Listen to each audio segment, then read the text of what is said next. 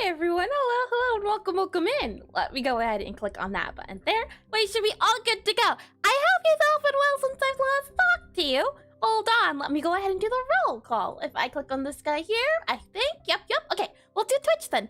Hello, and welcome into Banafi, as well as Check, Blood Cruznik, as well as Finnick. Welcome into stream. Welcome in. I hope your day's been well so far. And hi, and welcome in. And the little bob and dance, well, that's too adorable. And A, indeed, Arm Ezra. The thing is, I tested the chat before, and sometimes it decides only after starting the stream button does it decide, yes, I want to now work. And hi, Eska, welcome into stream, welcome in. Roll call, you say? Indeed, and welcome in. Hi, Sonic Edits, welcome into stream as well. Hello, mates, hello, governor. Oh boy, I warn you all now, I'm sleepy, so I'm hoping stream today will wake me up, and if I momentarily have to do any yawns, you'll know why I went mute, because oh boy, I think to myself, yes, sleep. Clearly, you should get either 12 hours, 6 hours, 9 hours, 8 hours. Why is there a minimum amount, a maximum amount, and why does it feel like it always changes from day to day? It's wild. And hi, the welcome in the stream. Welcome in as well. I have some tea, I have some coffee, and you're getting arsey. Some people even, and I've heard it before, it's not the Batman method, but there's some people who only sleep like 30 minutes at a time, 20 minutes throughout the day, and they somehow function. Can you imagine? And sleep, never heard of it. Exactly. I've been trying to get into the habit of doing cat naps, for example, so I try my best to see if I can do like 20-minute naps at a time, 20 to 40 minutes, but it varies, and hi, Ronnie, welcome into stream, welcome in, and it's called a power nap, not the Batman one. What I'm doing is the power nap, but there's another one, there's a different one. The power nap one, at least, is the like 40-minute ones, but there's a different one. There's like a more intense one, and it's like not a nap, but the entire structure of your sleep schedule. So like there's the power naps, and then there's another one I can't remember. And sometimes you sleep for 9+ hours, but you wake up around time, you feel like death smooched you on the forehead. Or what about when you oversleep? For some reason, getting more sleep can be a bad thing sometimes. Oh boy, hold on, let me see. What is Batman's sleep method? What is it called? It's called, let's see, microsleeps, apparently, are the Uberman schedule, the Uberman schedule, those two, either the microsleep or the Uberman. Where do I remember the Uber from? Uber something, that one game with the medic. I forget the game. Team Fortress. What did he say? Uber something is ready. And I do realize, oh, lovely. And I feel like not sleeping, but I end up sleeping. The thing is, I always feel like either I overcharge. There it is. Yes, indeed. Thank you for the reminder, Check. Yes, overcharge is what it was. Sometimes it feels like, no, it's not even sometimes. It's either A, I'm sleepy, but need to stay up, or B, I need to stay up, but I'm sleepy, but need to stay up, or I need to stay up, but I'm sleepy. Yes, there is no, it seems to be the case, there's no consensus, there's no agreement where I am both sleepy and need to sleep. Either or, it's crossed, and for some reason, I say, but the good news is that eventually, the more you stick to a schedule, the better things can get. So I'm hoping at least that the more consistent stream schedules will help me get a good schedule overall. It'll be nicer. That will certainly be. Let me move this up. For some reason, it looks like the music in the background is super duper low. It's super duper quiet for you. Let me raise it up just a little bit here. And I'm sleepy, but I need to stay up, or I need to stay up, but I'm sleepy. Eris, those are the same things. I'm not sleepy, but I need to go to sleep. In elevator is not. It's a little confusing. I back away to, hi, Stephanie Knight. Welcome to the stream. Welcome in, and thank you for the raid. Thank you. Hold your horses. Let me go ahead and do a shout out. And hi, Rodrigo. Welcome into the stream as well. And intro raid, indeed. You know what? You're perfect. You're here for the perfect time. Hold on. Let me do a / shout out here / shout out. And if I do, let's see, and then I were to do STEP, right? Hold on. There we are. Thank you for the shout out. Thank you. With that timer set, let me go ahead and get started then. And what were you up to? And thank you for the follow as well. Thank you. To begin, well, I've been working on this game for about the past almost 2 years now. It's the second game I've ever made. This game we'll be working on today. And you came at an interesting time. What do you mean? It's the perfect and run, you fools are gonna get trapped in the elevator room. No, I would never. Still not too late to run. No. So, to begin, before we get into game development, I'm going to tell you about my game in an easy and digestible and understandable way. I'm sure you'll be fine. Just stay right there. Don't go anywhere, right? You just stay right there. You're fine. You're okay.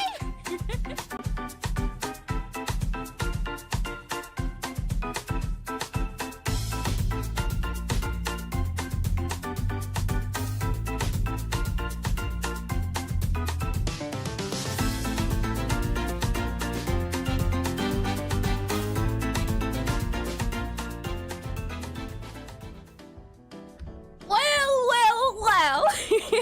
And Rodrigo, thank you for the suggestion. I love this energy. Thank you for the suggestion, Rodrigo. Thank you, and thank you again for the raid. And welcome in. It seems I don't know how you all got here. Be it people who come here often, or be it all of you who are currently in the raid. You seem to be trapped in a business. Well, you know what? Trapped is a pretty harsh word. I say you just happen to be in a business building, and you've already pressed the elevator button. And at the moment, you are currently waiting for the elevator to arrive. And we've talked about this before, but there's no stairs, there's no doors. You're not being kidnapped. You're just being put in a place that you can't leave for an allotted amount of time. We've been over this. There's no stairs, there's no doors, there's no windows. You don't have any tools. You can't dig out of anything. Truly, it's just you and the elevators. But it's all right. It's okay. Because not only are you trapped here, I'm also trapped here too. So why did I go ahead and make myself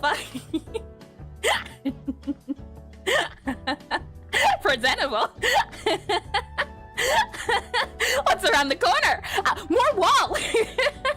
Hi. Come here often. Welcome into the elevator pitch, a section I like to do at the beginning of my game development streams where I attempt to pitch my game to you. And I'm sure by now, clearly, you're not being held at any. You're here by your own free will, yes? And but yeah, hi, I Spirit Time Game Dev. Oh, how fun! Voxel Railroad. Oh, how fun! I do love tycoons. And today has been spent trying to get the trap building to work. It needs more to work. Woo! Tycoons are so much fun. And yes, Stephanie, I see. Well, welcome in again, Stephanie. And I do love like a tycoon game. Do you have any links? And not even death can save you. I tried and an octopus revives me. Now death at all. No, don't you worry. Now that I have your attention, clearly, I'm sure by now you're wondering, what game am I talking about? Well, it's no other than, bam, Necrotype Cafe, a rhythm typing cafe game I've been working on for almost 2 years now. The first game I ever made was made in under 24 hours, so anytime I worked on the game, I had a timer going on. So the thing is, I have barely a clue what I'm doing. I'm still very much a beginner, but I've been having a lot of fun. So the elevator pitch is a section we like to do at the beginning of streams where I attempt to pitch my game to you in an allotted amount of time. And what that time is, you're wondering, right up there, when it reaches 45 seconds, it gives me a better chance to get better at explaining, as well as if you haven't been here before, or if you haven't been here in a while, gets everyone caught up to date. And awesome! Oh, that's so nice to hear. With all of that said, let me make sure I swallow, and hold on, you got my attention with the back over the head. It's still. Welcome to Necrotype Cafe, a rhythm typing cafe game replay as Gabriella, a Necromancer Empire Necromancy family to a prestigious Wizard Magic Academy. But you don't want to become a necromancer. You want to become a baker, a chef. So you decide to open up a cafe in a hidden part of the school where you serve your fellow wizard customers, your fellow wizard students. But not only is the game a cafe game, it is also a rhythm typing game. And the rhythm typing comes into play in the fact that in order to serve your fellow wizard customers, you have to type to the beat. In this world, magic is done via poetry. So you have to spell cast, you have to summon the food, you have to type out to the beats. Hence, rhythm typing cafe. The idea is that by the end of the semester, you will be able to show everyone that you don't have to be a necromancer to be successful. You can be a baker, you can be a chef. It's not just a phase. You can do it all. There's fun modes, there's fun items, and oh no! I was so close! Oh no! I had like 2 seconds!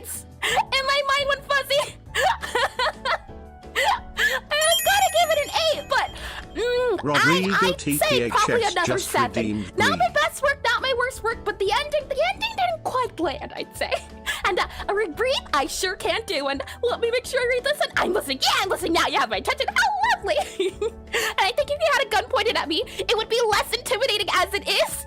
Hi, Panda. Welcome back to stream. I assure you, no one makes threats here. Everyone's here on their own free will. Indeed. And literally. And also, she started imagining features. What features did I imagine? And a 7 out of 10, 7.8 out of 10. Too much giggling. Yeah.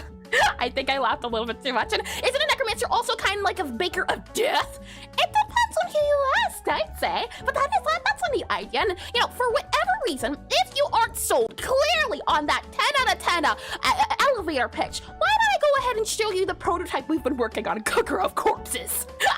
Baker of death. Hi, Blitz. Welcome in the stream. Welcome in, and welcome back as well. Let me go ahead and get off my business suit here. Let me go ahead and get on here, Bobby, and let me go ahead and show you the prototype of the game, shall I? If I bring you into the screen right about here. Maybe just misunderstood. Necromancer. Funny enough, someone has talked about Necromancer before. For some reason, Nex and I think I get well along with Nex. Other people think that I'm not too big of a fan of Nex. I think Nex are cool, you know? Let's see. Let me click on that there. Click on that there. You should now hopefully be able to hear the music. There we are. And if I go ahead and do exclamation NECROTYPE, there is a current build up on it if you'd like to give the prototype a try. The idea is that right now we are still working on the MVP, so the minimum viable product of the game. Since it's a rhythm game, we need to know how to, if the rhythm feels good. Since it's a typing game, we need to make sure the typing feels good, as well as the cafe aspect. So it's still very much in the early stages of development. Eventually, I do hope to put it up on Steam, but for now, it's on it, and it is a little broken, but it has the spirit.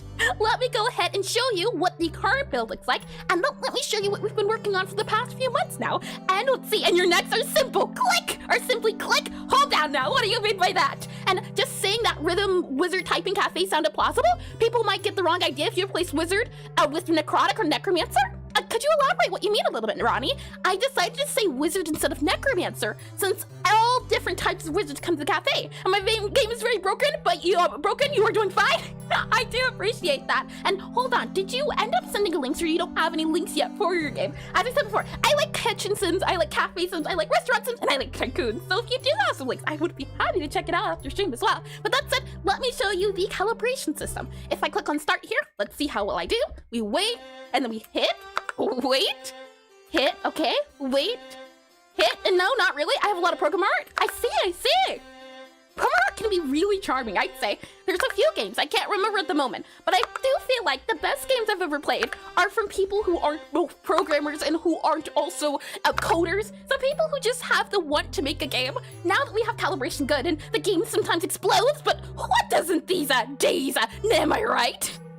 I assure you, no explosions happen. Let me show you the tutorial now, shall I? What you can see here, hi Ray, welcome to stream, welcome in, and welcome back. We have Gabby here, who, if I move around, you'll see a customer appears. If we click on E here, the customer will find a spot in the cafe to navigate, and then sit down, and hi Fountainian Waters, welcome to stream, welcome in, and welcome back. I hope your day's been well so far, and bold of you to assume she could create a functional explosive.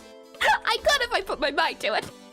Once the customer arrives here, they need to have their order taken. Let's go ahead and take their order. And now, if we open this guy up, you'll see that there is a spell book. I did not explain it during the pitch, for this is a thing that the pitch needs to be tweaked on. But the idea is that, and why it's not called Necromancer Cafe, is because there's different types of wizards that appear in the cafe. And different types of wizards give you buffs, debuffs, have different personalities, different stats. For example, Gabby here is a necromancer, so she has the color of purple, and the flavor of necromancy is bitter. So the idea is that as you go along in the games, you'll mix and match different wizard colors, different wizard flavors, different wizard spells, and each of the songs will have different attributes. For example, later on in the game, we'll have pyromancers, so your fire wizards, and they'll have the flavor of spicy and the color of either orange or yellow. And so you take the spicy flavor and the bitter flavor. And bitter in this game, any song that has the bitter flavor in it has fancy music. And any song that will have the spicy flavor in it will have fast music. So if you make something that's spicy and bitter, you'll have to play a song that is super duper fast, but also super duper fancy sounding.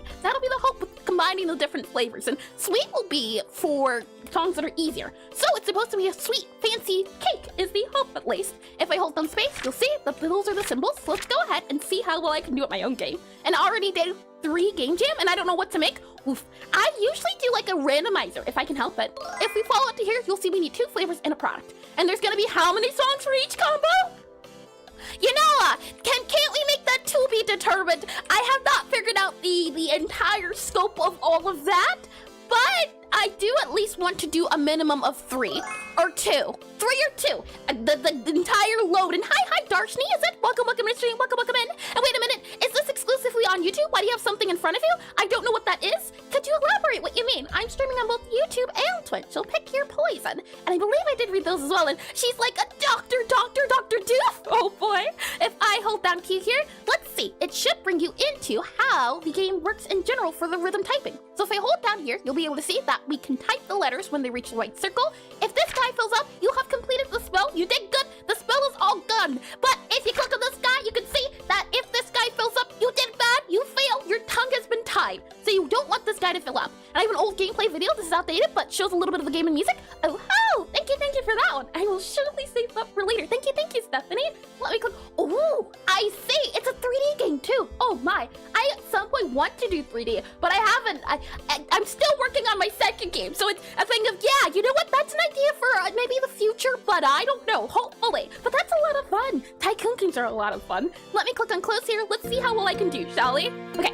A-N-D space W-H A T, okay, space I-S space G-O-O-D space A-N-D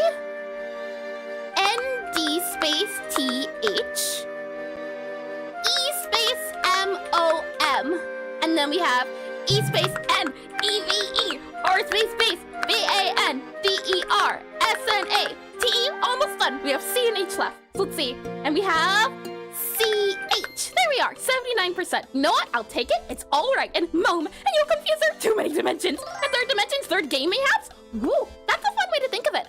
At one point in time, I really didn't enjoy the idea of making a 3D game, but then I realized there's not only the super hyper realistic 3D games, but there's also low poly games. So I definitely, at least, I say soon, but I don't know. We're already almost 2 years into this development. I could not tell you how long this is going to take because I've never done it before. And it's like your body has 2 hands. It looks like your third hand was a green octopus. Oh, I see. It's a little short of a long story, but I get what you mean. This is imagine, yes, this is 1 arm, and then this arm here that you can see that's 2 arms. No, clearly not the 3rd arm. Oh boy, let me click on here. The customer has been served.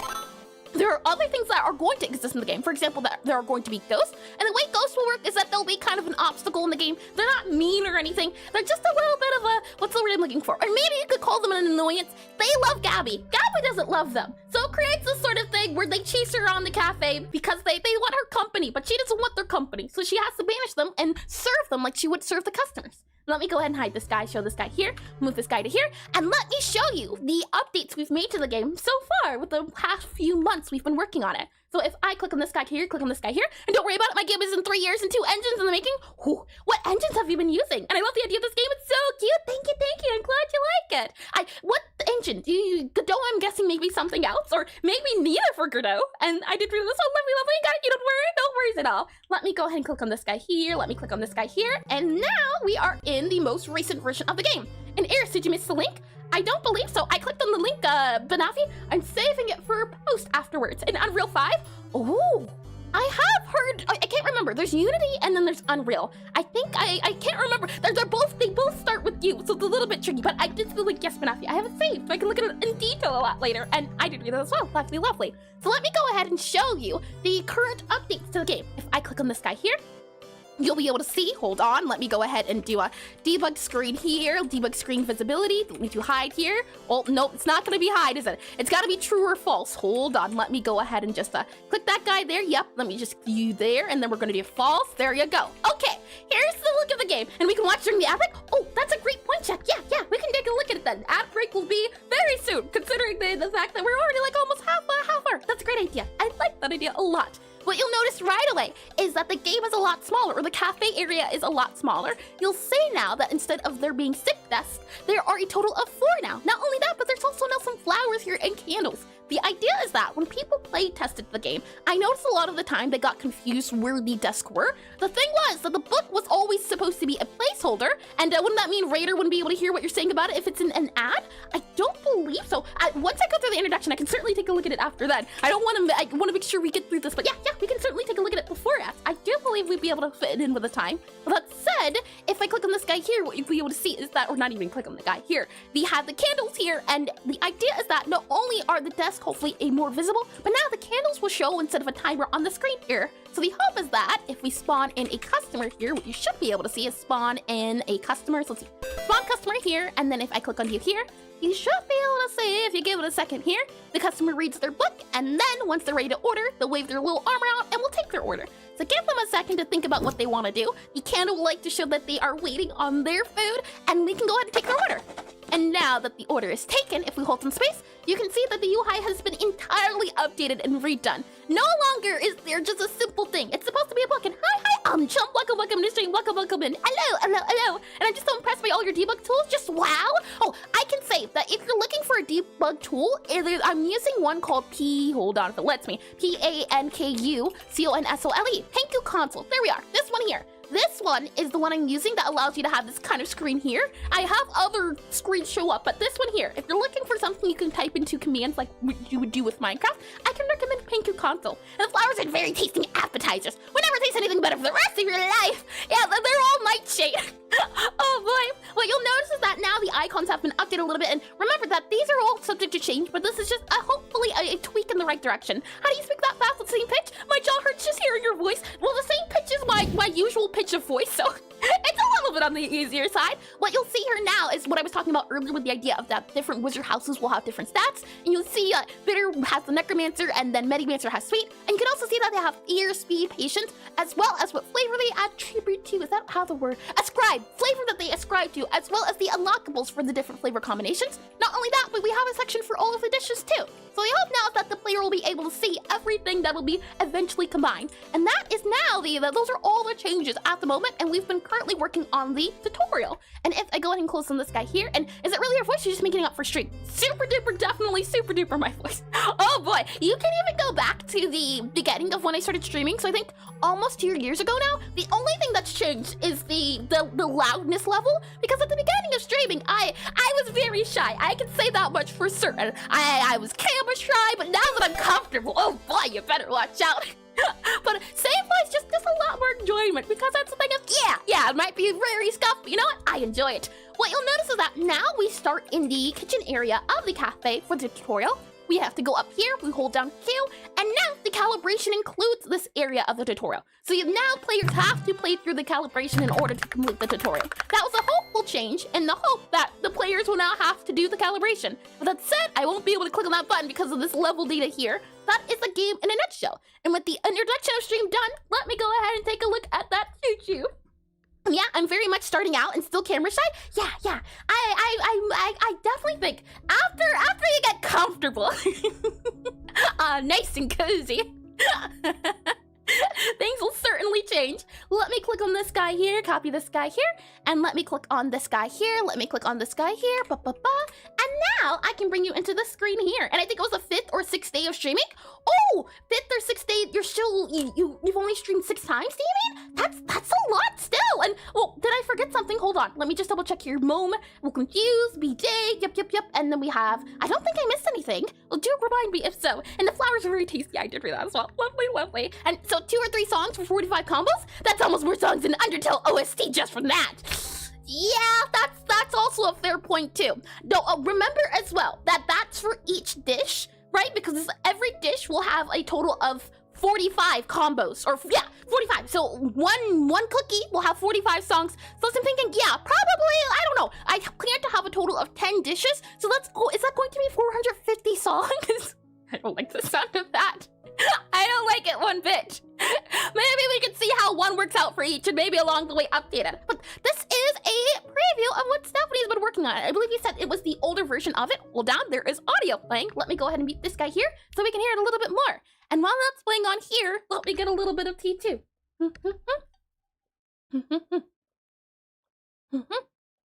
And hi, Hydronics, welcome in the stream, welcome in, and meow. But you don't change the song for the dishes, right? Just the flavors? Yeah, oh, you know what, fair enough. And can you hear the game? I don't know if you can. I remember we talked about it earlier, or yesterday, I believe. You said you all could hear the sound, but I can't hear it. And little face is adorable. Let me click on this guy here, so you should be able to hear it a little bit more now. This looks lovely though. I like voxel games, and this here, it's adorable already. And I like as well how you can already have the presets and everything. You were talking about the debug idea, but UI, oh boy, have I been struggling with UI. Can you hear the sound? You should be able to now at least. You can either hear the sound or the sound is doubled. I'm hoping you can hear just the sound and it's not doubled. I'd be excited for this, and any voxel game we can. Yes, lovely. And is this Minecraft? No, it's not, just like a train tycoon. Oh boy, yeah. The thing is, I've been playing a lot of recently of what is called Satisfactory, and why I'm not signing on your incognito mode is very sus. Oh boy, let's see here. Yeah, I've been excited for this. I've been having a lot of fun in Satisfactory and trying to make train stations, and as I said before, tycoon, this seems right up my alley. Let me go ahead and click on this guy here. Thank you for showing, Stephanie. Let me click on this here. And funny thing is, trains were made with a Minecraft mod first? Oh, like create or a different Minecraft mod? An obligatory question. Oh boy, let me bring you back into our, let's see here. Let me bring you into concepts here. And with that said, let me click on this guy here, let me click on this guy here, and we should be in the, yes, lovely. Alrighty then, so what we should be doing today is we'll be continuing working on the tutorial. Let me go ahead and click on this guy here to bring up our taskbar to make things a little bit easier on the objective that you should be able to see. Oh, hold on, you might be hearing double. Let me click on that button too, so we should be good to go. And thank you for the showcase. Thank you for showing. It's always nice to see people saying they're gonna do things, so then to actually see it come into fruition. Oh, it's lovely. I'll be excited to see as well. As I said, that's something right up my alley, so I look forward to it. Oh, you know what? Hold on. Let me also make sure I do, where is it at? Click on that button there. Let me make sure I click on the button, and also let me give you a follow too. If I can find the button, let's see, does it work? Is it possible? Yes, it is. Thank you again. Let me click on with all of that said, close that guy, and we should be good to, hold on. Audio's playing. Okay, there we go. Lovely. And do you have a community to join? Feel free to ping with UI questions. Oh, I do indeed, exclamation DSURD, and I would be happy to pick your brain about UI. It's a thing I've been struggling with before and I've gotten a lot of help in, but the more the merrier. As I said before, still learning a lot with different things, so the more I can learn about UI, I'd say that entirely the better. What you can see is that we've already worked on UI movement, so this is the quest of getting the player to walk behind the desk. That's checked off, that's all good to go. Once the player is behind the desk, then they're prompted with calibration to warm up. That is done now, and now the next thing we need to do is that the spider, you need to make a dish for your familiar, which is this little spider you'll see on Gabby's head here. We haven't confirmed a name yet, but there's a lot of fun, adorable names that I've seen so far. If I scroll back out here, since this is our next objective, making a dish for the spider, what we've been doing since Friday is we've been making a little speech bubble. So we've been trying our best to make a mock-up speech bubble so we can have the spider, oh, I forgot. Oh boy, you know what? Maybe you can answer the question, Stephanie, if you're still here. I forgot to look into this particular problem. Let me click on programming here. We have started making the speech bubble. That's this guy here. But I was not sure how to make the grid increase when the words had more words. And UI feels empty without aggressive monetization pop-ups. Buy more, sell. Let me click on this guy here. So I ran into the issue of, I wasn't sure how to extend this guy when we had more. I wanted it to expand towards width. You can kind of see that it's not doing it at the moment. I was hoping to find the solution to this post stream. And the thing is though, it's not too important at the moment, so I can always, again, just look at it post stream and figure it out. But that was something I entirely forgot about. You know what? Let me grab my pencil here and let me just go ahead and write that down so I don't forget. Let's see here. UISTRETCH. UI stretch C SEEABOUT. UI stretch C about. There we are. And I haven't checked that problem specifically. I see. No worries at all. No worries one bit. I know it has to do with something and something. Clearly. Oh boy. But the idea is that we have a 9-box rectangle or 9-patch rectangle. So this speech bubble should be able to get as big as we want or as small as we want. And my hope was to make it wider or longer depending on the text. But again, that's a sort of thing that might be just a soon TM problem. And it has to do with something. An IQ question too high. Indeed. Oh boy. With that said, and it is this Godot. Hi. Okay, you know what? How about I just call you Barcode? Is that all right? And welcome into stream again, and welcome back in. Please do give me an idea. And you do the thingy with the thingy, exactly, and then the thingy with the thing. Now that we have a somewhat working, somewhat working chat box, let me show you what it has been doing. And I believe there was a bit of a, not a bug, no, I guess you could call it a bug, a bit of an issue with getting the numbers at the bottom corner. The numbers weren't super duper important, but it was an easy way to track what was visible on screen. So for example here, this is 0 out of, oh, I guess it has to say 1 out of 4, doesn't it? 1 out of 4, and then it has to say 2 out of 4, and then 3 out of 4, and then 4 out of 4. Yeah, oh, hold on, I think I figured it out. It's not a bug, it's a math issue, it's a skill issue. Oh boy, hold on, just make this +1, and then we do, hold on, that needs to be here, string index +1. There you go, okay. I think this will fix it entirely, and yes, I see, lovely, that works out well. Okay, now, 1 out of 4, 2 out of 4, 3 out of 4, 4 out of 4, and then 1 out of 4 again. So I'm using the arrow keys to scroll through them. I'm still not sure if I want the player to use the arrow keys to go up or down with it when it comes to the dialogue, but I wanted to make sure that there was a command or a function that allowed us to do it. So we can go down or we can go up. This is what I want. I'm not sure exactly how we're going to use it quite yet, but I wanted to make sure it was something functional, and gotta make them catchphrases copyright free. True. Hold on. Let's see here. If I go back to here, we go back into here. What are some, clearly not catchphrasey or off-brand catchphrases that can be done? If I click on you here, we have gotta catch some of them. Gotta catch, hold on, some of them. There we go. Some of them. There we go. Gotta catch some of them. And we just go ahead and do that there. Let's not go. How about that? That's clearly the cake is a truth. There we go. The truther. T-R-U-T-H-E-R. There we go. All right. Yo, listen. I like that one. Hold on. Where are we at? Let's not go. Yo, listen. Let's see. Yo,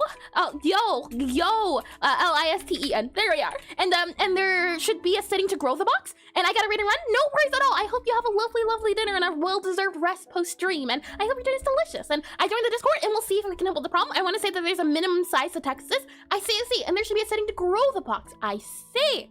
I'll think about it. But I know that I've messed with the minimum thing, and I know I keep here for too long. I will write that down as well. Hold on, let me just grab my pencil here. Minimum, min size, M-I-N-S-I-Z-E, min size box. There we are. Okay, thank you for that again, Stephanie, and thank you once again for the raid, and I hope your food is nice and tasty. If we click on play now, clearly we can now not get a copyrighted, as we have phrases like the cake is a truther. That looks like thunder. Doesn't that look like thunder? And she's allowed to leave. What do you mean? Everyone's allowed to come and go as they please. It's just that sometimes that's not true. And we have let's not go. We have gotta catch some of them. And we also have yo, listen. I think that's lovely. With all of that said, now that we have some sort of speech bubble, the hope is now we can figure out a way to have, and this was the thing I wasn't sure about too. How do we want to have the tutorial language or steps or script? Do we want to assign them? Oh, I guess no. This is a little bit tricky. I wasn't sure how I wanted to format the data, because now we can choose to do different lines through an array of string, but that always, strings are always finicky. I remember when I was taking classes in C++, strings are always the thing you wanted to avoid using because of how much information, how much data, how much storage they took up. But the thing is that important when you have a small game? As well as it important, maybe Godot optimizes it, for example, so maybe it's not too important. But it's always a good idea to try to make a structure that's easy to remember and easy to redo or undo. For example, in this, in our array, we can't do something like this. So you know what? This could be a good way to do the structure. If I go back into programming here, what you can see is that if, for example, I wanted this line to appear before the other line, I could just slide it up. So I think, yeah, doing it via arrays, I think might be our best bet, because if need be, if we want to reorder them, we can always just change the sizes. So I do like that. I think that's a good idea. So with that said, hi Bobber, welcome into stream, welcome in. Salutations, dopamine queen. Hold on now, I'm no queen, I'm a princess. Very difference, big old difference there. But the sentiment still, I do appreciate it. Let me click on this here and let me grab my pen. So let's see. With that said, how do we want to do it? Do we want to start off by figuring out, oh, you know what? I completely forgot. We're going to need to add a little sprite here for the spider familiar, aren't we? So we'll need to add a spider familiar to the area. Now, the question is, do we want to do the spider familiar near the speech bubble, or do we want to make it its own node? I'm not not quite too sure. I think for now, we can just go with something super duper simple, figure out where to put the spider on the screen, and yeah, she hasn't murdered any kings yet. Hold on now, murder shall not be done. I'll let you know that right now. Let me click on our, this guy here, let me click on File New, and let's create a super duper simple little spider here that we can put into the game. If I go into Draw here, let's make a spider. So I'll go into here, I'll grab our cafe here, and if I possibly can grab the spider, it won't let me because the spider has different colors. Hold on, let me grab, let's see. We have the common, we have cafe, yep, that file there, and then we have entities, yep, and there should be the player, yep. I should have the player assets, yep, player sprite, here we are. Hello, Gabby, hello, Spooter. Don't mind if I just kind of yoink. Thanks! And yes, I did do this so lovely. Let me grab this guy here and let me make this guy a little bit smaller so that he's not too big on the screen. There you are. And oh, our taskbar, it is invisible. It should be visible now. And also let me enable it to say something too. So if I go back to here, and here, make speech bubble. There we are. Copy that there. And I should be able to do tilde, make speech bubble. So that should appear on screen now as the task. Hopefully, if I did it right. Oh, hold on. Hold on, there we go. Hold on, I can't even spell correctly. I can. T-A-K-S, of course. T-A-S-K. There we go. And then paste that there. And now it gets added. And now, random spider in broad daylight, despicable. What do you mean? The spider's going into a happier place. Let me click on you here, grab the spider if I can, and go to new sprite here. Here you are, Spooter. Do you exist? No, you're just a little dot. That's not what we want. Let me click on you here. What layer? Oh, you know what? You're probably on the spider layer if I had to guess. Let me go ahead and just grab you here. There you go. Copy the spider here. Paste the spider in here. Hello, little spider. Aren't you adorable? Now the question becomes, we don't have to do anything too much at the moment. We could make the spider wide, make it 8 by 8. I think that could be a cute idea to do. I want to make it so that it has like a little talking animation. We'll be able to flesh this out later, so I don't want to worry about it too much. And he's so wide. Maybe we keep him thinner, I don't know. This is as small as the spider should be. And then what you would do is, if we go back into programming here, if I export it into the game, so if I grab it to here and here, we'll put the spider in the player folder. So we'll do, let's see, player folder here, and in our player folder, we'll click on new there to bring us into the player folder here. And in our assets, we'll have the spider here, so I'll do an open in file manager. Let me go ahead and save the file asset, or spider asset more so. So file, save as, click on that guy there, click on that guy here, and we'll do a spider sprite. So spider, S-P-I-D-E-R _ S-P-R-A-T-E, like that, spider sprite. And if I go ahead and do file, export, and then export as, we should get the Spooter. And if their owner is a bakery, they should be wide and chunky, no? Well, it's a cafe, it's not a bakery. And the thing is too that all of these kids have like the best of the best, the creme de la creme. So the whole idea is that they're all rich, so they have cafes and gyms, and they keep very active. And how much of good stuff do you have the RAM? Could you elaborate what you mean, Darcy? Or Darshni, I think it is, right? Please correct me if I'm wrong. Do you mean how much dedicated RAM I have? In that case, I think I have 64, possibly, maybe? I'd have to check again. One time I tried upgrading my RAM, and I almost ended up breaking my computer. I say once, twice it almost happened that I broke my computer. Oh boy, let's go over here. Let me grab the spider sprite. So spider sprite PNG here. So if we were to just add the spider to the game as is, this is the size of the spider at the moment. Would we want the spider sprite to be, oh, if it lets me grab it, come on spider sprite. Here's the spider. He's so tiny, hold on. If we click on play here, let's see. And how? You just put new stick in? But not fit? Listen here. The issue I ran into is that okay, let me see if I can remember how. So I unscrewed it, and then I had to unscrew a bit more. And along the way, I lost a screw. And then when I was putting it back together, I thought to myself, why do I have a screw here? Surely this, oh, no, I remember what it was. CPU, the little chip thing with the cooling thingamajiggy, when you have to hold it down and screw it in. I couldn't find the other screw. That's what it was. Unscrew your RAM, the CPU. I had to move the CPU, right? The little chip thingamajiggy in order to get to the RAM and the fan. Oh, no, this was not RAM. This was when I was doing the CPU cooling. Yes, computers are complicated. I do know that's the tricky part. Oh boy, let me click on this guy here. If we go to the kitchen, this is the size of the spider at the moment. Is this really how big we want the spider to appear? I told you, I almost broke my computer twice. One time I think it was due to RAM, or no, I think both times it was due to cooling. The RAM was easy enough, you kind of just pop it out and pop it back in, but the RAM, the fan, that part there, that was scary because it felt like you were fighting it. Let me click on this guy here. Yeah, do we want the spider to be that small? We could make the spider bigger. I do like the idea of maybe making the spider bigger because the spider size at the moment it's so tiny. How are you going to notice it? And she's having a strong... Oh boy, let me click on this guy here. Let me make the spider's visibility ordering here. Let me set it to like a 10, and I'm creating something, I don't know what yet. Oh boy, and Eris can be trusted with the guts of your computer. Don't do that, that's a bad idea. I don't even trust myself with my own computer, not one bit. I remember one time I think I took it to Best Buy and they said, hey, we were gonna charge you, but actually, you just needed to plug it in, so.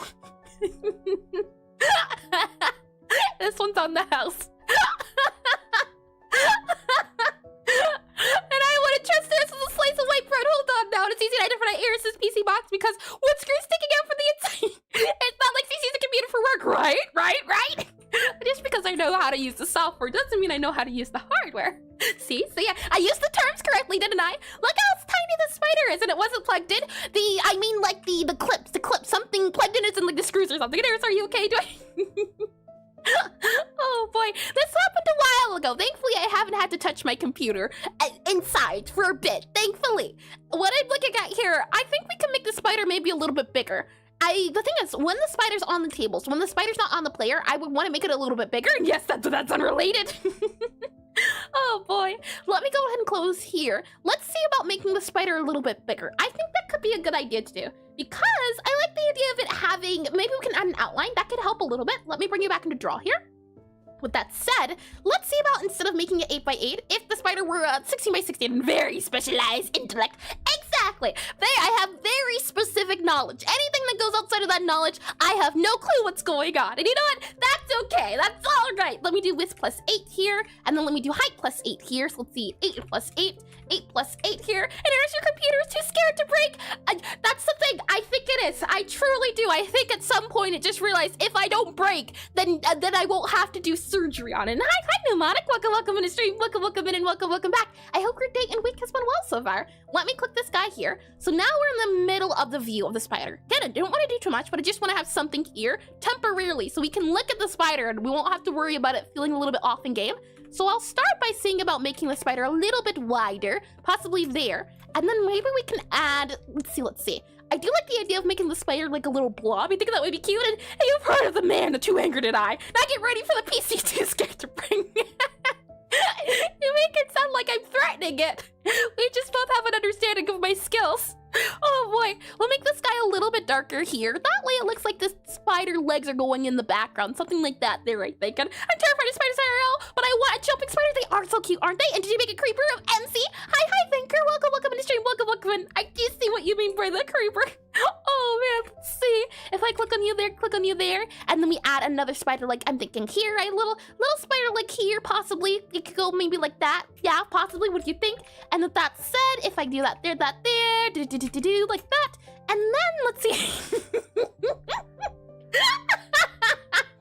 I was waiting.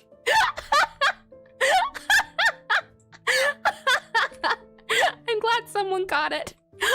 Let's go ahead and add this guy here. And then let's go ahead and I'm thinking maybe we can make this guy a little bit brighter. And do you think you're slick?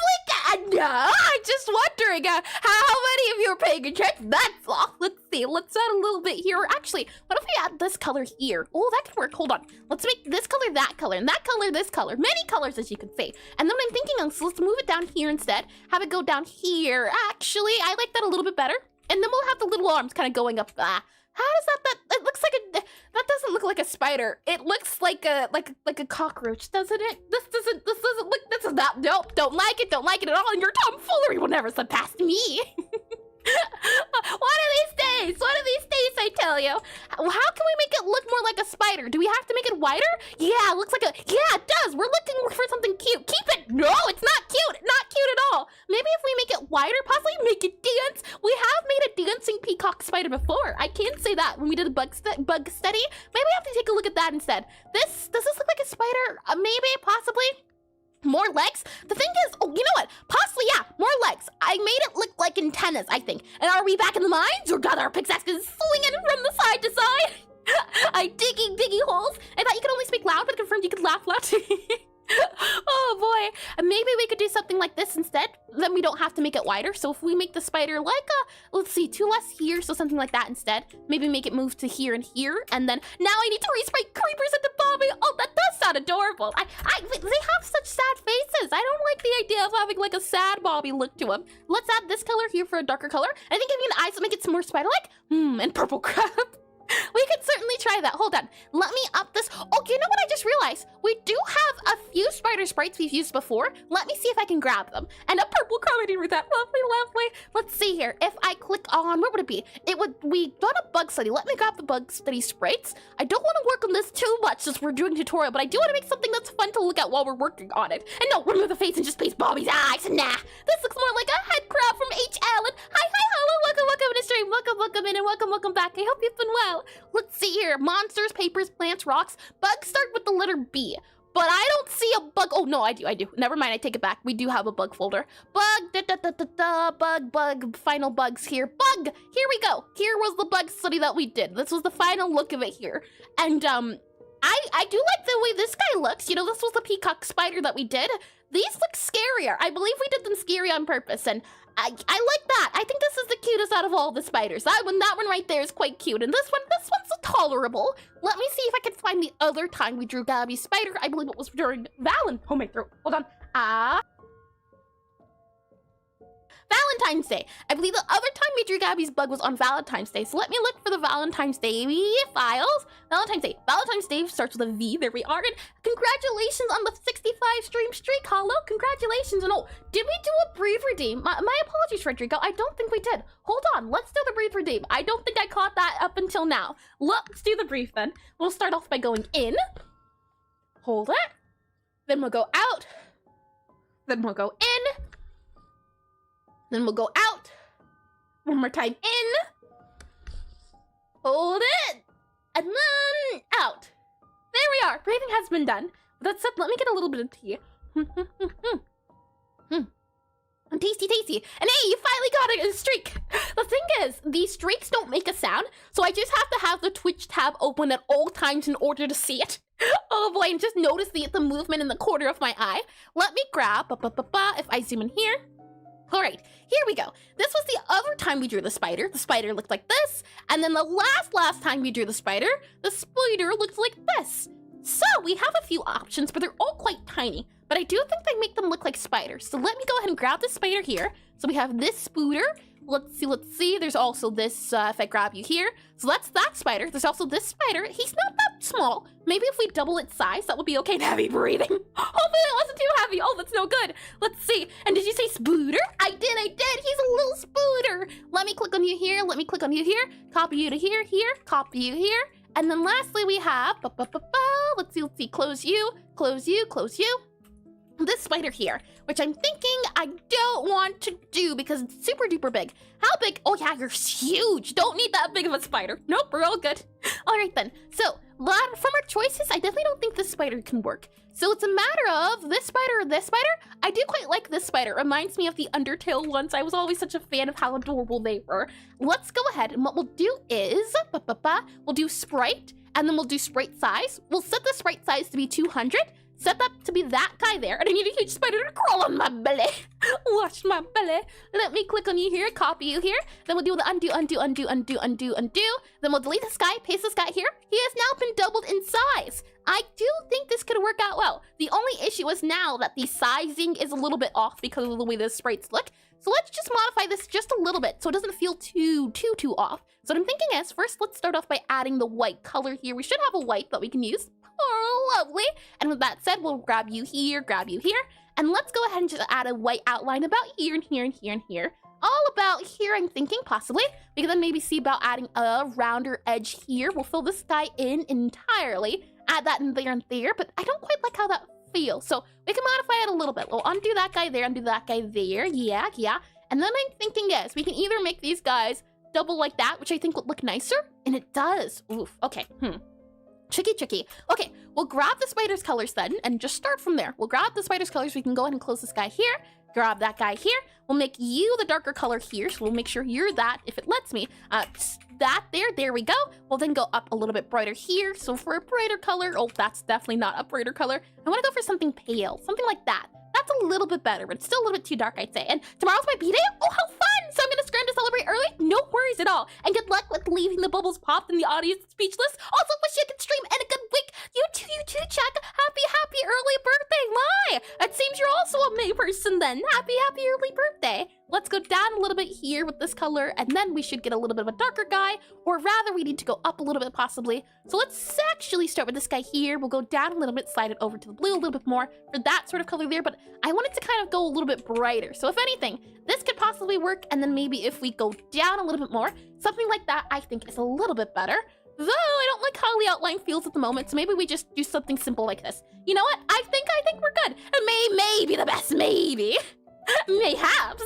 Let's see. I do like this. I think this works for a little spider here. So we'll go with this little spider sprite for now. And what I want to do is I want to add also a talking sprite and a idle sprite. So let's go ahead and add that, shall we? Let's see. We'll move this guy to the bottom here. And the fun of this is that, and hi, Chapel. Welcome The in. underscore white chapel back. just redeemed I hope your morning's hydrate. been great so far. Let me go ahead and get that hydration.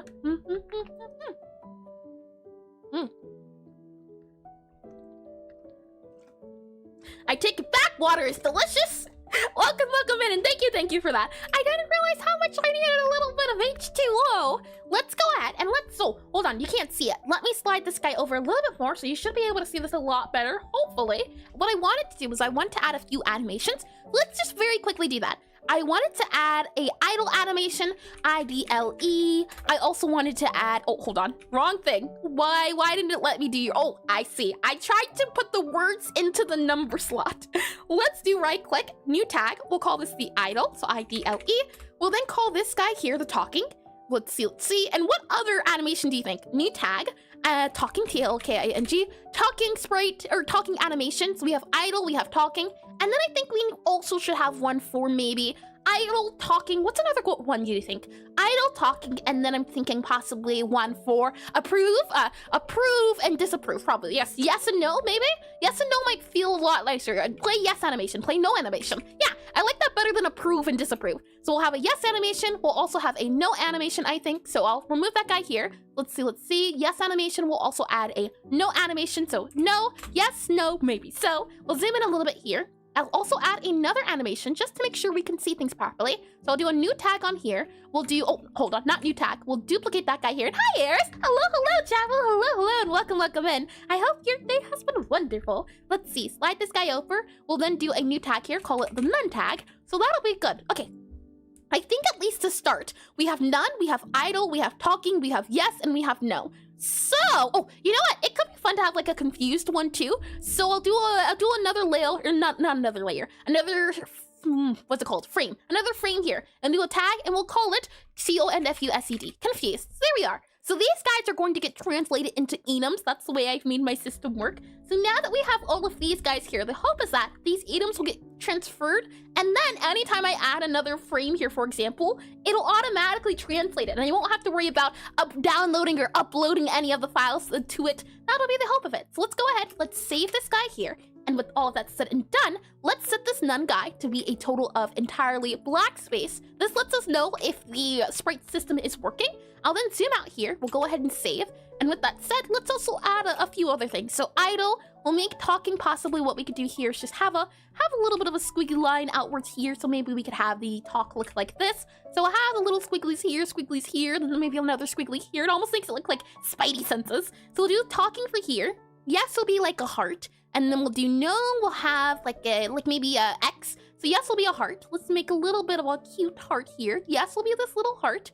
And then let's see. Yes, will be that heart there. That heart looks a little off, looking a little wonky there, heart. There, hold on. If I do that, add that guy in there. Okay, so this will be yes. And then we'll need no, which will be a red X. So we'll make a red X here, have that go kind of here, and then maybe have that go, oh, that's tricky. Okay, let's just singular. Maybe like that there. Nope, I don't like that either.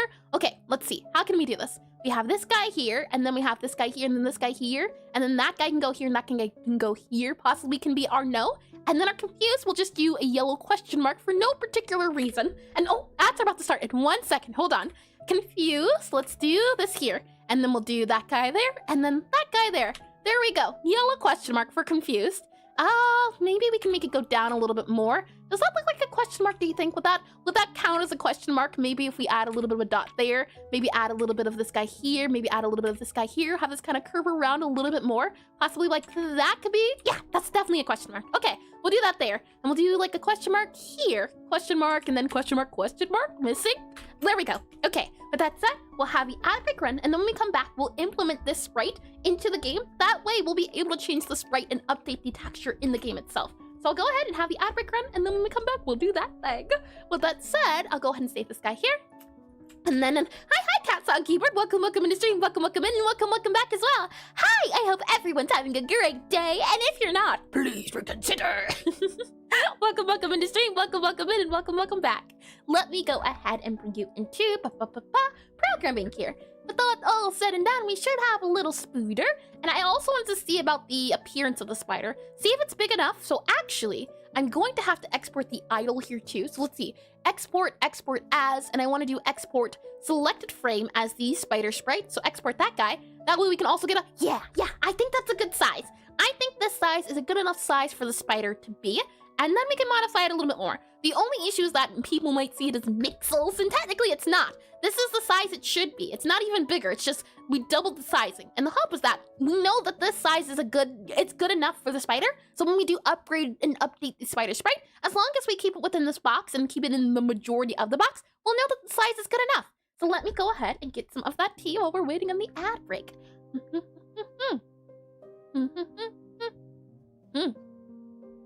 Tasty. Oh, Maya. It's a little bit too sweet.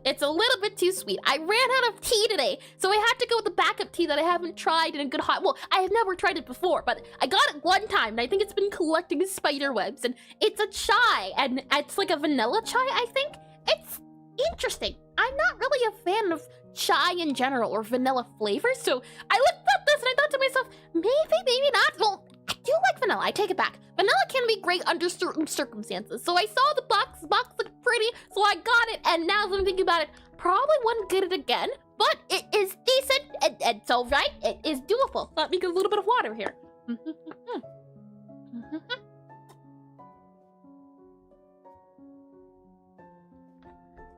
Water has been acquired. Nice and tasty. I might even need another water bottle, which won't be good. But we're already one down. And now, what's the name of the brand? I would not be able to tell you, for I do not remember the name. Let me just see if I can Google it super duper quickly. CHAIVANILLIAT box. Yep, I might be able to. Oh, I did find it. Ah, how lovely. Yes, hold on. Let me grab it here. This is the one I think I got. Actually, there's a lot that look like the same one. Oh no. I think I grabbed this one, if I'm not mistaken. The one I am drinking at the moment, they look the same though. That's the tricky part. Why are all the boxes red? Let me click on this here into concepts. And hi, is it Satif possibly? Welcome to the stream. Welcome in.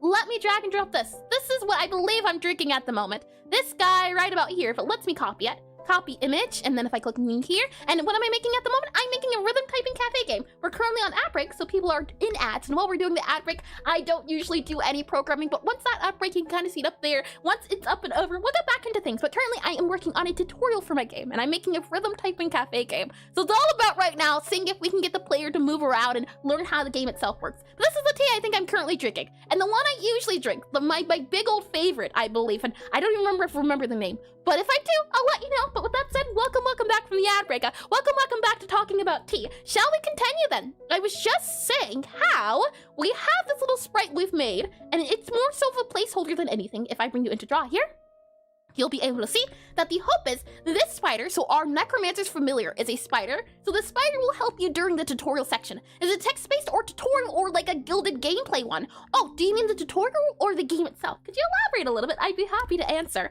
Right now we have a temporary idle, talking yes, no, and confused animation here. They'll be here for temporary uses and we'll add more frames, but for now they're here to make sure that we can tell if we implement it correctly. I came back from getting food to see a picture of twinning on the screen. As a Brit, I'm disgusted, really? Alright then, Bernalfia, what would you suggest the tea brand I drink then be?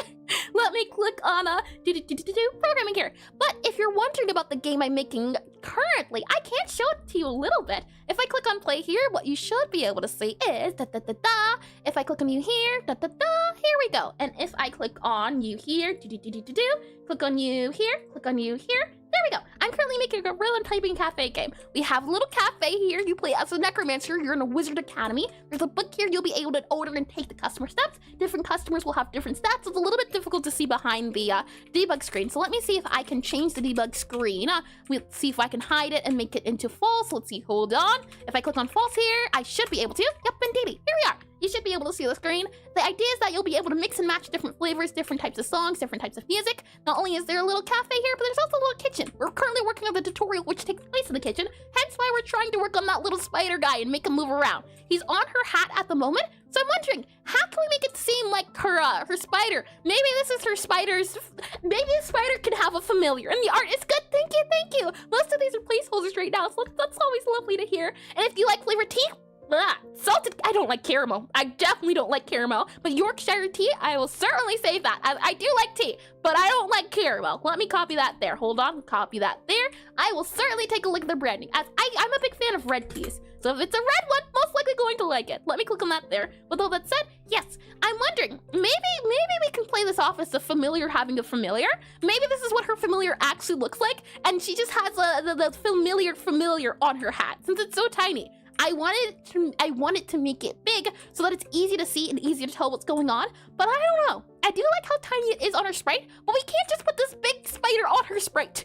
And they have normal tea, Yorkshire Gold, biscuit brew, salted caramel, jam, ooh, cherry bakewell, ooh, and yes, the familiar. Hi, Ami, welcome into stream and welcome back. That's what I'm leaning towards at the moment, at least, because yeah, the spiders are weird. The sizing is such a big difference. And hello, welcome in. I will certainly take a look, Manafi. That jam at least sounds delicious. Jam sounds great. With that said, I wanted to see if we could update and add this little spider sprite into our system. So let's see if we can do that. I'll go ahead and I'll delete the spider sprite for now. Let's then go ahead and make a new scene here. So let's see. I'll close our spider scene here for a second. Let's go to our player guy here. And for specialty teas, I order fresh leaves from a place called Bird Blend & Co.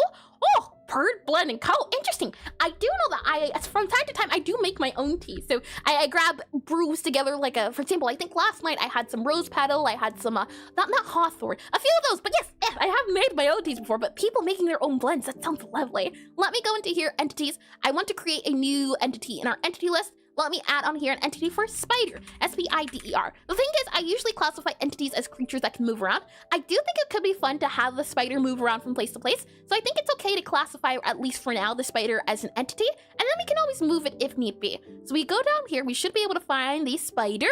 Let's go ahead and make sure that the color is set to a gray. We'll then go ahead and also add a new folder here for the spider called ASSETS.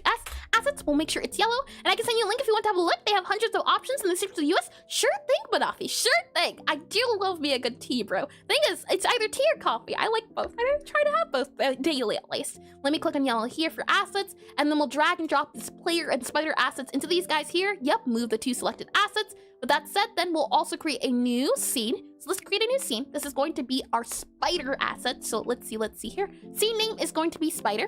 So I'll just use S-P-I-D-E-R. Spider scene here. Let's click on OK.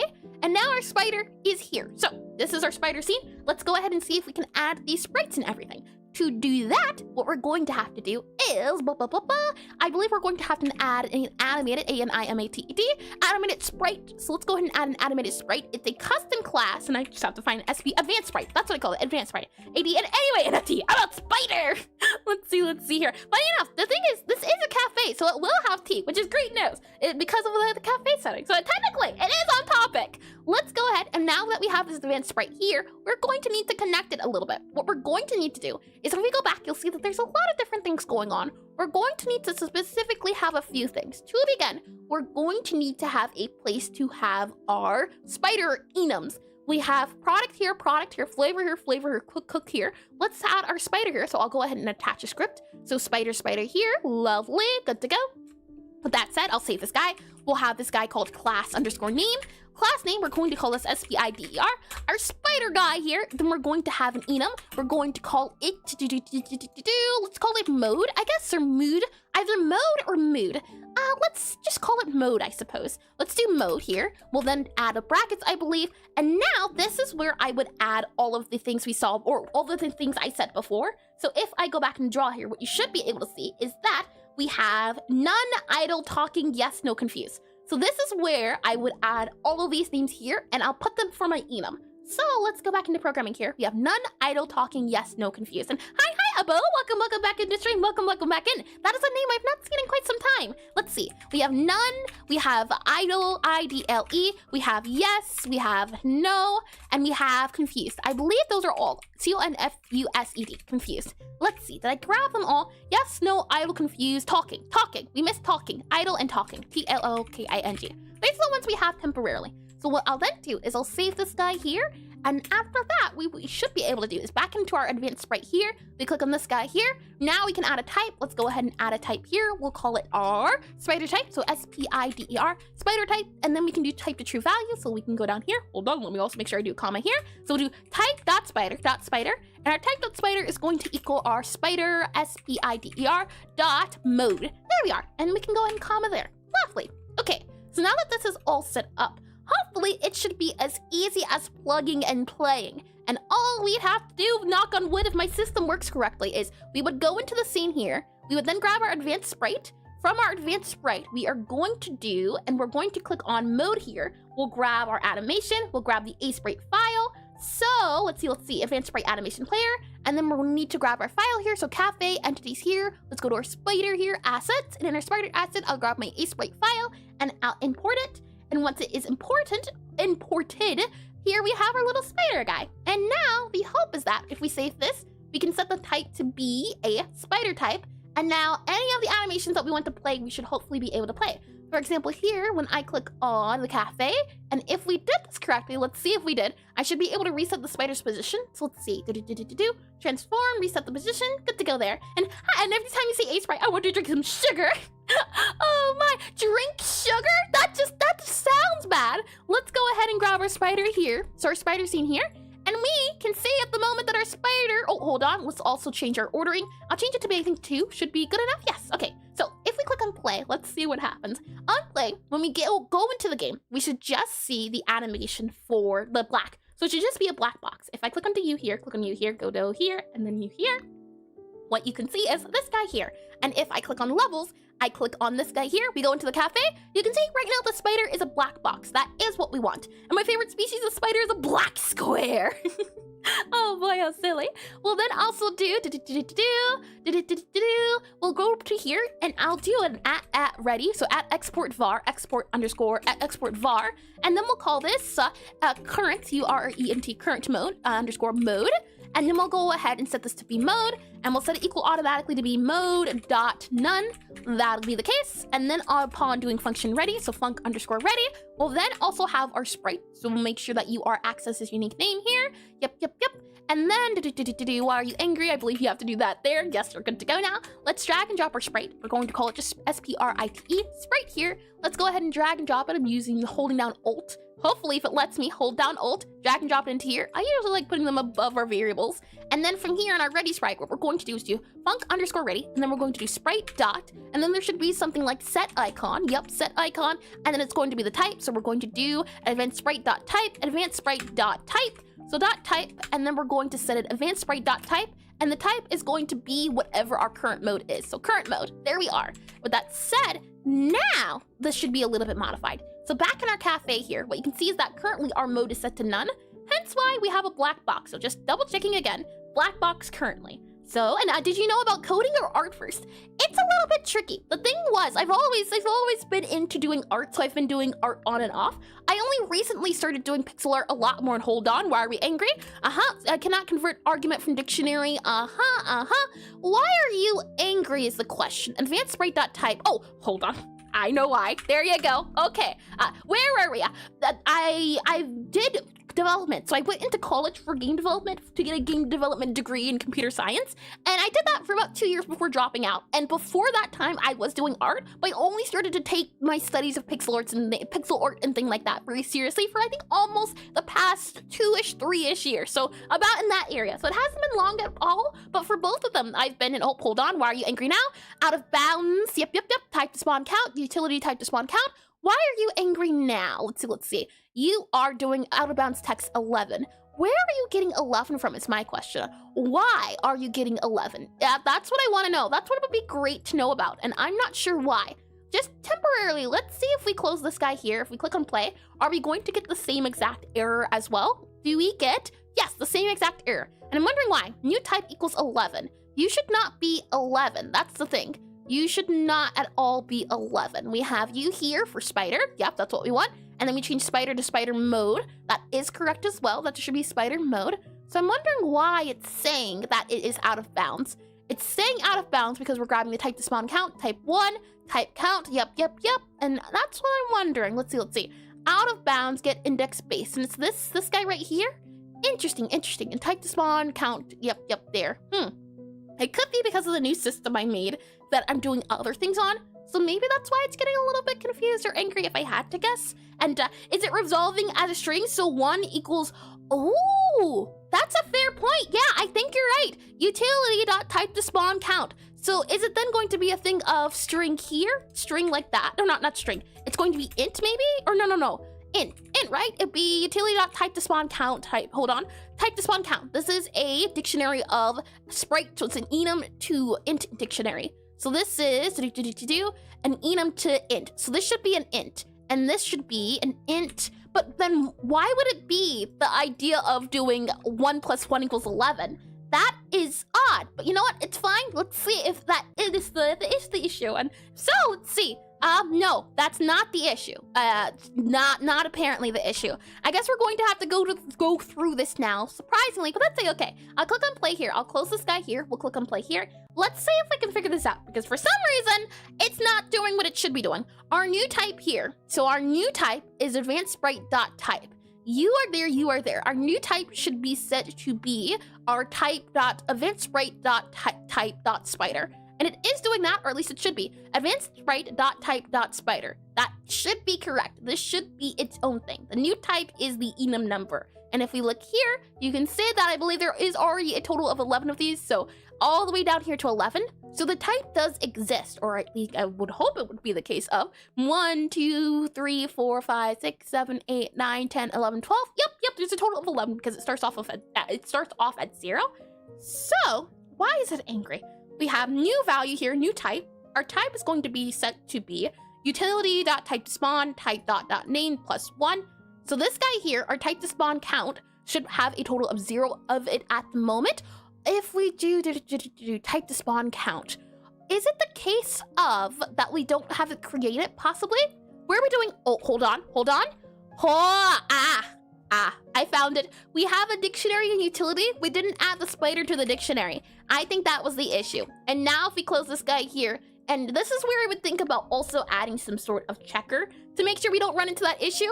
As now I think, now that we've added that dictionary address into everything, it should work properly now. Yes, it does. Hold on now. Oh, no, this is fine. This error, ignore that. That should be there. That's fine. That's okay. I think. Hold on.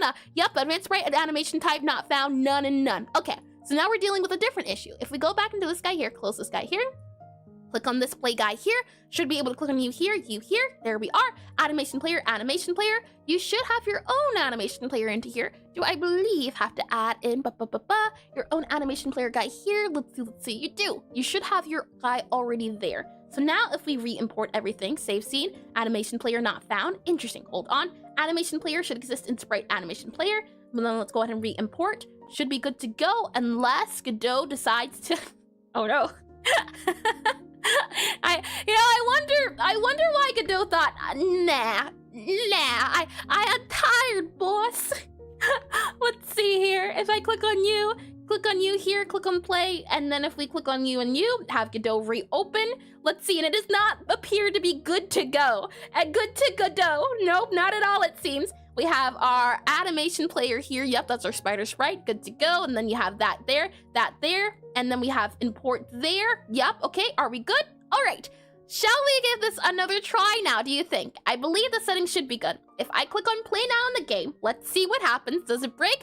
I believe in you, Godot. You can do this. Just don't let your dreams be dreams. Just do it. Let's see. If I click on you here, click on you here. We click on levels now. We click on you here.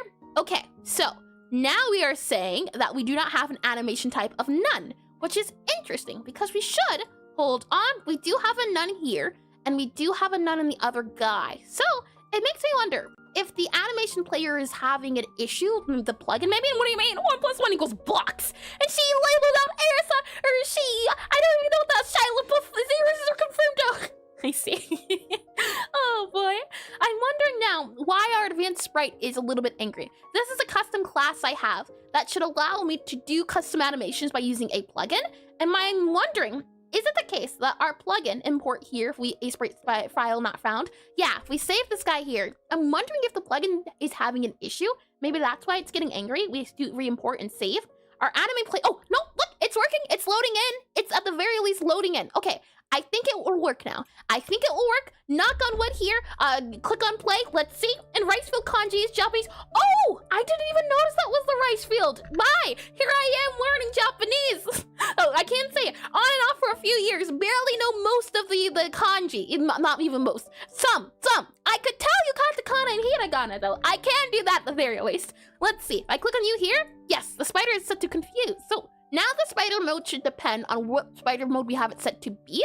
And what we have, let's see, animation not found and none. Yeah, okay, so let's go back into our spider guy here. Save this guy here, click on play here again. What do we have? And naruhodone, maybe? Possibly naruhodone, that's my guess. Let's see, if I click on you here, we have our animation player of sprite, and then our sprite here, and then I see let's see, you there. Okay, so what are we getting angry at? Yes, correct, yes! That is lovely to hear. My practices have been paying off. Let's see. Okay, so I think it's working out. Hi, Jaxus, welcome in. Are you back from your vacation yet and gotta run right now? No worries at all. Good luck with the tutorial. Thank you as well. Thank you, indeed. We have our spider here. The current mode is set to none. So it should automatically set the spider's mode to be none when we click on play. And erisu Ezra. Erisa Ezra. Oh boy, let's see. If we click on you there, and if we click on you here, function ready. Sprite.set icon to be sprite.current mode. Current mode is set to none, so it should automatically translate into none here. My question is, why are we having issues? This should work. It's worked before, so why no work now is my wondering. Save here, close here, click on play here, try again. It's all okay. You can do this, Godot. I believe in you. Okay, it's a black box now. Let's go back into here, black box again. So it's right now set to none. That is what we want. That is correct. We click on play here, we click on load, we click on levels, we click on start. You can see black box. This is what we want. And now the hope is that if we set the spider to example for yes, then it's going to have a little heart above its head when we click on play. So let's see. If I click current mode and set it to yes, now when the spider loads in, it should have a little heart above its head because it's playing the heart animation. But it is not, which is interesting. Okay, let's see then why that is the case to be. Maybe I have to click on save possibly? Let's see. When we click on function ready, we take the current mode. Oh, hold on. No, that's right. Current mode. And we set the current mode and whatever the current mode is. Let me click on this button here and then let's see. Cafe here, back to here, back to here. I've been running on 3D grid issues. They are finally fixing it in the 4.6.3. Oh, Godot update, do you mean? I know that Godot recently has been having a big focus on 3D, so I haven't been keeping up to much of their updates since I'm working right now on 2D. But it's nice to hear that they are working on things. Let's see. This number, current mode, is set to be 3 at the moment. This is 0, 1, 2, 3. Yes, that's right. And then we go into here, so step in 2.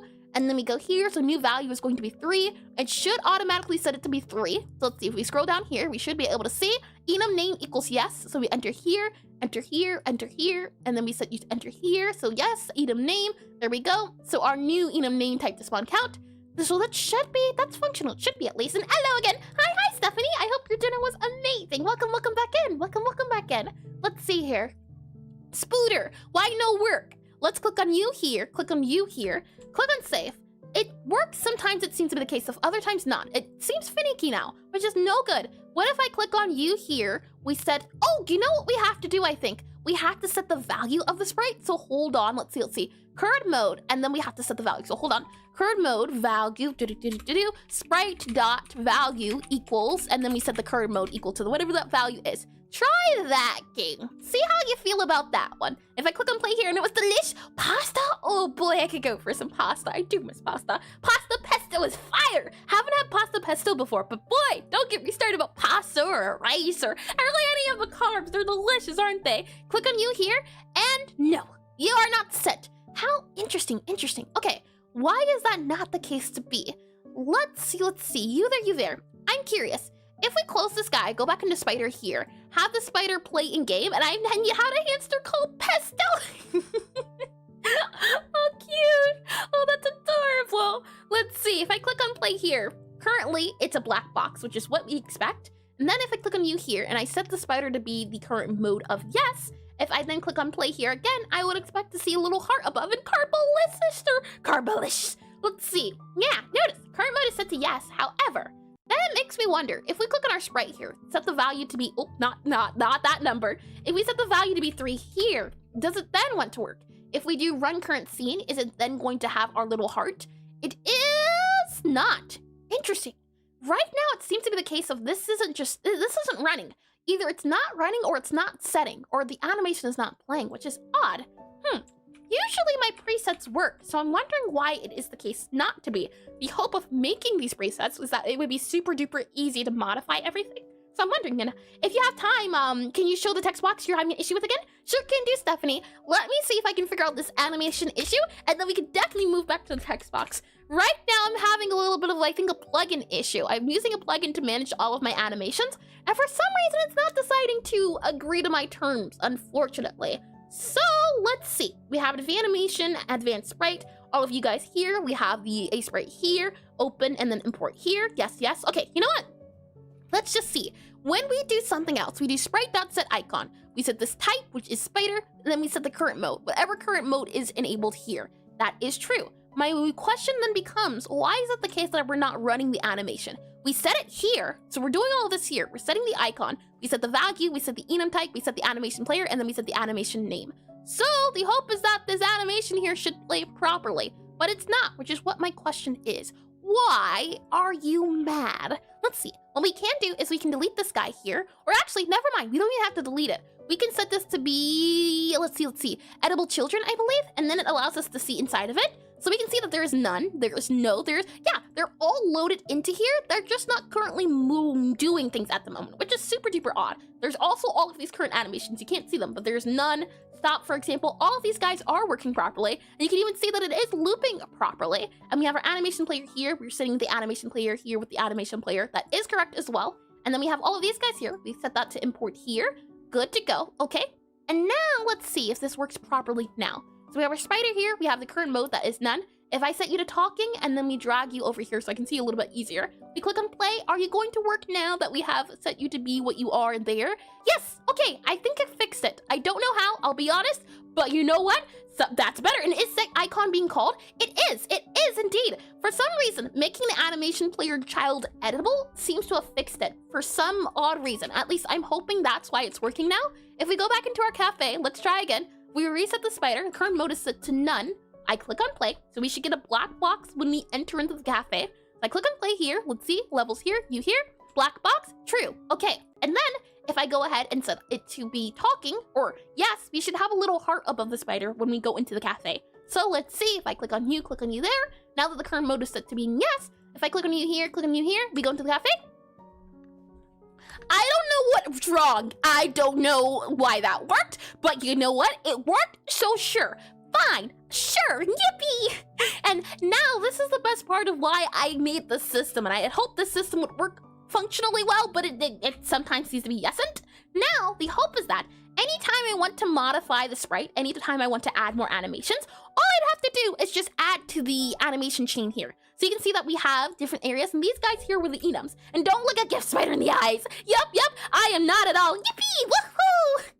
For example, for our no animation, if I wanted to make it animated, what I could do is add another sprite here, for example, and then let's go a little bit bigger, shall we? So we can make this guy, for example, bigger here, and then I can make this guy also bigger here, and then maybe we can add a little bit like a bigger bit here, maybe a bigger bit here and bigger bit here. So the animation now will do like this here, so we'll have like a little bit of a pulsing animation. No, I don't quite like that look, so let's see about maybe, for example, just moving that guy down. So now the spider will look like this when it's animated. It's the only one that has 2 frames.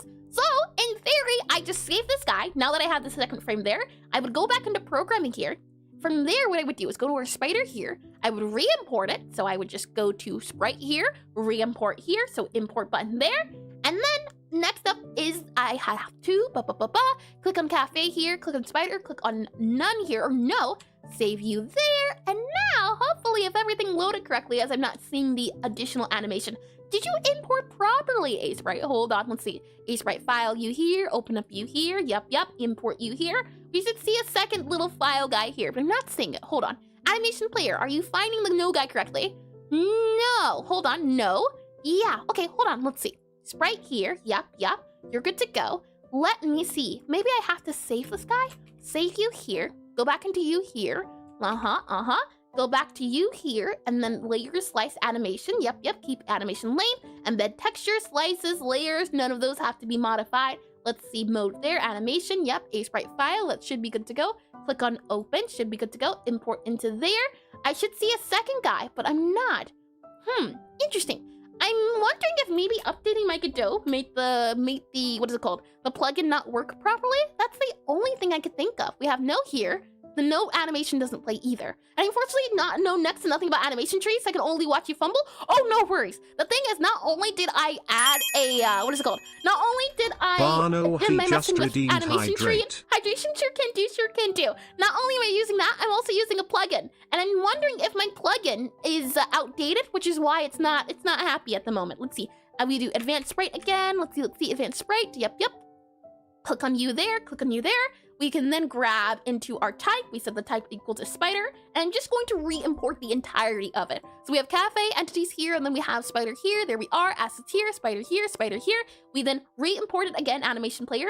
It should be its own animation player here. So let's go ahead and click on you here. Set it to be an animation player, A-N-I-M-A-T-I-O-N, animation player. There you go. Click on you here. Set you to have an animation player, animation tree. There's your animation player. Say hello.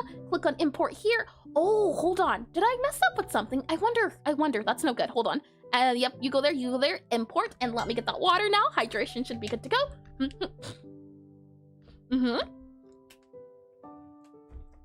Yep, I think it's the case of me updating Godot has possibly broken the script. Or not the script, but the plugin. The plugin I've been using. I thought to myself, no way!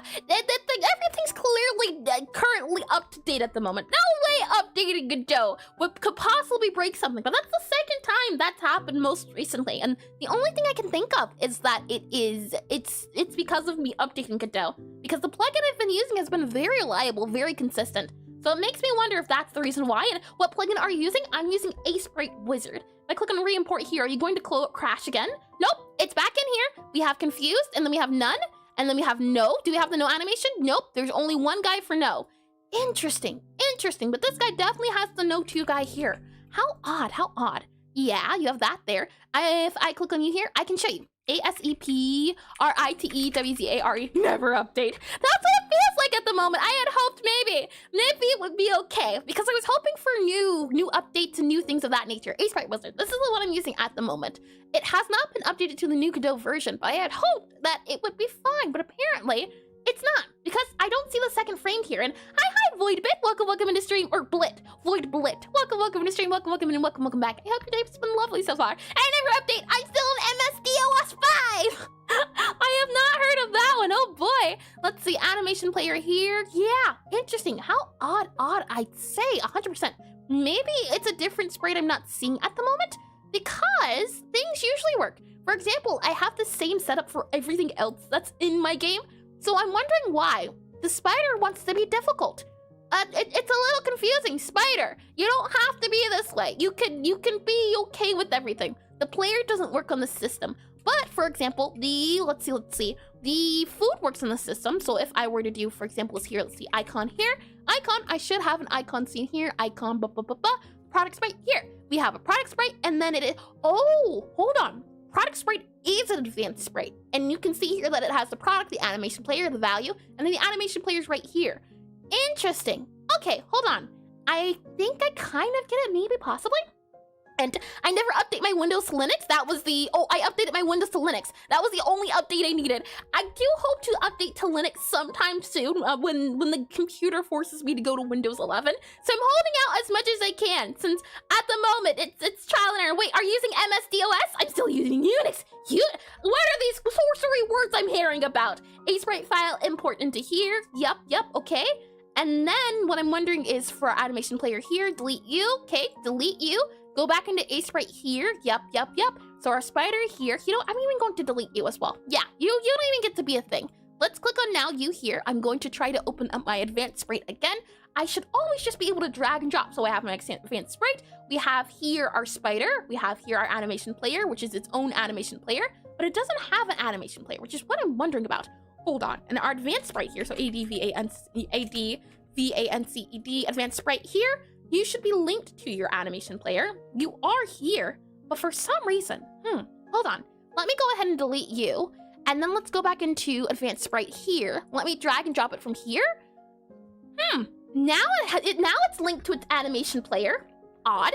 And I'm using some old lady I hired on my computer. Y'all with your fancy technology. And hi, Agape. Welcome to the stream. Welcome back. And Valve just destroyed Microsoft with their new upcoming plans. Oh, I can't say recently. I say recently. Last night, I finally got modded Stardew Valley onto my Steam Deck, and I can't wait to play it this week. Let's go here. So now we have mode. Let's try this all over again. Mode, animation player, a sprite file. Let's go to cafe here, entities. Let's go to spider, assets, spider sprite, open, import, good to go. Animation player not found.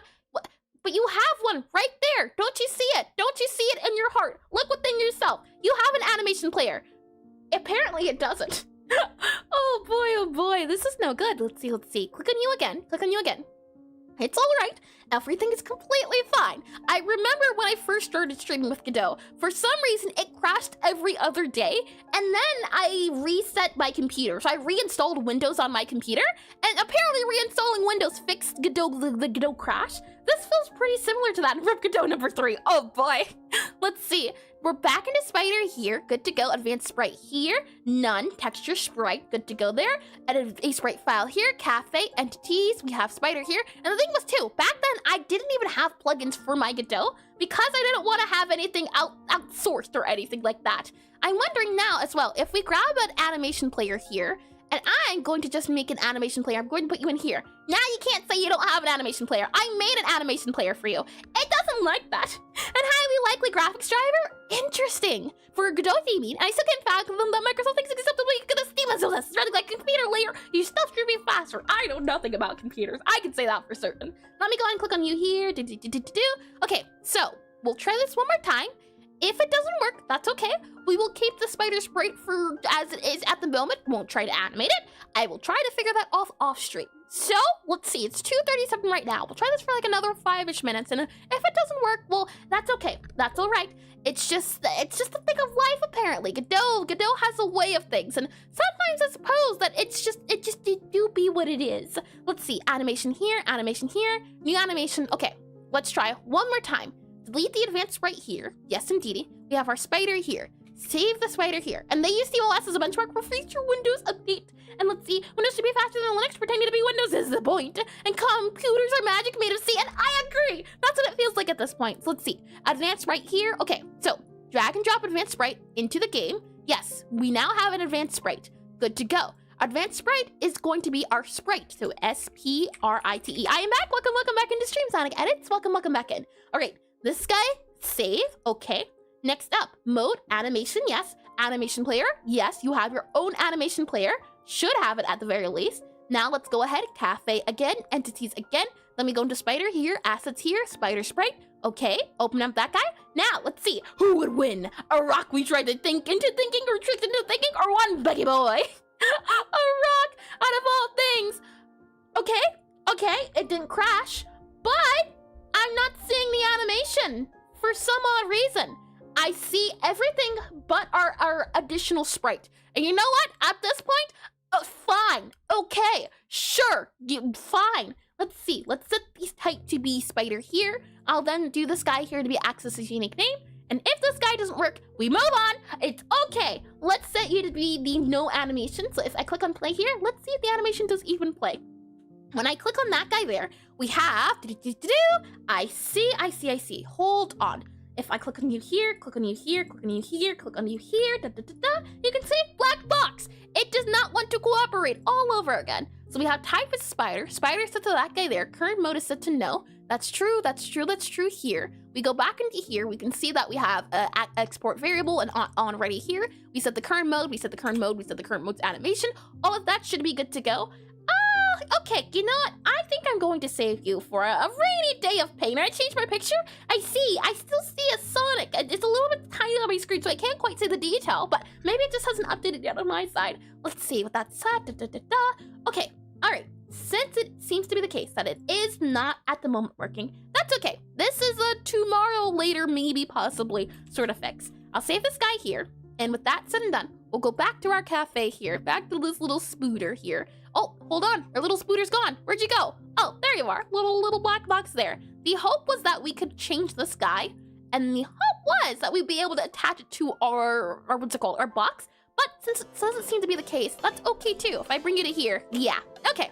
Fine, Spider, you win this round. Temporarily, I say. Well, go ahead then, we'll go back into Spider here. And for the moment, what we'll do to make things easier to see is I'll remove our none guy here, remove that guy, save that guy. We should be able to re-import it so that the none doesn't work, or the none isn't added anymore. So this guy here, yeah, interesting. Loaded resources image file. This will not work on export. Instead, import the image file as image resource and load it normally as a resource. Huh? And nothing will keep her down. We wear compiler errors like badges of honor. Oh boy. The thing is, it's when an unstoppable force reads an immovable object. I have all day here now. We're waiting on you here. How odd though. That is interesting. I truly do hope that the system I made for this plugin didn't break and bend the compiler to your will. I shall. I will not bend the knee. It will. Let's see. Interesting one. Okay. In that case, what we're going to do in the meantime is I'm going to delete you. Sorry, Sprite. You're going to get a boring normal Sprite because Godot wants to have problems. So I'm going to do file here. I'm going to do export. I'm going to do export as. And we're just going to export the, let's see, layer, selected frame, current frame here. Let's see, yep, selected frame, export here, then undo this guy, save this guy here.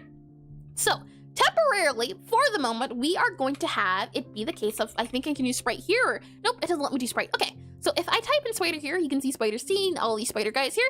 Spider sprite. We'll just use this guy here. We won't make it animated. We won't let it do anything of the sorts. Hold on. Why are you that there, animation player? Interesting one. I won't be fooled into trying it for the 3rd time or 8th time. We'll reset your position. This will just have to temporarily work for our sprite. It's cute. It's simple. I'll keep it. So we'll call this guy here SPRITE. Sprite. You should now be good to go. And we can also now disable all the other spider stuff, or at least have it say pass, since we won't be using it for now. So we'll say pass here. We'll also remove this guy here. For the moment, we'll come back to this later. And in fact, I'll go ahead and also make sure to do hashtag to do. Let's see. Advanced ADVANC and advanced SPRATE, no work. Keeps CRASHING, keeps crashing. There we go. All right, we'll do that there for now. Okay, so now that we have our little Spidey boy here, what I wanted to do, also I wanted to move the sprite up a little bit. I think that'll make it easier to have its location, as if we go ahead and grab this guy here, where are you at? There we go, okay. And if I reset our Z index, we should be able to just put it on this guy here, and I think the player should be able to walk behind it. If I click on save here, let's see about it. If I click on play, we have, let's see. I click on play there, mute the music for now, levels here, let me go for you here. Then, hold on, gonna go ahead and remove that there, don't need you there. Okay, now try again, now that you don't have your advanced sprite linked to you, as I get some tea here. Tasty. With that said, let's go ahead and click on you there, and then click on you here. Okay, yes, so can I walk behind behind the spider? I can indeed. And I can go in front of the spider too a little bit, kinda sorta. I do plan to change Gabby's hair so that it's not this wide, because one thing I realize is that at least when walking beside these aisles, her hair should not do that. So she'll be also getting an update so that her hair doesn't look like wide anymore. But the good news is the spider, it exists. So now what I'd like to do is I'd like to add the speech bubble to our spider. So we have our spider here. Now the question is, do we want to have a spider sprite and then a speech bubble and then combined? Or do we want to put the speech bubble on top of the spider? I think it would be a good idea to put it on top of the spider. I do like the idea of that. So we have a spider here, we have a sprite here, and now let's go ahead and add our speech bubble. So let's go into here, SPEECH, speech bubble here, speech bubble sprite. We'll go ahead and add our scene of our speech bubble here. And where are you at, little speech bubble? There you are. You're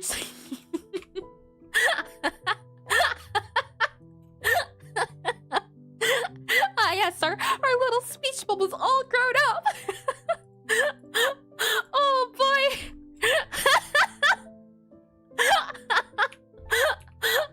Oh boy.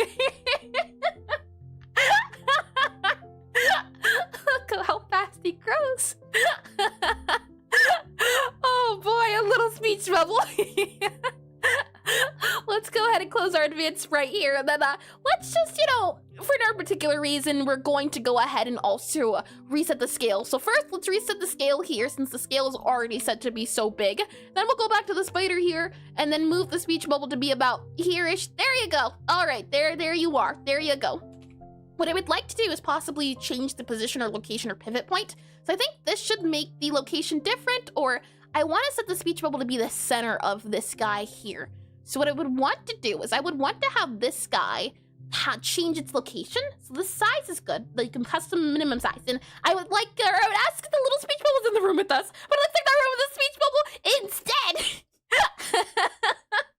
Oh boy, reminds me yesterday. I can set. Did you forget to ask someone? Oh boy. So let's see. UI stretch see about. That was what we were talking about earlier, Stephanie. So we do have a custom minimum size for our guy already. We do have this size here too. I do think it might have something to do with stretch. If we go back to our label here, so our bubble layer here, we should be able to, or no, we can't change the size of this guy. I tried fit content, that didn't work. Auto wrap, maybe it was auto wrap that I had to turn off, possibly. If I click on this guy now, fit content, interesting, okay. That did seem to help a little bit. There's auto wrap, word smart. There's also word, interesting. It's gotta be one of these, possibly. Fit content can also turn that off too. I'll go ahead and save this guy here. And then with that said, we not only have our bubble layer, but we have the 9 pattern. What I wonder is, and what are we trying to do? I would like it so that if the text box, so in a situation where the box has this, hold on. Okay, as you can see, the text that exists in this box is too much. You can't see all of the text in here. Blim.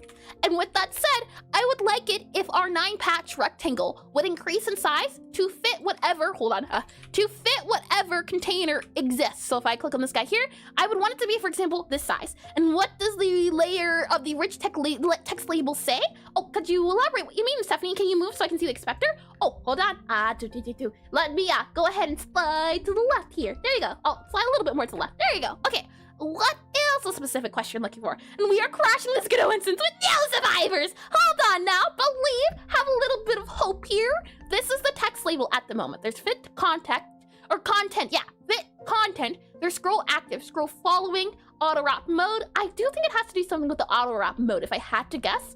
And I've never seen these justification flags before. That's new. And the hope was that depending on the size of this guy here, so the maximum amount, that's what I was looking for. And layout in the control. Do you mean, oh, this guy here? Is this what you're looking for then? We have custom minimum size, possibly clip contents. Oh, maybe not clip contents. Do that there. Base children be clipped. And if we do that, then possibly, and then we reset the size. So I reset the size, container sizing. Hold, let me just see about resetting the size here. Okay, never mind. I'm not going to touch that. I'm going to go back. Let's see. Container sizing, here you are. Is this what you're looking for? Container sizing, we have fill and we also have expand here. So fill, and then we also have fill here too. So fill, expand. I'm thinking maybe it has something to do with the clip containers. If I had to guess, back into this guy here. Let me reset the size, I think, possibly.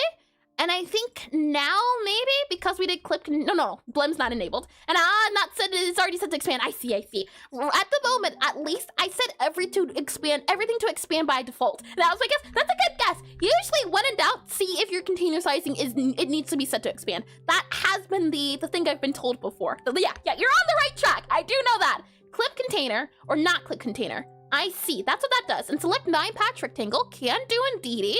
And then let's see here. Clip contents. Oh, hold on. That's that there. I forget who clip contents we had. That was that guy there. And did you want to see about that expanding as well container sizing? They are also set to fill and expand. Let me get a little bit of tea here. Tasty. Okay. And with that said, margin container, maybe that's it, possibly. We have anchors present, custom minimum size. Are you set to be expand? You are set to be expand. Are you set to be expand? Let's just double check on everything.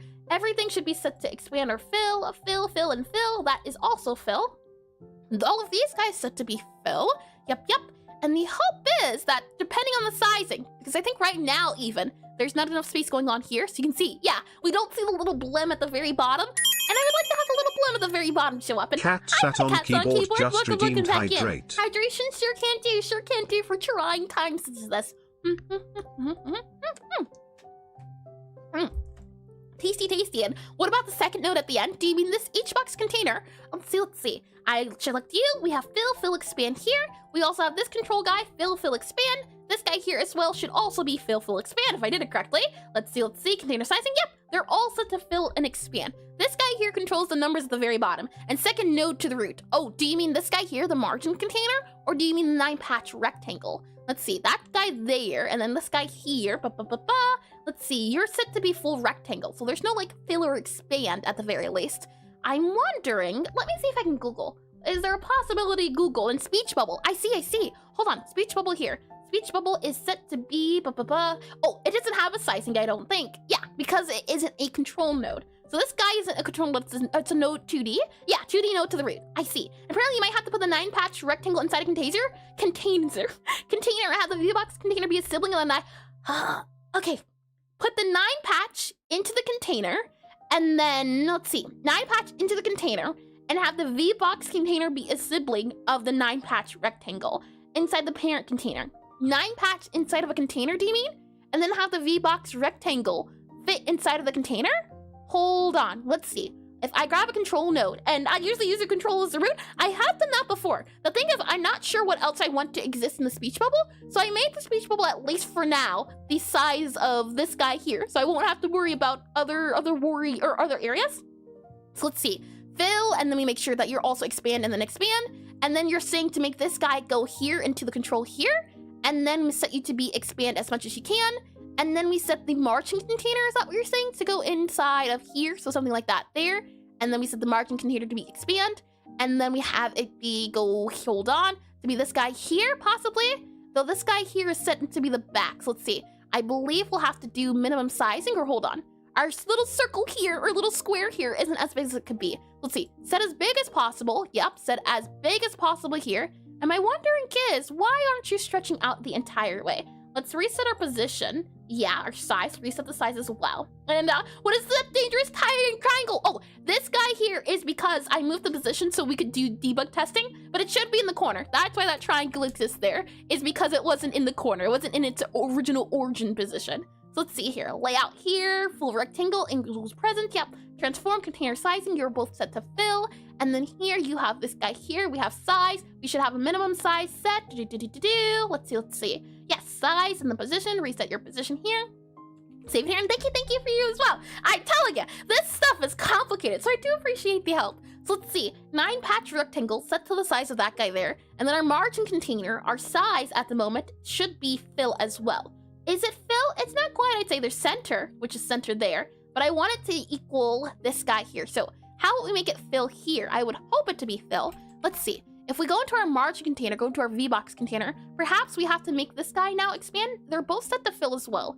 The idea behind the color rectangles is that it lets us see where the margin container fits into, and that's why I had the margin container inside of the 9-patch, because it sets it to be the center. And then you set this guy to be fill, and it fills up the entirety. I'm gonna mind for them for the evening. No worries at all. No worries at all. Thank you again, and thank you for the attempted help. I do truly appreciate it. As this, oh boy, don't get me started on all of this.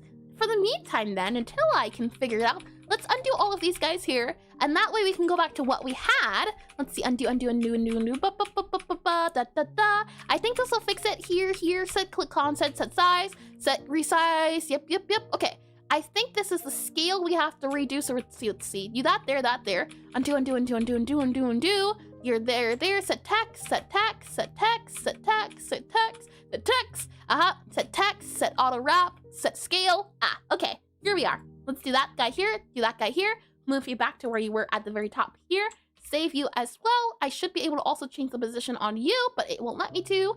So that's okay. Let's go ahead and just slide this guy back to where it should be about. I'd say here. That should be where the node goes. With that said, I'll click on save here, and then we'll go ahead and what I'll do is let's go ahead and I will add a backup to make sure that I can properly do this. So we'll do changes here. I'll make sure that we have a save backup, B-A-C-K-U-P, save backup. And what I'd want to do, and I don't know how possible this is as well to do or the way to do it, but I want there to be different locations or different directions depending on where the spider is. So for example here, I want the 9-patch rectangle to have this as center, and then I want this to be the corner, so if the spider's in the corner, or I want it to be this here if it's in this corner. So I want it to have different locations depending on the setting I choose. So let's go ahead here and do position. So let's do talk position. So we'll do a enum here. Enum, we'll call it P-O-S-I-T-R. Well, let's call it, let's see. Talk position, T-A-L-K _ P-O-S-I-T-I-O-N. Let's do talk position. And then let's set this to be equal to, or no, not equal, like that there. There's center I want there to be. I also want there to be left, and I also want there to be right. And then what I want to do is I want to have a dictionary. So a var dictionary, D-I-C, or hold on. I want to have a var for position to current position, or something like position to chords, something like that. So we'll do P-O-S-I-T-I-O-N _ T-O-C-O-R-D-S, position to chords. And then we'll go ahead and do, you know what? I don't like that. Position to vector, V-E-C-T-O-R, vector. And then let's go ahead and set this to a dictionary. Then it's going to be a talk position 2, and then it's going to be a vector 2. Vector 2. There we go. Talk position equal to vector 2. Set that guy there. We'll then go ahead and grab all of these guys here. So I should just be able to do this guy here. Copy all of you guys here. Set you to be that there. Then we'll go ahead and set you to be, if I hold down Alt, I should be able to collect all of these guys here. Set you to equal, and then we should just be able to set to whatever vector 2 we choose. So I would do VECTOR 2 here. Set it to be those guys there, and then we set this talk position here. Cool, again, hold down Alt, if it lets me, Alt, paste, and then do dot. And then, for example, here is the center position. So I want to grab the position here, copy this guy here. Hi, CCJJKK. Welcome into stream, and please tell me how to pronounce your name, and welcome in. Let's see. Copy value here. I should then be able to hopefully grab it to here, like that there. And you know what? Actually, I'm gonna do something like what I did for my, what is it called? Something I did for, can I at least? I don't know if I can. I did it before where I had you know what? Let's not do that. I take it back. This is fine. This is A-okay and good to go. Let's grab our position here. So copy this guy here, copy value here, and let's see. And absorbing so much information, I'm glad. Hopefully that's a good thing. Hopefully it's not a bad thing. Fingers crossed. This position here, it doesn't want to do the thing correctly. So that's okay. We'll do -57, comma, and then we'll do -77 like that there. I think that should work out there. Why aren't you working? I forget how to do position. Hold on. You there. How do you do a dictionary again? Hold on. Dictionary is done via bracket, comma, yep, var, and then the dictionary, and then you, equal. Did I forget the equal? No, that's right. Var, bracket, you there, equal. And then you do, hold on. It's this. Yes. Okay, hold on. Let's grab you there. Let's then remove that there and do that there. And it's a great thing. I see. Oh, that's lovely to hear. How's it going, Eris? Working on your rhythm game, I see. Indeed. It's lovely, I hope. And I gotta go raid. No worries at all, Banafi. I wish you a fruitful raid in your endeavors. And I wish you luck with the rest of the stream. If you can't figure out the 9-patch rectangle, you should share the scene in Discord and see if someone can fix it. Yep, that's a great idea to do too. The thing is, the person I learned how to do the UI from, I'm sure they'd be able to help me as well. If I poke the brain around. And you're talking so fast. You're talking so fast. Breathe. Unfortunately, no can do. The thing is, either I talk fast due to excitement words. There's no winning. Oh boy, let me go ahead and grab this guy here. We'll also grab the position for this guy here. So if we set it back to this will be if we want it to be on the left. So let's go ahead and do -1, and then 6. So 1, 1, 6, and then comma, and then do -76. So -76, let's see, remove that there, do vector 2 here, do you here, there we go. What it makes me wonder is, why are you 76 but you're 77? Clearly, something's gone wrong. You should be like that there. Yeah, okay, so you'll be 76 as well. That's why it's learning so yawn-inducing. Really, I'll tell you, at the start of the stream, I was super duper sleepy and I was yawning. Like, when I pressed the start streaming button, when everything started ticking down, I am surprised, or I'm very glad that stream seems to be the case of having an ability to allow me to wake up. It's so nice. We'll do copy here, this guy here, and I do believe there's a way you could do optimization. 100%. There should be a way to optimize this. We're just doing this for testing purposes now. For example, this is 116 because of the sizing. And again, this is where I would want to have something flexible so that if our margin container is super big. So for example, if this guy has the size of this size, then those numbers that we chose aren't going to work, which is why I want to have something customizable, but we'll see. An heir is the butcher of words, eater of syllables, endless void for letters and sound. You know, that's not a bad title. I can agree with that. I can dig it. And hi, totally not Ace, or maybe Axe, possibly, or Axo. Please correct me if I'm wrong on the name, and good evening. Is that Godot I see per chance? It is indeed. Welcome in. Godot is the first ever game engine I've ever used, and I'm making the second game I've ever made. The thing is, I have very little knowledge in this, so it's a lot of just trial and error, but I've been having a lot of fun with the game. And maybe if I have something talking very quickly in the background, it will prevent me from yawning. Someone! You don't say. Let's go ahead and do -76 here. So -76, and ad breaks are about to start, so we'll take a little bit of a break and make sure that people who do have an ad break don't get busted down by the ads. And in the meantime, let's do some stretching. And someone derp. Oh boy. See, even talking a lot will have the ability, or not talking, typing a lot. I still mispronounce the words. And let's see here. I believe I did that as well. Lovely. I did read it. It was a great thing. Lovely. Okay, well, with that said, let's go ahead and do some stretch. So I am so close to blowing a brain freeze. It's unreal, but it's really enjoyable learning so much so fast. You know what? Speaking of medical hazards, let's go ahead and lean to the right here. And if you break something and something creaks, something cracks, something possibly hurts, call a doctor, caller, but don't call me. I should not be held liable for anything that happens to you, all right? Do at your own discretion. Let's go ahead and go to the right here a little bit. And then let's go ahead and go to the left a little bit. And I recommend you do these stretches about every 30 minutes if you can help it. We do these every hour on the hour since ad breaks happen for about 3-ish minutes. And the hope is that even if you get an ad, you won't have to worry about missing anything, since we take a break, we pause, we save, we stretch, we do a few exercises here while we get some water as well. Let's now go back a little bit. And then let's also go front a little bit here. There we are. I feel all nice and stretched at the back. Let's do some neck exercises. So we'll start off by going to the left here a little bit. Slowly but surely. Don't break anything. If something cracks, slow down or don't do it at all. Oh boy. And then let's also go to the right a little bit here. And then let's also go to the back a little slowly to the back a little bit here. And then let's also go to the front a little bit here. And remember to say stretch every bone once an hour. That sounds awful. That sounds like a lot of stretching, considering, well, I guess, can you stretch a bone? Bones are flexible. You can stretch muscles, but you can't stretch bones.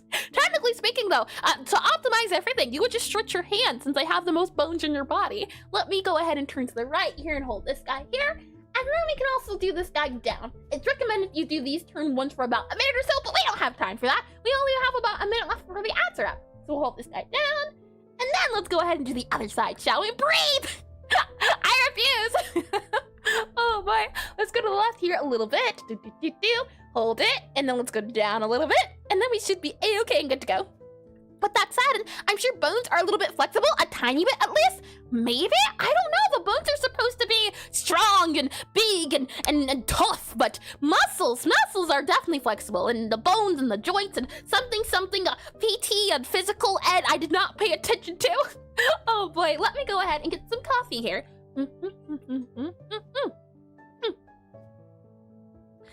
Tasty. I do enjoy coffee. It's delicious. And actually, I feel like if you breathe, you might pass out for how fast you would be breathing. You see, the key is I breathe when I laugh. So as long as I laugh often, I'll have to take a lot of breaths. That's curious. Every so often, I laugh, and it's not a requirement, but I do. And maybe having coffee? Unfortunately, caffeine doesn't work on me. And welcome back from the ad break. Welcome back in. Indeed, caffeine doesn't work on me. If anything, it makes me more sleepy. So I just drink coffee for the feel. It makes me feel business, and productive. That's why I drink it. Can you imagine what I'd be like on coffee or on caffeine? I could take over the world, practically. And what if you could turn your arm into a pretzel? Would be fun. There are some people who can turn their bodies into a pretzel. Oh me, oh my, and I just realized what I believe, so we're all good to go. Lovely, indeed. Welcome back from the ad break. Shall we continue? So, as I said before, I will have to see, and I will have to consult my sources on how exactly to do the sizes big and smaller. There's definitely a way, and I want to mess around with it a little bit post-stream, so we won't work on that now, since we don't have, well, we have 2 hours. We're halfway now through. But that said, though, we'll keep this temporarily for now, and what I want to do is, upon doing ready, I want to have current position, so we'll do var, and we'll do, let's see, current, C-U-R-E-N-T, current box position. Do we want to do that? Let's see. Current B-U-B-B-L-E underscore P-O-S-I-T-I-O-N. Current bubble position. Let's set this to be a talk position. So T-A-L-K, talk position. There you go. And we're going to equal it to a talk position. And it's going to be talk position center by default, like that. And she slowed down for a moment. That's good. The thing is, it comes in waves, I'd say. It depends on how excited I am about something that I either go faster or slower. So if it's an excited topic, oh boy, other times it's like, It depends. So let's see here. Update text, that is something I'd like to do. Not only would I like to do that, though, I also want to set our current position bubble. So current bubble position, and what we're going to do is we're going to actually do position to vector. So position to vector, we'll then do current bubble position. So current bubble position, let's then also go ahead and grab our 9-patch rectangle. Access is a unique name. We'll then add that guy into here, if it lets me. Hold on. There we go. We'll grab this guy. I'll hold down control, is it? Yes. I'll hold down control as I'm dragging and dropping. That way we can grab that guy into here. And now what we'll say is 9-patch rectangle dot position. So dot P-O-S-I-T-I-O-N. We'll set the dot position equal to this guy here. So whatever our current global position is the position we'll set it to, which should hopefully work out. And the idea behind this is that if we go back into here, when we load it up, it'll change the position. So for example, here when we bring our guy back into the spider, if I move you to here, the hope is that this guy will change its area. So we have the speech bubble above the spider, and then if we go ahead and click on play here, let's see if it ended up working. So if I click on play, we go into the game itself, and then we go into the cafe area, or not the cafe, the kitchen area. And we go to the kitchen area here, what you should be able to see is, yes, it is right now above it. Now, the hope is that if we go into the speech bubble here, I should be able to do, oh, hold on, is it not updated? Speech bubble here, yep. And then I click on you here, yes, indeedy. Oh, hold on, it needs to be at export var. At export, E-X-P-R-T var. At export var. There we are. Now we have our bubble position. Back in the cafe here, if we click on our spider, we should hopefully, or not in our spider, we should be able to click on the spider here. There we are. If we set the bubble position now to be right, hopefully now the bubble should appear on the right of the spider when we load into the game. So let's see if that ended up working out. And I'll set the automation to this a lot later, but right now we're just doing temporary things. And I love your pixel art. As a pixeling myself, it's very inspirational. I'm happy to hear it. The thing is, I'm still very much a beginner for both game development and pixel art. So the hope is that every week I do streams on only game development, but I also do streams where I try learning an aspect of pixel art. For example, we did characters yesterday. We learned how to draw, what was it? We learned how to draw mouths, I believe. And we drew some pixel art mouths because hold that thought, would you just hold that thought? Why are you over there? Did anyone say you could go over there? Hold on. If we then set our speech bubble position to be the left, are you going to go to the left? And hold on, I'm just wondering now. Let's see here. If I click on you here, yes, indeedy. Click on you here, Interesting. You know what I think we should do? This left here, let's have the right just be an opposite of the left. I think that would be a good idea. What I'm thinking is our right doesn't quite work. I'm wondering if for our left, because our left right now, there's -16 and then there's 116 here. When it's negative or positive 116, if we go into our speech bubble here, and it's great. Oh boy, you say that now, and it's probably going to agree with you too. So this is our current position. I want it to appear, hold on, if it lets me, I want the left to appear here. So this is our position of This is the position of it being the case of, let's see. Position is -116. And then I want it to be here, where it's the position of 116. So, oh, no, that's not it. I was looking at the size. Have I been looking at the size this entire time? Hold on. This is negative 117, okay? And then this here is 0. Oh, hold on. Okay, 17 and then 0. So this guy here has to be 0 for our right? And then this has to be 17. 17, okay. 117. Okay, I think I figured it out. Okay, so now if we try doing our right again, so let's see. Back into our speech bubble here, go to let's see. Speech bubble, set you to right, click on play. Let's try this again. And thank you for the super chat. Totally not Axel. Money. Money makes the world go around. And keep it up. Thank you as well. That's always sweet to hear. And thank you again for the super chat. Totally not. And I'm not sure, is it Axel? Maybe it's nope. Axel's my best guess, but please correct me if I'm wrong. I do tend to butcher things, so 100%. And hi, Remarch. Welcome to the stream. Welcome in, and welcome back. I hope your day's been lovely so far, and I hope your week will be lovely too. And hello, and welcome in. Let me click on levels here. So now, look at it. It's doing it properly now. It's now to the right, or we can make it go to the left. This is exactly what I wanted, and it's just Axel. I see. He's just Axel, and yeah, it's just sort of Axolotl. Oh, how cute! Oh, that's adorable. I see. I pick it up what you're putting down. That's adorable. Let's see. We'll also make our speech bubble a little bit smaller here for our spooter. So what I want to do is I want to set the scale to be like 50%, so we can just really do 0.5, something like that there. Now, the question is this too tiny? I don't know. Shall we see? This is set to the value of left, and now, thank you for the Twitch follow as well. And wait, Axel got the #1 crown. Ow! It was meant to be me. It should have been me. Oh boy. Thank you for the follow also on Twitch, Axel.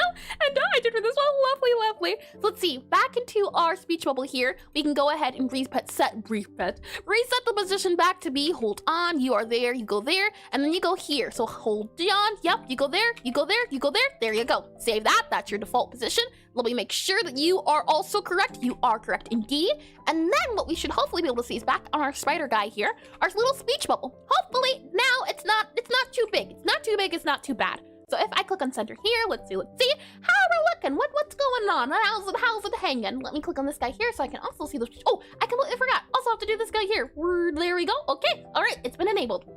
With that all said and done, pretzel, I did read that. Let me go ahead and click on you here, Okay, so back here, I do think this is a decent size circle box container. We could probably add a white outline to it. So you know what? Let's add a really super duper quick white outline. I do think that would be, and that would go a long way, so to speak. Let me bring you into draw here, and then let me go ahead and do speech here, so speech bubble here. Let me go ahead and open up the sprite guy here, so show in file manager, Let me go ahead and open up the sprite guy here. Let me grab my pen here, and with all that said and done, let's super duper quickly add a little bit of a white outline. So I'll grab the white we have here. I'm not sure if this is pure white. It's not pure white, so I'm glad I grabbed it. So let's grab this guy here. I'll set it to also be the case of doing this guy here, and then let's just very quickly add a little bit of a white outline around the edges, because I think this will make it easier to see what's going on. So I'll add this guy here, and I'll add this guy here. We'll then save this guy, and now hopefully if I do file, export as, and export it, if we go back into Godot, hopefully the change will make it easier to see and make it more visible. Fingers crossed. I go back in here. Yeah, I do like the white outline. I think it can help. The thing is, we could also use shaders, or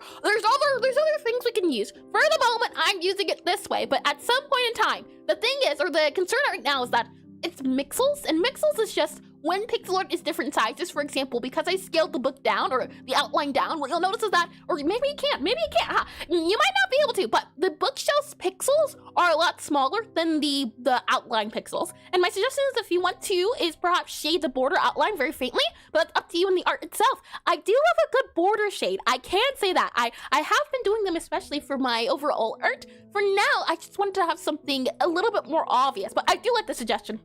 Mixels? I disapprove!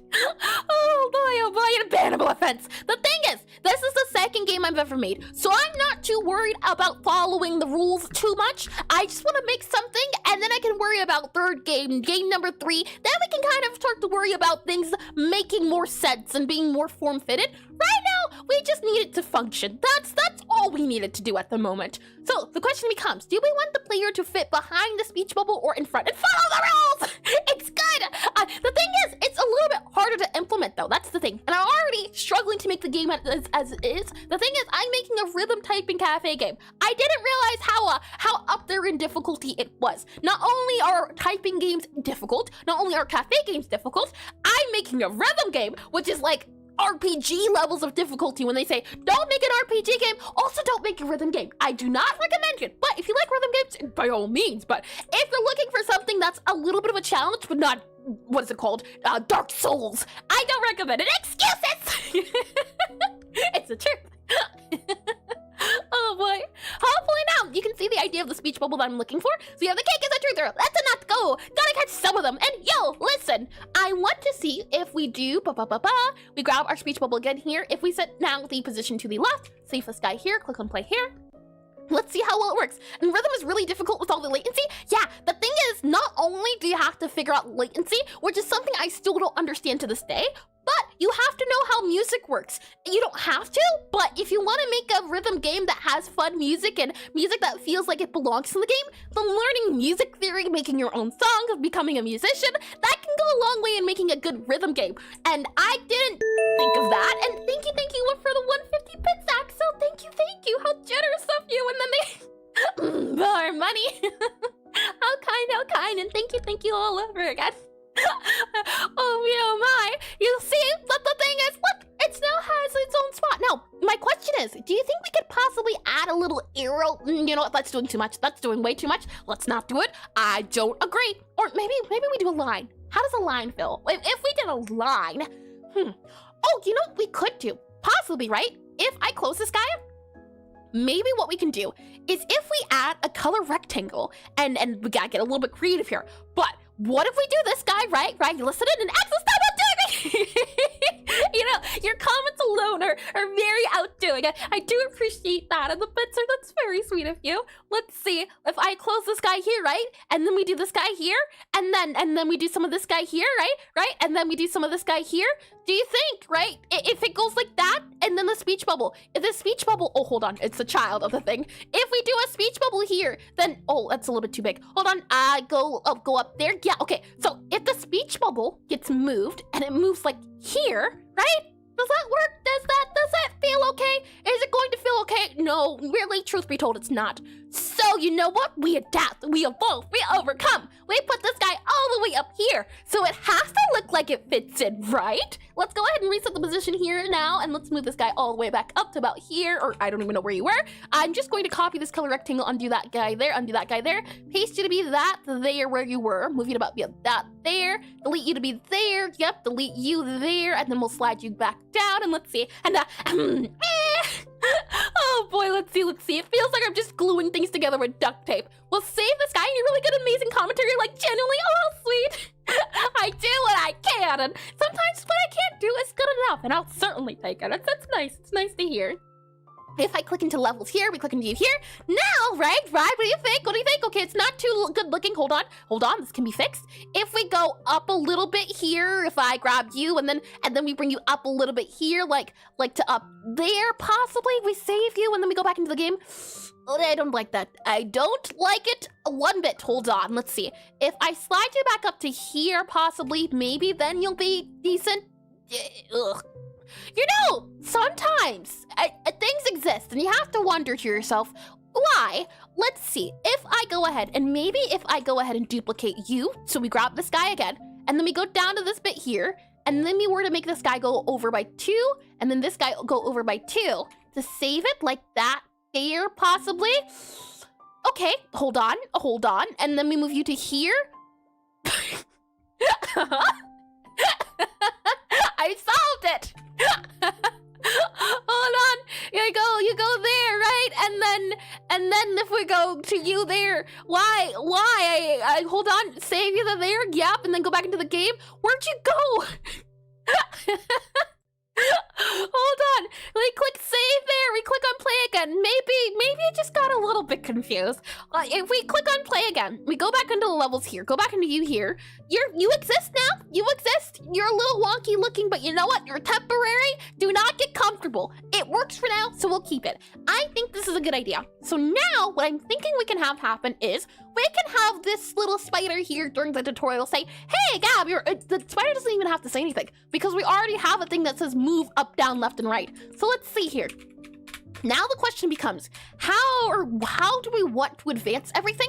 And do we want the player to be able to advance things? Right now, I think for the moment, let's not have the spider, or let's not have the player control the spider. And what I mean is the speech bubbles. Let's not have the player control the speech bubbles. We're just going to have a function, and let's do a function, and we're going to do utility dot, and we're going to do utility dot, next dialogue, next line. How about that? Next line, next dialogue. I kind of like go to next dialogue, go to next, dialogue, go to next dialogue, I think could work. So dot connect, and then we'll go here, and then we'll do next here, and then we'll have you go here. And then what I think we can also do is do utility dot go, and then we'll do to, and then go to next, okay, let's see. And I ran out of money to give. No worries at all. No, the things you've already done are more than enough, and your words alone are a payment in themselves. I appreciate it 100%. And the fact that this is the first time you're ever joining, you've already decided to do that is a payment in itself. And thank you all over again. And hold on now. We're all wealthy in heart and soul. Oh boy, let's see. I don't like the idea of go to back. Go to next works, but go to back. I like the idea of doing go to, but what words do you think we could use? I want something that allows us to use the word next and use the number back. And silence! Silence number 3! Reminds me of, I'm number 1, you're number 2. Oh boy, let's see. Go to next, go to back. Go to next, go to back. That something just doesn't seem right about that, don't you think? What other way could we describe it as? Or what other way could we call the signal as? We could say next, go to next dialogue, go back to dialogue, but I like the idea of go to blink, go forward button dialogue, go backward to dialogue. I like it. Let's do that. Go to forward. No, hold on. Go to forward. No, I take it back. I take it back. I'm hearing a peasant under my mic.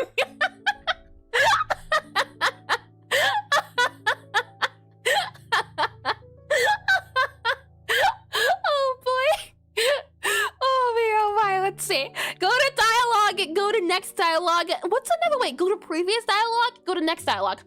I like it. Hold on. Yes. Go to previous dialogue. Go to next dialogue. And then go to previous. And hydration. Sure can do.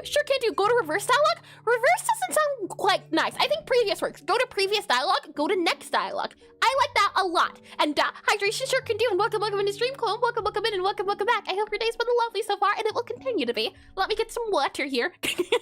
Go forward and. Yes, let me get some water. Tasty. 3 is a large number, you measly. Oh boy. Go to previous dialogue and go to next dialogue, but go to the next dialogue, but the other way. Now it's pretty good too. So you'll add NECT, connect, and then we'll do underscore and we'll do back. There we are. So the hope is now that anywhere in the signal or anywhere in the code that we want to go next or forward or backwards, silence just their fire, number 1. Oh boy. Another thing I want to do is I want to how can we do this? We could say, and the thing is there going to be a case in our game where we're going to want multiple dialogues appearing on screen? For example, if there's a conversation going, maybe we don't want to have, or maybe we do want to have. I'm wondering if it's the case of, do we want to have the game show its own dialogue, or how do we want to reference this guy? Because we could just say next, but the issue is if we have multiple guys going on, anytime we say next, it's going to go next for all of them. We are friends, don't worry. It sounded like you were doing jokes, but I do appreciate the clarification as well. It reminds me of how do the stairs taste, or how does the ground taste? Oh boy. Go to next, go to previous. I'm thinking we might need to have a classification of who we're calling from, possibly. Maybe we could say a caller or an owner or something of the case. And the thing is though, if I don't want something else to be the owner, then how can we call the speech bubble? What I'm worried and concerned about is, this is a scenario, it won't appear in the game because we won't have many spiders, but Imagine, right? In the game, we have a total of 2 of these guys. So if 2 of these guys exist in the scene, whenever we call out the function next, both of them will skip. So if we want to only call, for example, the spider on the left, how can we tell the game, I only want you to call the spider on the left, not the spider on the right? That's what I want to figure out. And let me get some tea here. And we are here, but I knew her before you. And I just put more, so it's oh boy, let me get some tea here. Tasty, tasty. What I'm thinking is we can just say who we want to have, or we could have some sort of owner or some sort of caller or something of the sorts, and that's what I'm not too sure about. And use 2 instances of speech bubbles thingies? Could you elaborate what you mean a little bit, Void Bolt? I am quite curious about that one. For example, in my game at the least, I have these things called targets. So these purple dots you see, and they all have an owner. So anytime I want to call a function for the targets, I reference who owns them. I'm thinking of a system like this for the speech bubbles, but the thing is, maybe I don't want to always have an entity or something to attach to the speech bubble. And could you make a list that creates its own classes to... Oh, hold on now. I got into the back of a bit. Could you elaborate on that too? Make a list that creates its own classes to make separate ones. I haven't heard that before. What comes to mind is some sort of speech bubble manager. In my game, at the very least, I have a manager already. So it makes me wonder, maybe we should have a manager in our game that assigns and deals with all of the speech bubbles. And she's breathing, it's happening! Oh boy, let's see here. If I go ahead and save you here, I'm wondering, yeah, I think a manager might be our best case. And that way the manager can maybe assign to different things or something. I thought it was a myth. I do breathe, just not as often as, well, I do breathe a lot. Oh boy, let's see here. I'm thinking, okay, yeah, we'll close you for now. Now, it could be a future problem, or it could be a current problem. I think for now, at the very least, considering the time we have, which is, or actually, never mind, we still have a lot of time. I take it back. We could definitely start off with making the system work that way. So for now, let's just do it by one guy at a time. If in the case I do want to have multiple speech bubbles going on, we can say about that too. Hold on, let me clear my throat if you give me 1 second.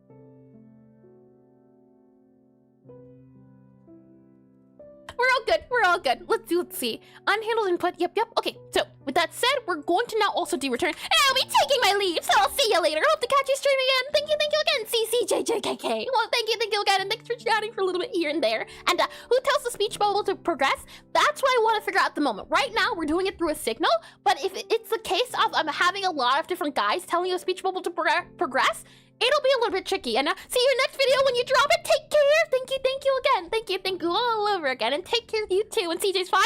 That works way better. And ciao as well. Ciao. Let's see. If I go ahead and do a return on here as well, this way the player won't be able to use the input next and back. And dialogue manager? Yes, that's what I'm thinking. I'm thinking a manager is the best way to approach this. What you can see is, as I said before, in my game, I have many managers. It's one thing I learned while I was in college. It's the idea that you should have a central hub for anything that is created or deleted. So for our items, I have an item manager. So anything that has to do with items being created or deleted gets dealt here. We also have one for ghosts, customers, anything that has a manager. So I'm thinking, yeah, I think a dialogue manager would be the best way to do it. Now the question becomes, how can we refer to the certain dialogue managers? That's the thing though. I guess the dialogue manager would then communicate with the tutorial, and the tutorial would say, hey, advance the tutorial spider dialogue, and that's how we could do it specifically. I would not be opposed to that. The next thing then becomes, how should we refer to them? Should we refer to them as strings or as enums? I do like the idea of enums. Strings can be okay too. Let's go ahead and just start off easily enough by looking at our managers here. I'll go ahead and add on here a node, and we'll call this guy here our dialogue manager. Because I think a manager, great dialogue manager. I also like the name of that. D-I-A-L-O-U-G-E-M-A-N-A-G-E-R. Dialogue manager. There we are. And are there speech bubbles only for the tutorials? No, I think. So the thing of, I'm not sure.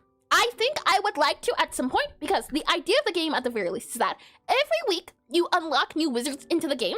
Right now, you serve 2 different types of wizards, but at the end of the week, a new wizard comes in, and they're like a final boss, and they're the head of a wizard house. So for example here, Gabby is the head of the Necromancer house, and maybe next week, the head of the Pyromancer house will come in. You'll have to impress them with a dish, and if you can do the dish correctly, then Pyromancers will start coming into your cafe. So I think I would want to have a dialogue feel for that too, but it could also always be a cutscene as well. So the thing of, I'm not too sure how in depth I want to go, because it's a thing of, I want to keep the scope small, I say, but then at one point or another point, I also wanted to have the idea of some sort of shop and scoring system and some sort of redeemables and something like that. But at this point in time, I've realized, you know what? For all the ideas I have, and the fact that I want to keep this game small, maybe just maybe we don't go that route of store and all of those things, because at some point you have to realize scope, and that's just something I've tried to keep in mind, and it's a thing that's been a little bit tricky to do because, right, we're keeping the MVP, the minimum viable product. So if it doesn't deal with the cafe part, the sole part about serving customers and taking the food,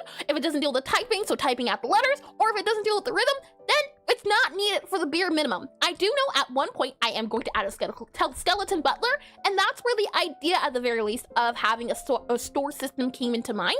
So I'm not too sure all in all. I do think I'd like having it open up for the possibility, but I also have run into an issue, or I have an issue with future proofing, where I'm too busy worried about the future and figuring out and making sure that something's future proof that I don't get current progress done. So it runs into the issue of, I'm probably never going to use this thing. And hi, anime lover. Welcome in the stream. Welcome in. Welcome. And what a lovely name. Anime lover. I like it. Let's see. Slide this guy over to here. So I'm at least thinking, temporarily, at least, let's just have one dialogue system, one guy here. If need be, we get to a point, I think I'd rather do that, because right now, the idea of dialogue is more of a maybe. I want to make sure we get the bare core minimum of the game figured out before I try to start adding additional things. Like, for example, the MVP does not include the shop system that I'm still not sure if I want to go ahead with because I'm still struggling to figure out calibration. So it's more of a thing of, it would be nice. It is what I wanted from the start, but you know, at this very point in time, it's not looking too good. Let's go ahead and save this guy here. And with that said, we'll go ahead and close this product right here. Let's go ahead then and grab this guy here. I like how organized you are. What program is that? This is a program called Concepts, like the thoughts. So if I go here, CONCEPTS, and then we do exclamation FAQ, if you're looking for the other programs to use, you should be able to find it on there. And you say organized. I feel like that's it's a mind throw, but I'm glad you think so. I truly am. That's always nice to hear. Thank you. I hope you find the program useful as well. I have found it to be handy since it gives me an idea to visualize all of my thoughts in one spot, and I like doodling and I like colors. I don't know if you can tell, but it's been enjoyable. But that said, we have this little speech bubble here. We now no longer can control it with our arrow keys, and thank you, your art looks fabulous. Thank you as well. Thank you. This has been a thing in the making, learning pixel art in order to make my games. With that said, let's save this guy here. I want now to add a script to our dialogue manager. So let's go ahead here and attach a script, and a new speech bubble could go dialogue manager.new instance.this, then dialogue manager.instance.this.next. So the thing is though, the this, would that be the self or the name of the dialogue? But what do you name the dialogue? I'm thinking we either key it up by, my guess is to go and call it some sort of enum or something. I usually like going by enums and normally just thinking out loud. No worries, that's the thing. I love and I enjoy trying to figure out how to structure things. So structuring and figuring out not even the best, but the one that feels nicest is my favorite thing to do. Let's see, cafe here, managers here. Let me go ahead and create a dialogue manager here. Let me go ahead and click on create. Here is our dialogue manager. It makes me wonder. Let's see, cafe time manager. And thank you. Hold on, Kibakitsky, right? Thank you, and welcome back in. Welcome in, and welcome in, Raiders as well. Hold on. Let me go ahead and do, let's see here, slash, and then let's go ahead and do slash shout out, and let me do at KI. I think that works. Thank you for the raid. Thank you.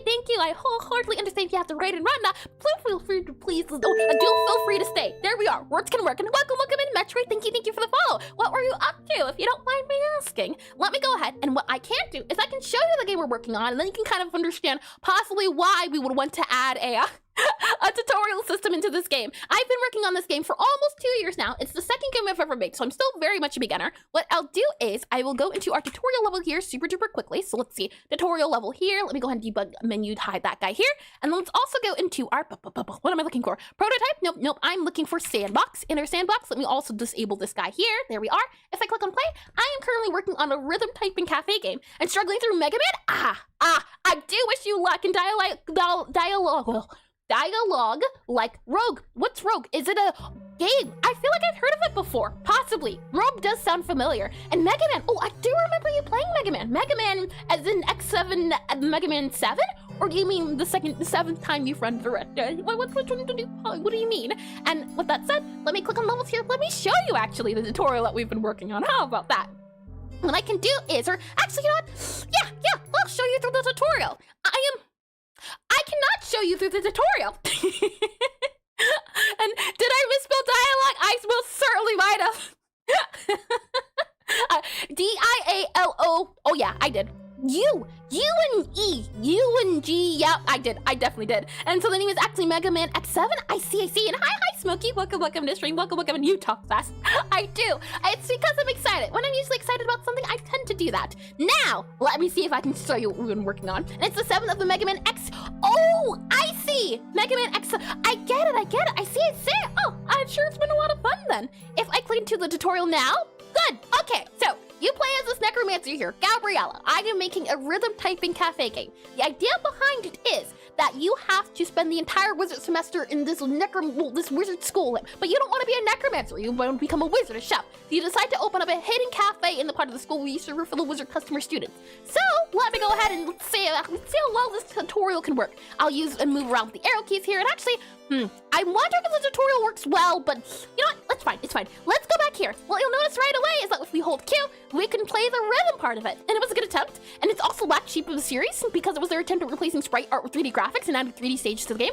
It kind of reminds me of, what was it? The Final Fantasy series where they tried different things. That's an interesting thing. And it was not a good attempt, or it was a good attempt. Because I mean, was not or was. They look quite similar there. If I hold down Q here, I can show you. Here's the idea behind it. Oh, I say it's that guy opens up. Yeah, okay, you know what? Let's get the tutorial. That's still a work in progress. Let me show you from here. Here we are.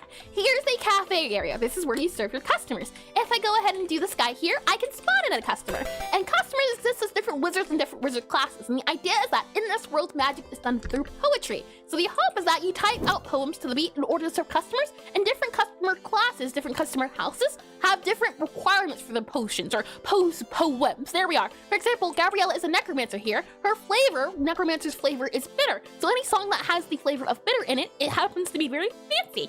And also that, and it was not, or it was not. I see, and it was not a good attempt. I see, that is unfortunate. Are you playing through it because you're going through all the series, or does it happen to be something that you enjoy? Or you said struggling, so maybe not so much enjoy. If we go ahead and take the customer's order here, we write it down, and then if we open up our book, you'll see that this is the book where we can see our customer's order. You'll see that there's 2 pink hearts there in the bottom right near the white guy, and then there's also a sort of gray icon. This customer wants a sweet type of dish with a cocoa. And if I click here, you'll be able to see this is what I was talking about in terms of classes. So there's necromancers, and right now there's mini-mancers, a custom wizard class, or our healer wizards. They have the sweet flavor, and anything that has sweet will have a easy peasy song. You'll see as well that they have different stats and different things, and then on the other side, you'll see that there are unlockables for the different combinations. So what we'll go ahead and do is see if we can serve this customer very fast. We'll go ahead and grab a sweet here, we'll go grab a sweet here, and then they will also want, let's see, cocoa here. All right, let's see how well I can do at my own game. Here are you ready?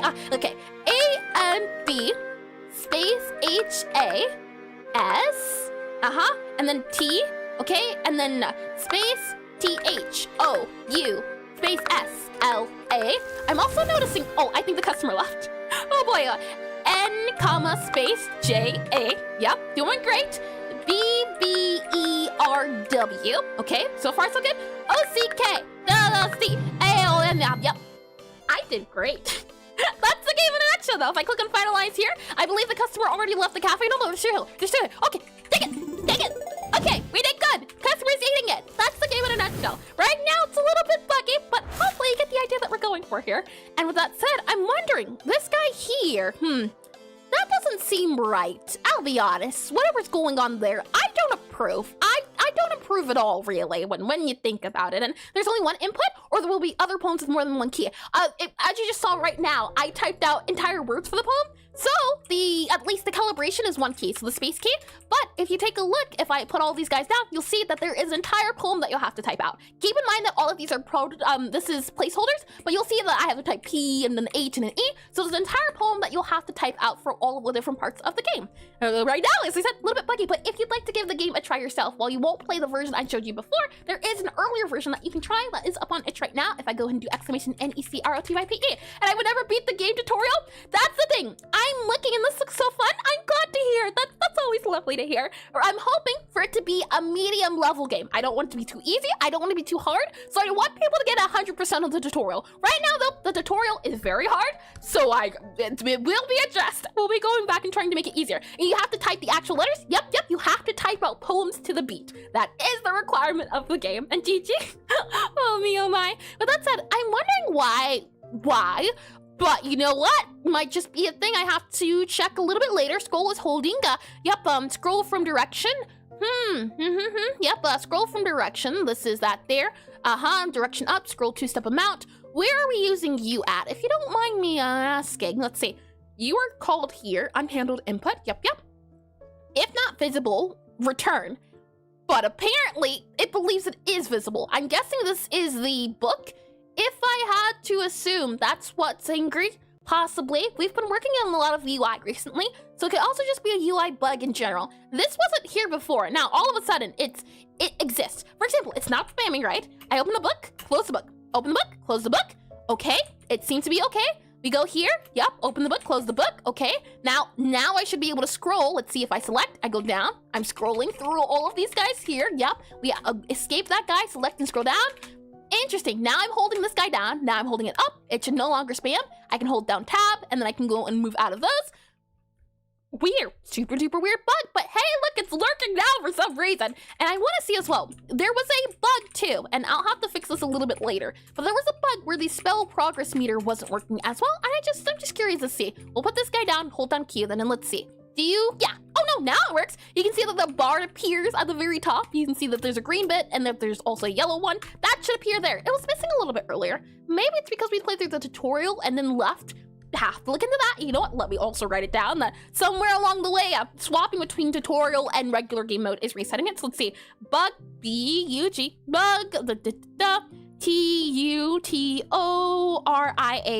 tutorial plus regular or game mode, G-A-M-E-M-O-D-E. B-R-O-K-E-N. Okay, I will also make sure to make it up to look into that too. And hydration sure can do. And welcome to the stream, Rudy. Just welcome redeemed back. I hope your day's been lovely so far. Let me get some water here. Tasty. Alrighty, with all of that said, before, let me see who it was. If I scroll up here a little bit more, it was Void Blilt, I believe. Void Blit. I didn't realize how tricky it was on the tongue. Dialogue. I believe he said I spelled dialogue incorrectly, right? If we go back up to, we'll unhide this guy here. Dialogue. D-I-A-L-O-U-G-E. D-I-A, hold on. Dialogue. D-I-A-A-L-O-G-U-E. D-I-A-L-O, L-O-G-U. I see. L-O-G-U, like that, right? And then let me go back to here, that's that there, and let me grab you here, and let me rename, and then it's going to be O-U, right? O-U, O-U, O-G, O-G, Ruggy3 just redeemed mod poll. O-G-U. There we are, lovely. Okay, and mod poll? I see, are there any mods current? I know Eska was here, so if Eska, you wouldn't mind writing a poll of your choice, feel free to, but if you're not here, we'll do the refund variety, but as far as I know, I think Eska's here. I played the demo. The space symbol being a skull is kind of, yep. What I can show you, Smokey, is that is feedback we got earlier. And since then, you'll notice that if I go into the calibration, the space guy has now been changed to a space bar. So hopefully that's a little bit easier to tell us. Yes, people were commenting about that, so I changed it. The thing is, in the tutorial, it tells you that the skull is space, but a lot of people didn't notice it, which is not on them at all. It's on me for not making it super duper obvious. So since then, we've changed the bar, and also we've made sure, and I do plan to as well, is that if we go into here, also in the tutorial, it will go through the space icon and everything. So we're all getting a redeem what poll? Rudy redeem mod poll, which is a redeem where mods get to run a poll of their choice. So feel free to choose a poll. And should air switch to, hold on, I believe, let me just double check here. Let me see the redeem, because I think it's mod poll and the regular poll. Let me double check here. I don't remember what the theme is. Can you double check? Let's see. And switch to Narc, Mid, Delaware, yes or no? let's see. Cannot clear to your own channel. Yep, I see that there. Let me just click on this guy here. I should be able to see. If I go mod poll here, edit, yep, and mod runs a poll of their choice. Yes, that is what, really, mod poll is a mod runs a poll of their choice. That's what mod poll stands for. There's mod poll and then there's suggest a poll. Were you trying to do suggest a poll then? Let me click on levels here. Let me do levels here. Yeah, they're two different things. But if you're going for suggest a poll, you could just say it's suggest for a poll, and then that's gonna run the two different ones. So let's see. With that said, let me click on play here. And what we were trying to start on doing was our little dialogue manager here. So I'll go ahead. I'll go back into this guy here. Now, for our candle time manager, did we make you into a class name? Yeah. You weren't a universal guy. I'm wondering if our dialogue manager should be a universal script or just a regular class name. I think for now, let's just stick to regular class name and then go from there. What is the purpose of our dialogue manager? If I click on you here, let's put down some ground rules. I want it to be able to control, control when, slash where, dialogue is used, and advanced. Control where slash when dialogue is used and advanced. Okay, yeah. I'm thinking at the very least, it would be a good idea for the dialogue manager to be universal. Possibly, maybe. And I'll go and save this guy here because I'm thinking we can have a function that'll do like dialogue manager slash assign or something like that and do the poll thingy magic. Thank you, Eska. Thank you. And what we'll do here is I want to do a function for ready underscore ready. And then I also want to do a function for, let's see, pass. And I also want to do a function for function, and then we'll underscore, and then we'll do like something set or link, maybe underscore link, possibly, right? We'll take a link, and then we'll go ahead and we'll take a speech bubble. So a new SPEECH bubble, new speech, BUBBLE, new speech bubble. So we'll take a speech bubble here. And then what I'm thinking is speech bubble, argue not a name, hold up, speech bubble here, yep. Let's do class name under here, class underscore name, going to be speech bubble, SPEECH underscore BUBBLE, class name, oh, hold on, hold on, yep, then we go, then we do SPEECH BUBBLE, class name speech bubble, there we go, save that guy there, okay, with that said, let's see, overflow detection, okay. Back into remove the overload detection. We don't need you. You're old news at the moment. Cast sprite, don't need you either. Let's also remove our spellcasting screen. Don't need you either. Go back into the cafe here. Let's go into our dialogue manager. Okay, so new speech bubble. We'll call you a speech bubble here. So speech bubble here, speech bubble. And I'm thinking we have a speech bubble and then we need a way to assign it. So we need a way to figure out what to call and when to call. So either we can use a string or we could use a, I think either a string or an enum. The issue is, depending on which one we go for, it might be a little bit tricky. I'm thinking a dictionary with an enum, possibly, would be our best bet.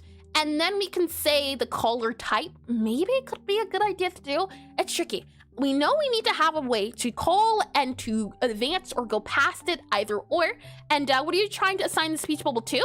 I want to have a way to call the speech bubble. So I need to have a way to say, hey, this is the speech bubble I want to look at. And we have the speech bubble, but how do we name the speech bubble? For example, here, you would do like you would do here, for example, name, and then it would be your bubble name, BUBBLE, bubble name here, and then it'd be a string. And then you would do like a void here. And then you would set the speech bubble to be inside of the dialogue manager so that when it gets linked, when it gets called for link, so hold on, let me also just here, link, you'll link it up. And that way, anytime, for example, here we have a function called advanced, ADVANC, advanced tutorial speech bubble. So advanced, and then we do, let's see, underscore TUTORALL, and then we have underscore here, SPEECH underscore BUBBLE. This is where you would advance the tutorial speech bubble. So depending on what bubble you're using, this is where all of that would go. And we'll do pass here. And then you would call the speech bubble, that is the tutorial speech bubble. That's what I'm thinking at least, though I'm not too sure. I'm thinking link to allow us to add it and remove it whenever we want from anywhere is my guess of what we could use this for. But what I'm wondering is if it feels a little funky. It doesn't feel too bad. It doesn't feel not intuitive, but it feels like this could be made a little bit differently. It's either string or enum. And the thing is, if we have a different, if we use an enum, it's gonna feel a little bit off. I'm thinking for now, at least maybe that's the best way to go about it. I definitely don't want to do strings if I can help it. So what I'm thinking here is we would do enum, and then we would do here, let's see, type, and then let's do type here, and then let's go ahead and set this to, for example, here, none. So we have none. And is there a manager that's specifically for the tutorial? There is not. No, there's no tutorial manager because the tutorial, you know what? That's a good question. Why don't I have a tutorial manager? The tutorial is never made to be like that's a good idea. Huh. Interesting. That's a good one. Right now, how it works is I have a task system. So I use the tutorial in the task system. And the thing is, because the tutorial has to require, for example, different dishes, different walls, different objects, I made it exist everywhere for options of the tutorial. Because if I made a node for tutorial, then it would be like called tutorial something. But I don't know. That's tricky. It sounds nice to have a tutorial manager, but at the same time, the tutorial manager or the tutorial is so scattered that it's a little bit tricky. Right now, how it works at the very least is we have a task manager, which I guess you could see is kind of like a tutorial manager. We have this task screen here. Yeah, if I had to call a tutorial manager something, I would say our task screen is our tutorial manager. This guy here assigns tasks, waits for those tasks to be assigned, and then complete it. So if we go to the task screen, what you can see is, for example, we have a task for move to desk. Once that move to desk task is done, it will move on to the next task. So right now, at the very least, this is how our tutorial system works. But the thing is, depending on a certain task, we might have it do different things. So for example, hide screen, show screen, or enable or disable something. So what I can show you, for example, here is if we do, we have here move to desk task. If I click on you here, click on you here. Yeah, move to desk task. And then we have on completed, and then we have here, here. So we have initialize player reach target, and we have show, hide, initialize, and update screen. And on our update screen, we also have here player reach target. So what we need to do is do action, task here, and player reach target. That there. And so the task manager will say when the speech bubble should appear and progress.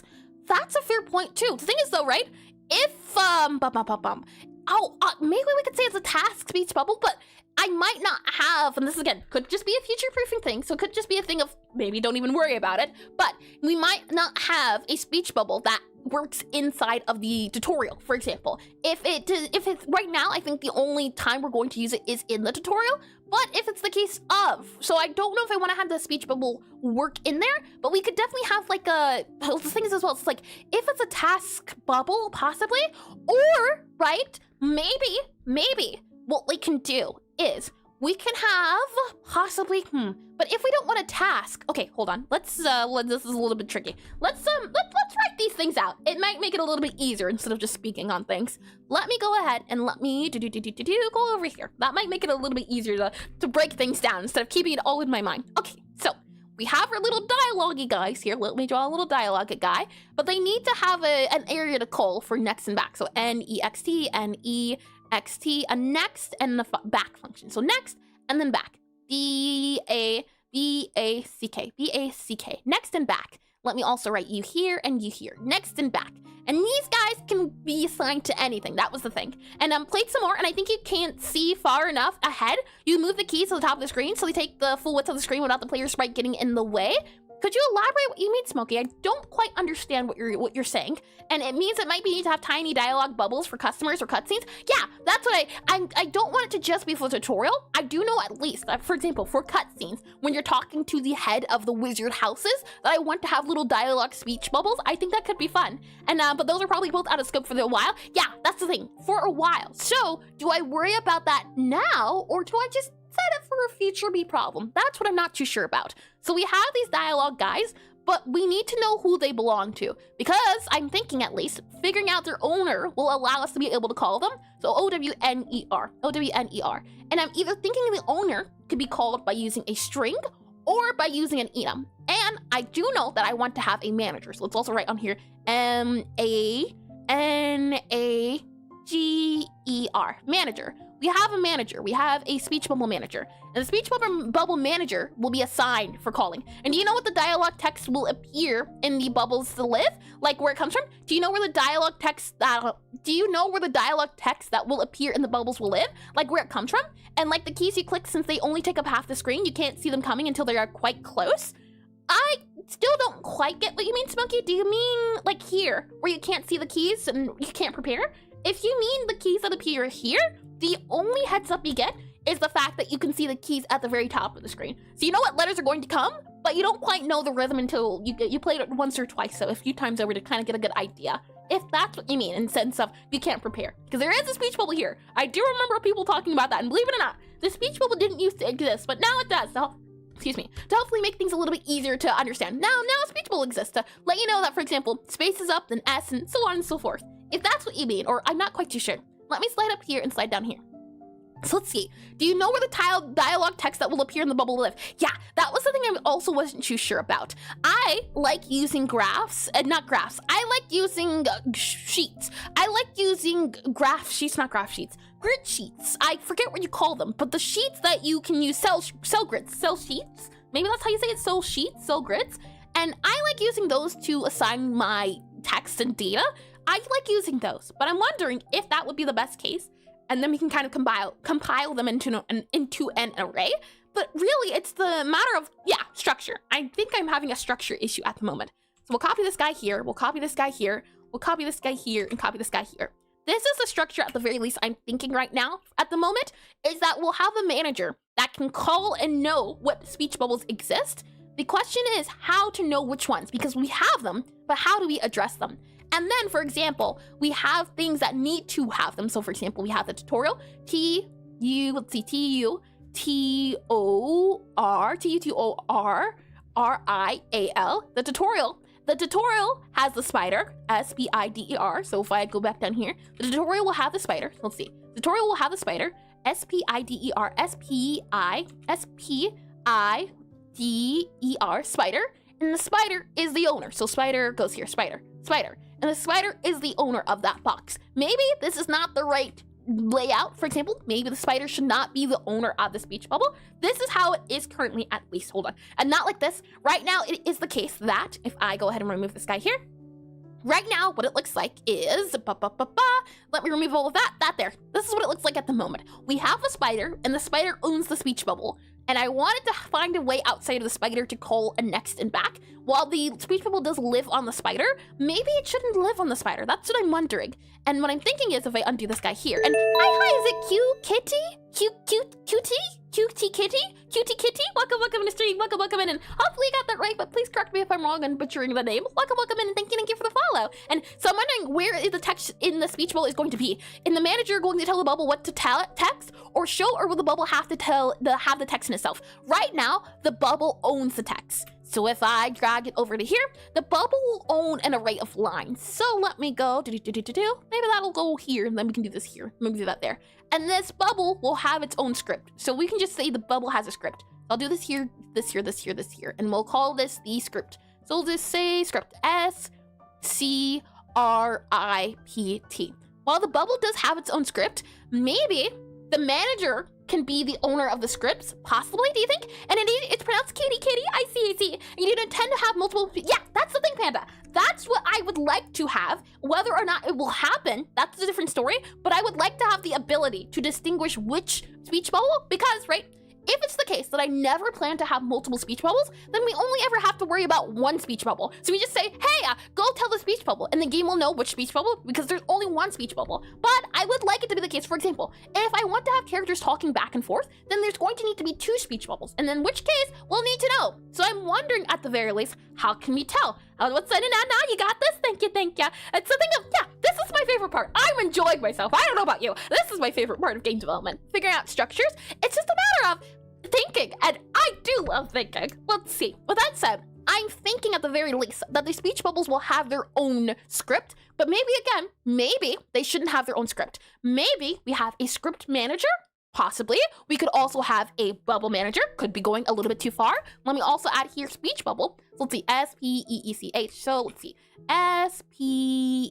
S-P-E-E-C-H, speech bubble, B-U-B-B-B-U-B-B-B-L-E, speech bubble manager. This is the way I'm thinking. Oh, hold on, not speech bubble manager. Hold on. It will be the dialogue. Yeah. I like that idea because it's not the speech bubble manager, it's the dialogue manager. And then, right, I'm thinking dialogue. So D-I-A-D-I-A-D-I-A-L-O-U-G-E, dialogue manager. And then what I'm thinking is we actually control everything fire, let me be spray, oh boy. What I'm thinking is, the dialogue manager actually, instead of it being this way, let me copy this guy, let me then copy you, and let me drag you down here. What I'm thinking instead is that our dialogue manager knows about the scripts. So these speech bubbles don't know anything about the script. They don't care about the script even. So they don't know about the scripts. Instead, the dialogue manager will know about the scripts. So the script will have a dialogue manager. From there, what we can then say is that maybe we can link them up now. So let's see, you would go there, you would go there. So the dialogue manager knows about the scripts. No longer do the speech bubbles know about the script. So when we tell the dialogue manager that we want to link up a tutorial or a bubble, we say, hey, we want this speech bubble to have this script because we're going to have a script that's happening multiple times. So we can call the speech bubble by the script that it's assigned to. That's what I'm thinking. And dialogue means you can talk to them. That's true, doesn't it? A dialogue, and then what's the other one? A dialogue, there's monologue. Monologue, yeah. And Windows broke the emoji keyboard. I feel like there was a search option before. I would not be able to tell you, unfortunately. Ad breaks are about to start, so we'll let them run. But I think I like this idea. To get the dialogue box attached to it, you search it up by script. So as long as we can make a script, then we can say, all right, script, you know exactly which dialogue you go to. So I'm thinking of a pattern like this, where, and whenever we want to call our dialogue manager, we say, dialogue manager, I want you to go to the next part of the script. So the dialogue manager would go find the script that it has, and the script is attached and linked to the box. And whatever box it's linked to, it will then say, I know exactly which one. This is the one owned by the spider. I like that idea. I think it works a lot better than having the text have the ownership of the script. I like this idea because we're only going to have one script at a time, and not one script at a time. We're going to have unique scripts. So there's never really going to be the case that two characters are going to have the same exact script. I like this idea. It's a sense of, hey, does the script belong to any dialogue box? No? Then go ahead and assign it to that dialogue box. I think a way like this would work out a lot better than if we were to link it up differently. So, with that said, yes, I know, Bobby, I know. Let's go ahead and have the ads run, and then when we come back, we'll continue this. Yes, I think this is the way forward. Now, exactly how, I'm not too sure, but I like the feel of this a lot more than the earlier one. So with that said, let me get a little bit of coffee here while we're waiting. Let's see.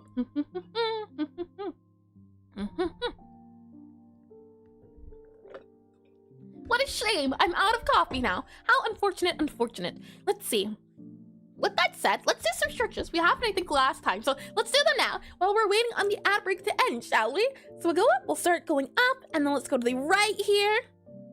And then we'll go to the left here. And remember, do these at your own discretion. Tell the doctor, call a lawyer if something happens or goes wrong. If something pops, cracks, or breaks, not to be held on me. I'm not responsible. Do them at your own discretion. Let's go to the left here a little bit. And then let's go to the back here a little bit. And then we'll also go to the front here a little bit. There we are. Recommended to do these about once an hour. But healthy habits. Who knows about those things? Let's go to the left here on our neck. And then let's see. And so there's a script, and it has a bunch of text and character IDs. No, at the moment, at least, ID. I like that idea. Yeah, ID. Not character ID, but a script ID. We could do a script ID. I'll show you in a little bit what I mean, Void, because that's exactly how I have my poem system working at the moment. Each poem has a special and unique ID. I like that idea. We do, yeah, that's a great idea. Oh boy, hold on, let me write that down so I don't forget. Pen here, yep, hold on, everything's breaking. ID. I like the idea of an ID system because I do have a system like that already, so it'd be super duper easy to copy and paste everything that we have from the other system into this system. That works out great. Okay, where are we? Let's go ahead and then go back here a little bit. And then let's go front here a little bit. And actually, we were doing neck, not doing a back, so yes, let's do neck now, shall we? We're supposed to go back on our neck. There we are. And then we should go front on our neck. There we are. All right. And then let's also go here. It's recommended to hold these for about a minute, but we don't have time for a minute. We only get 3-minute ad breaks. So we go left here, and let's go and hold down. So it would reach the next item that each item has the dialogue text and the ID. Hold on. So it would reach the next item that each item that has the dialogue text and the ID connected to a speech bubble. I don't quite get what you mean, Void. That part, I don't quite get. If you could elaborate a little bit, I can certainly try to understand. Let's see. Let's go to the right then a little bit here. And then let's go and hold this down. Right now at the moment, we have an array of strings. And right now we can tell the array to go forward or to go backwards. So we can control that via the scripts right now, at least. Or not the scripts, but we can control it through the text. So I'm thinking we import an array of strings because that's how we have it set up at the moment. And then we can just tell it to go forward or go backwards. However, I don't quite like it in the sense of what if we want to move the strings? Well, I guess we'll be fine. We'll be fine. Welcome back from the ad break. Shall I show you now my love of graphs? Let me show you by going into Obsidian here. So Void suggested it, and I think it's a great idea. We will ID them. We'll call the nodes, we'll call the scripts using IDs. Let me bring you into Obsidian here. And as I said before, I'm making a rhythm game where you have to type out poems. So I needed a way to be able to organize the poems, sort them by type, sort them by numbers. So I created a system here, if I click on you here, in spreadsheets. And dialogue text, hello, speech bubble, some guy. Dialogue text, hello, do you choose speech bubble, some other guy. That doesn't sound quite right. No, I don't think that's the case of how it'll look. Maybe not, if I had to guess, because that looks like it's two. Would those be two different strings, or would those be different enums, or what exactly do you mean? Here's how I'm sorting everything at the moment. Anytime I want to add a new flavor into the game, I'll do it this way, but this way by adding in an enum. So anytime I want to add, for example, like the salty flavor that will be in the game, I would add it here, I would add it here, then I would add all the different combinations. So it slowly over time becomes a sort of multiplication chart. And then I download this and I upload into my game, it parses the data. And if I bring you specifically into this guy here, this is what I'm thinking we'll use for our not poems. This is what we'll use for our dialogue system. This is how I'm currently sorting and categorizing all of the different poems. So for example, here you can see that this is the ID 0. We have the product of cake. It's the flavor combo of sweet, and each of them have different types. So you can see here all of the different entries. So what I'm thinking is we'll just have an entire guy here. And the more lines you do, the more array it is. I just mean that the script for each item has the ID of the bubble, and the text to the bubble text to show. Each item has the ID of the bubble. Not necessarily, no. We'll have one guy that owns all the script. So we'll be able to say, hey, go to script 13, grab line 3. Something like that. Go to script 7, grab line 4 if it exists. Something like that will be the case. Instead of it being 1 to 1 to 1 to 1 to 1, we'll just say, hey, speech bubble, take script 3. When I tell you to say your lines, say your lines. That's the way I think this should go. That's the way, it sounds a lot nicer than the other idea I had. So we'll do it this way. And I was thinking about the tutorial. I see. Hopefully, at the very least, we shouldn't have to worry about the specifics in the tutorial. Though we could always say, hey, make sure line 3 is this thing here. We could be specific with the lines too, if we would want to as well. And I just meant the script for each item had the ID of the bubble. Yeah, the bubbles won't have IDs, but the bubble will know what script to use. So the bubble will have the script. The script won't have to know about the bubble. Yeah, the script is owned by the manager, and the manager will hand out scripts to the bubbles. So the bubbles will know about the scripts, and they'll just read their script. Like actors, you could see them as actors. The actors will hold their scripts, but the scripts aren't alive, so they don't have to know about their owner, their actor. So let's see here. If I click on, what am I looking for? Right, our taskbar. Here we are, taskbar. That way that guy's active. Let's go ahead and temporarily, or not even temporarily, let's go ahead and see if we can make this new system super duper quickly. Because I already have the backbone, as I said before. This already exists in the game. This is already functional. So I'm hoping we can just copy and paste most of this code, drag it in, and it should be a-okay. With that said, let me go ahead and start off by making a backup of our Godot currently. We'll say back up here. That way, should need be, we need to go back, we certainly can, and we won't have to worry about messing up, as I do that often. So let's see. Save that guy there, save this guy here. What I'll then do is we'll go ahead and duplicate this guy here. So duplicate this guy here, and we're going to call this our script list. So our script list, we'll go ahead and rename you, and you're going to be SCRIPTLIST, script list. There you are. And instead of ID, product, all of these guys here, it's gonna be a little bit different. Instead, what we're going to say, and this is what I'm wondering is the case of, because what if we want a super duper long line? And your spell list has an aesthetics feeling? Yes, I 100% take, yep, that's the look I was going for. My hope was to make this, or specifically the flavor chart, was the type chart. Yep, type chart, multiplication sheet. That is exactly what I took inspiration from. Yep, you hit the nail on the head, Panda. Oh boy, I'm glad someone caught it. I super duper am. Let me go and click this guy. I also here, for example, have the product descriptions as well as the name charts for all the products too. So how is that again? For example, example, this is how I have all of the product names. So we have Bitter Memory, Death by Chocolate, we leave the cake's name. So I'm keeping everything here with scripts. And hi, is it Valentine possibly? Welcome to stream, welcome in. Using version control? Nah. Copying the directory into Project 13? Yeah. Oh boy, oh man, oh my. I'm so glad I was taught about version control in college. Now granted, I didn't use it until I realized how much I needed it, but I learned about it, so I knew that once I made a mistake, yeah, I'm gonna have to go actually back in time. How do I delete you? How do I delete you? I want to remove you. Remove, yes, and then I want to copy you, and then I want to just use all of you here. Yes, I want to do that. You know what? Fine, have it your way. I'll delete the entire column. Who's gonna stop me? There we are, delete column. There we go. Okay, so now, the next question we have to ask is, how can we manage the amount of lines we have? And the thing is, I don't think we have to. I think we can just remove all of this. We don't even have to have it named. We can just check the number. I think that's okay. We'll have this guy here. I'll copy all of this here, and I should just be able to set that to there. So all of this should be, yep, okay. So we'll have the ID of the script, and this is just where we will put the script lines in. So what I'm going to do is I'm going to go back to our speech bubble, and I'll grab all of the lines that we have currently in our speech bubble, our tester lines, and that way we can kind of see what the system would look like eventually. So for our first line, this is our first line here. Let's see. First line, let me grab Obsidian here. First line is this. And the next line is, next line is, This is a little bit here, hard to grab and drop. So let me see if I can actually slide over Obsidian to here temporarily. And that way it makes it easier to grab everything. So copy, paste you, and then we'll copy and paste you. And then lastly, we'll copy and paste you. There we go. All right, so we have all of our lines here. And is that Obsidian? Yep, this is Obsidian I'm using. I'm using Obsidian, and then I'm using Google Docs or Google Sheets inside of Obsidian. So it's like a 2-for-1. I'm using a I forget what it's called, but I have the web address of this Google Sheets inside of Obsidian, so I can have it all in one spot. I even have the itch game in Obsidian itself, which makes testing super duper easy. Let me go ahead and close you here. If I go back to here. So this will be our test ID. So let's go ahead and make this ID 0. I'm actually going to move all of you guys down here. So let me go ahead and drag you here, drag you down to here, ID 0. Now, the thing is as well, is I would worry about our ID numbers being a little different. For example, what if we want to change the ID of 3 and we want to swap it with 4?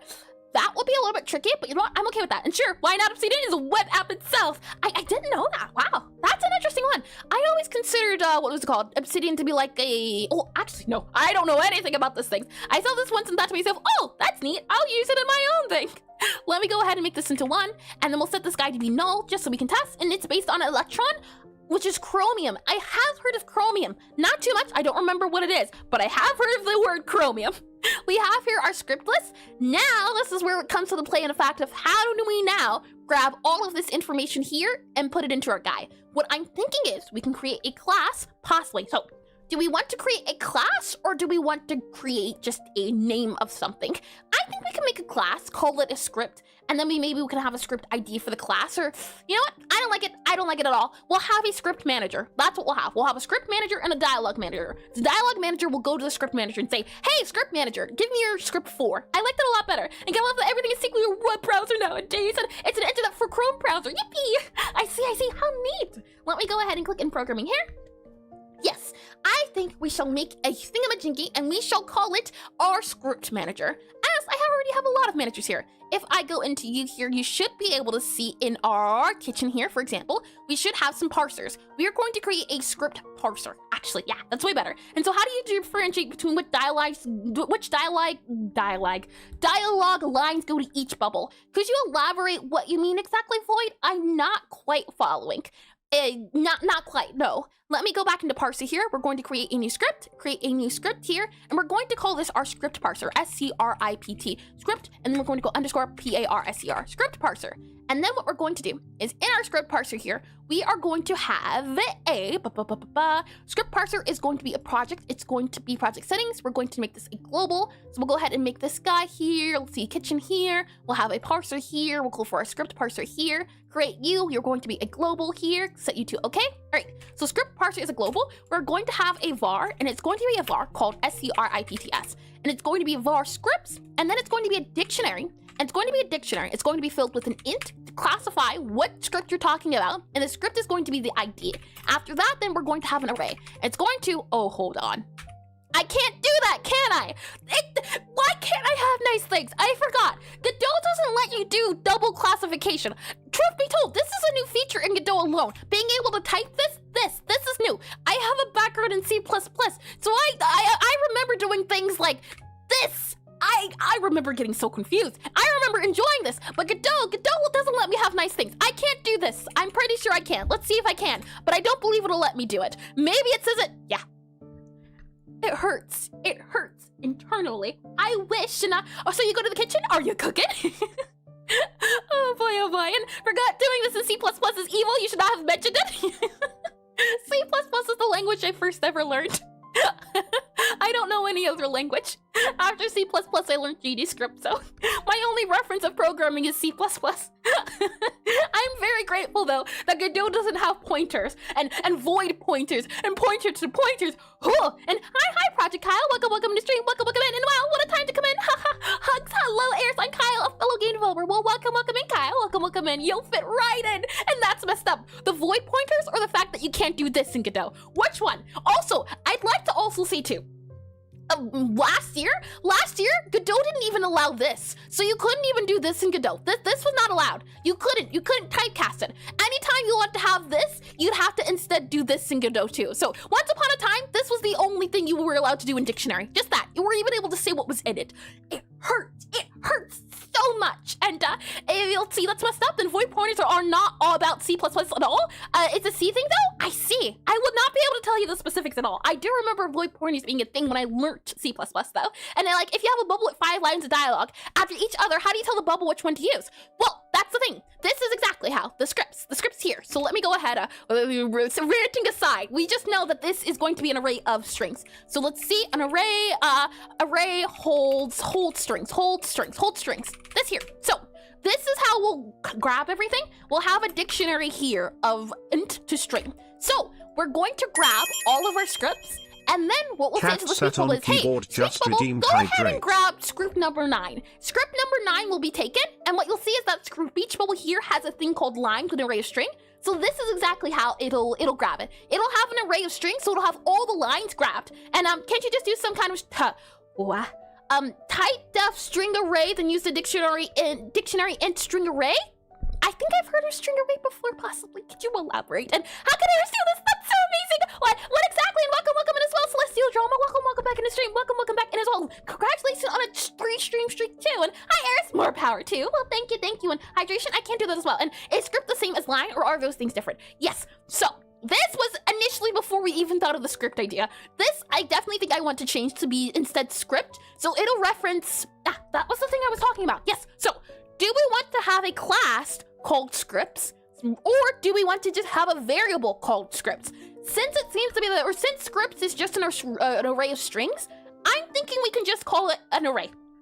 I'm okay with this. I'm okay with leaving scripts like this. We don't have to do, for example, a class name and then say script, and then have our script have a variable called lines, or not a variable, but an array called lines. I think this is okay. For our purposes, we only ever need to have the array, but could you elaborate? Cat sat on keyboard just redeemed IRL word ban. How could you do that, huh? Hold on, let me go ahead, and I don't even think I hydrated, and I was going to say thank you, but no thank you. No thank you for that. Let me get the water first. Let me get that hydration out of the way. Alrighty then, tasty. With that said, let me go ahead and get on the challenge screen here. The name of the game is that I am not allowed to say the word script for the next 3 minutes. If I say the word, then the timer is reset. So see, SCRIPT, there we are. Can't say script, and then we have this guy here. Let's see there. And I looked at GDScript, does not support any type of aliasing yet. Do you mean for the, what was it called? Array script? I'll have to check into that and see. Not array script, array string, do you mean? Let me click on tools here. Let me click on scripts here. Let me click on spare timer. Let me set you to challenge timer here. Set you to 3 minutes. Okay, are you ready? And so scripts are arrays of lines? Yes, scripts are arrays of lines. Yes. That is the idea here. But I wasn't sure if I wanted to make it into a class or not. Considering we're only making it an array of lines, I think it's okay. And yeah, like type string array equals array string. It doesn't allow you to do that? I can certainly try. Hold on, let me click on this guy here. Alrighty, timer is on. Let's see if I can pass. I believe in myself. Okay, slower. Shall we continue now?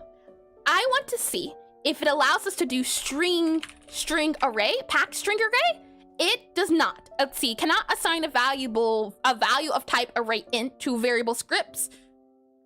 Cannot assign a type of value array to variable with specific type. Yeah, I don't think it allows it then, which is super duper unfortunate. I've run into that issue before, but I'm at the very least grateful that Godot allows us to start at least a little bit. Even if we can't do packed, this is fine. This is okay. I accept this. I accept this. Let me just see. If it was this, let's see. And we did, what was it? String packed string array. And this didn't allow it. Or did you allow it? Oh, hold on. I think it might work. This might work. This might actually work. And then if we click on packed string array, what are you? An array specifically designed to hold strings. Yeah, okay. I think packed string array will work. I think I have used this before, and I think it is exactly what we're looking for too. This is definitely, yeah. I think this will work out in our favor. Let me go back to our, let's see here, our parser for our guy. Let's see, where are you at? If I do script and then parser here we are. And oh, that's neat. Yeah, I'm so glad you mentioned that. And I have a question. What does that scroll icon do? Which scroll icon specifically? Could you elaborate? I can certainly try to explain if I can. Let me go ahead and save this guy here. So we'll have an array, or we'll have this guy here, and this guy is responsible for everything that will be needed. And our other manager, our dialogue manager, and the hold on now, you won't catch me. You all just got here. How dare you? We'll do it. Can't believe you're in cahoots. We'll go here to our flavor parser. No, our spell parser. We'll go to our spell parser. This guy here. Our spell parser gathers the data of this JSON here, our spell data. So if I go into our data here, I go into our spell data. This is what the data looks like behind the scenes. So what I'm thinking is, at the very least, that, how can we do this? I don't even know if it's possible. I take it back. I don't know if it's possible because at the moment it's a typed dictionary, right? Typed dictionary? And wait, you can preload JSON from resources? I didn't know. Is that what I'm doing here? Preloading JSON from resources? Maybe? I'm still pretty new to this idea. This is how I'm controlling all of my data though. I take the CSV or that sort of file, I convert it into a JSON, and then I parse the data when the game loads. That's how I'm controlling all of my data. And hi, let's welcome in. And hey, Eris with a piece of paper with an actor of lines.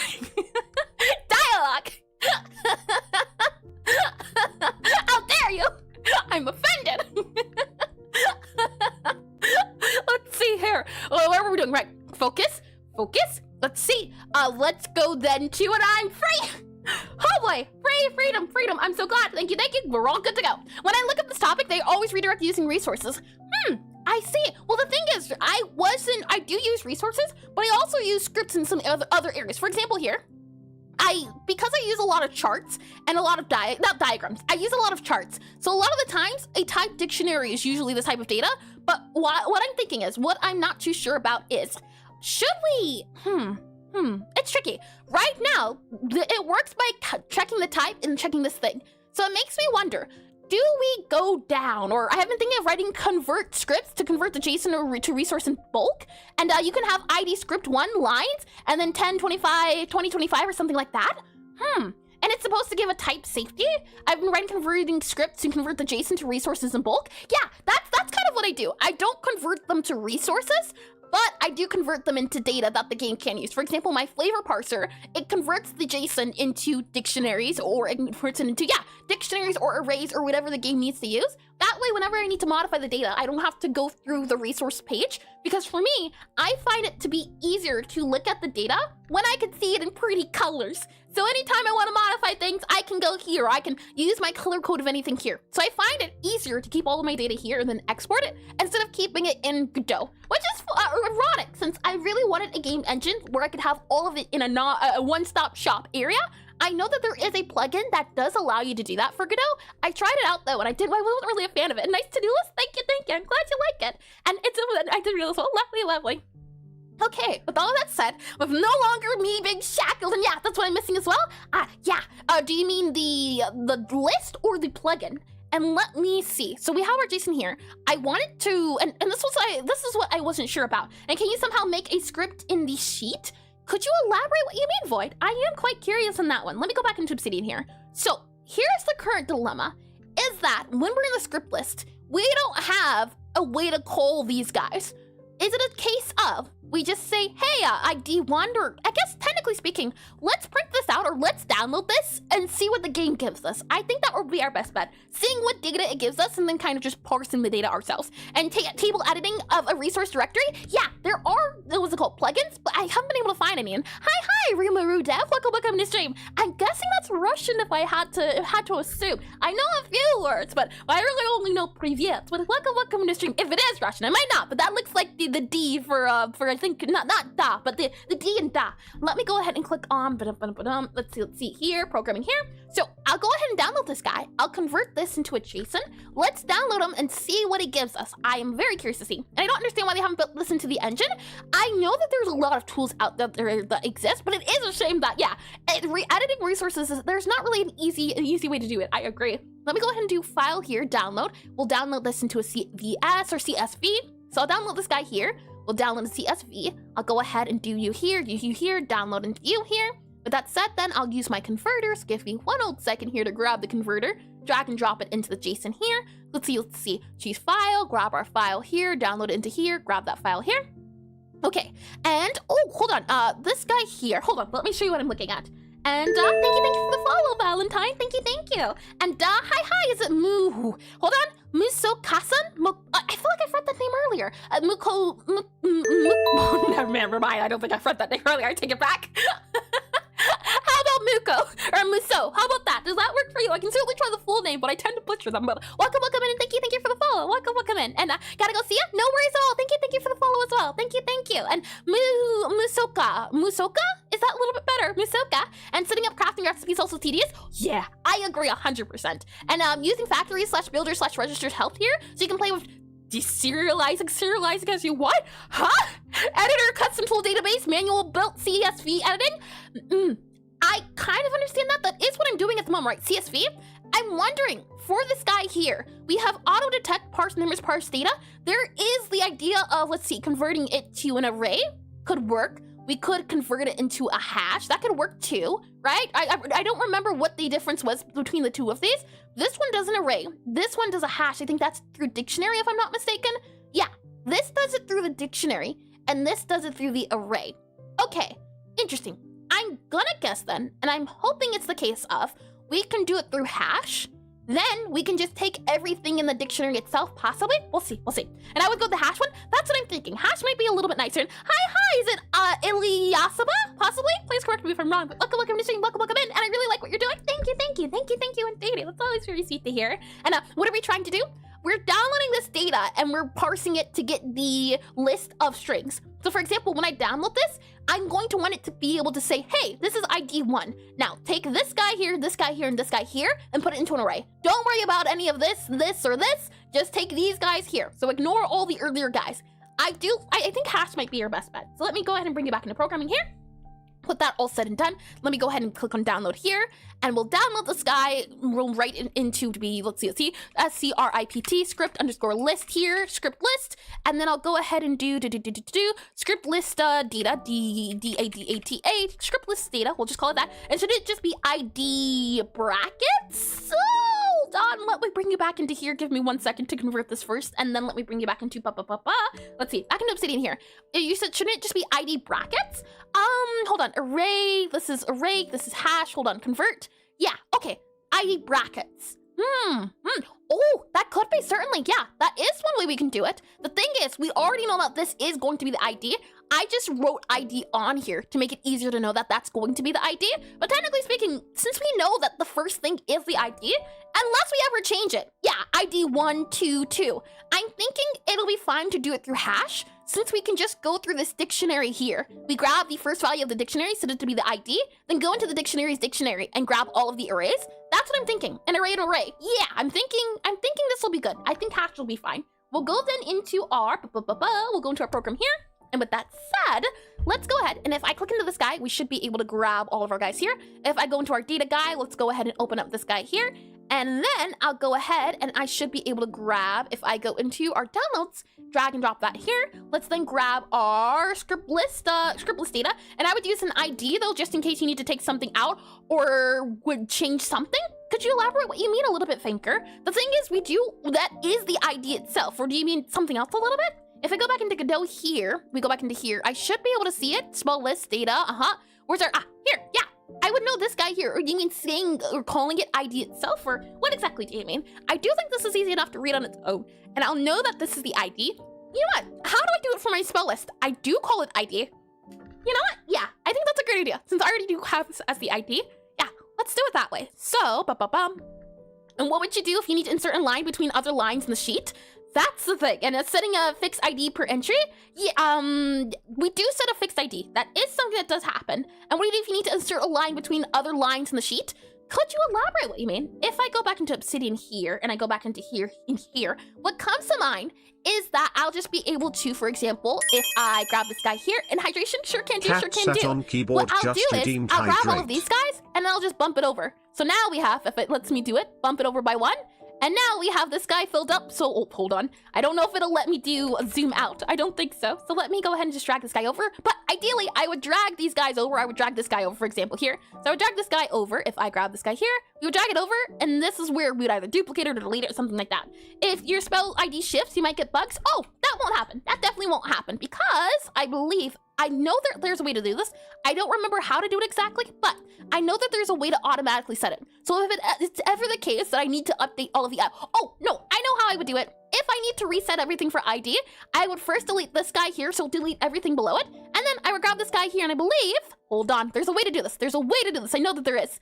Like that. I would do that. It automatically would do all of the IDs. So if I ever need to redo it, I would do that instead. So I wouldn't have to worry about redoing the IDs if there's a duplicate or something else. I could just reset everything if I ever run into an issue. That's what I'll do. Yep, that's the thing that'll happen. That way I won't have to worry about it. Let me bring you back into programming here, and let me go ahead and get some hydration on the board.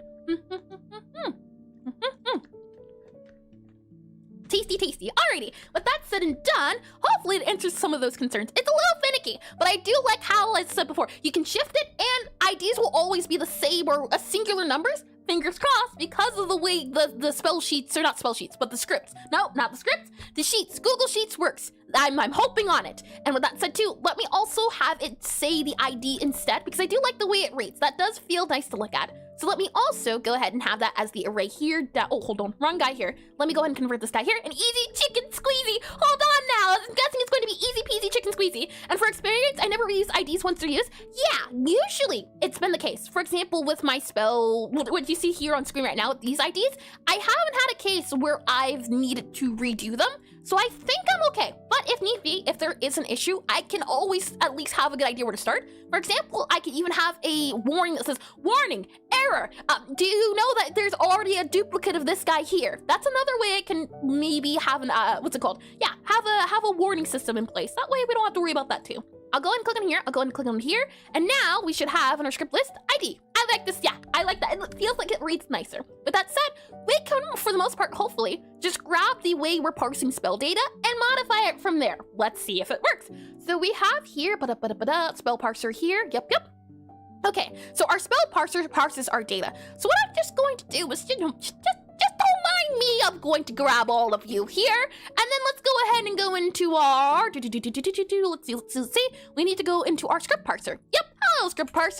Hello. Okay, so we don't need random spells. That's not true. We don't need to have our sort spells. That's also not true. And here's where we create the spell data. So this will be different. It'll be something else. And this is where we print our flavor combo. Don't need any of you. Create calibration spell. Don't need any of you here. You are also not needed. We also hear a calibration spell. Nope, nope. Sorted spells. Don't need you either. We have a spell book. Nope. We also don't need any of that. So we can go ahead and remove that there as well. Yep, yep. And we don't need you two here. Yep, yep. We need to have a JSON though. So let's go ahead and also remove that there. And I did read that too. Lovely. Okay, so with that said, let's go ahead and remove you here. And now we're going to do, this is going to be our SCRIPT, our script. This is going to be our, hold on, is there an underscore? Nope. Script, and then it's going to be script list data. So script data. We can also say script, tricky. Do you want to say script data? I like spell data is all of my spells. You know what? I'm going to call you script data. Rename, you're going to be called script data. I like the name of that instead. So script data, welcome. There you go, script data. There you go. Okay, and instead now we can call the script data. Now, I don't know if there is a way to do it because I have been enjoying using instead like a, I don't think you can do it. I'm right clicking these guys and I'm not allowed the idea of UID. So I don't think you can use UID on JSON. But ideally, I try my best to anywhere I can to use the UID. So I'll go ahead and remove this guy here, and I should just be able to type out script here, and it should allow us to see the script data. Yep. Okay, so are you ready now to see how much of this code we can reuse? I'm ready, I sure am. So let's see here. First, we have our spell data. We can rename that to be our, let's see, script data. Oh, hold on, this needs to be JSON. JSON, hold on.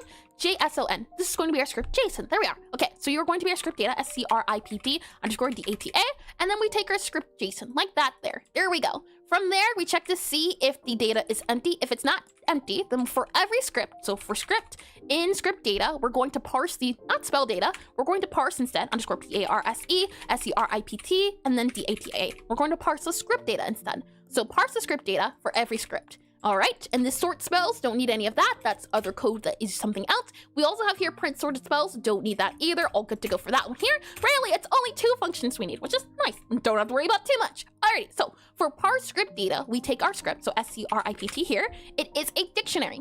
Then what we're going to do is not do new spell script.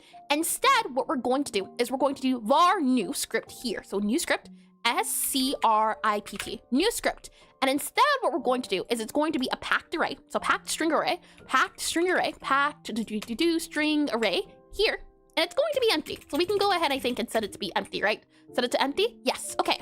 From there, we're going to go ahead and do our guy here. So what we're going to say now is we're going to do scripts, SCRIPTS, and then we're going to do .get or add, and we're going to go ahead first and grab the ID. So actually, hold on.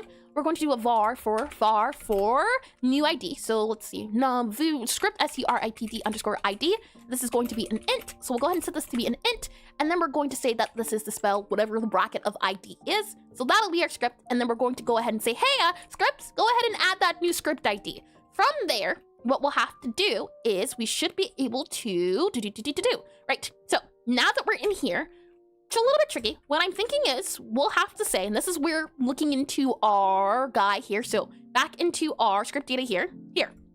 And from experience, I'm back. Hi, Hydronics. Welcome back in. Welcome back in. I hope whatever you got up to was enjoyable. Here we have our ID. So we're already in our ID for the very first part of our dictionary.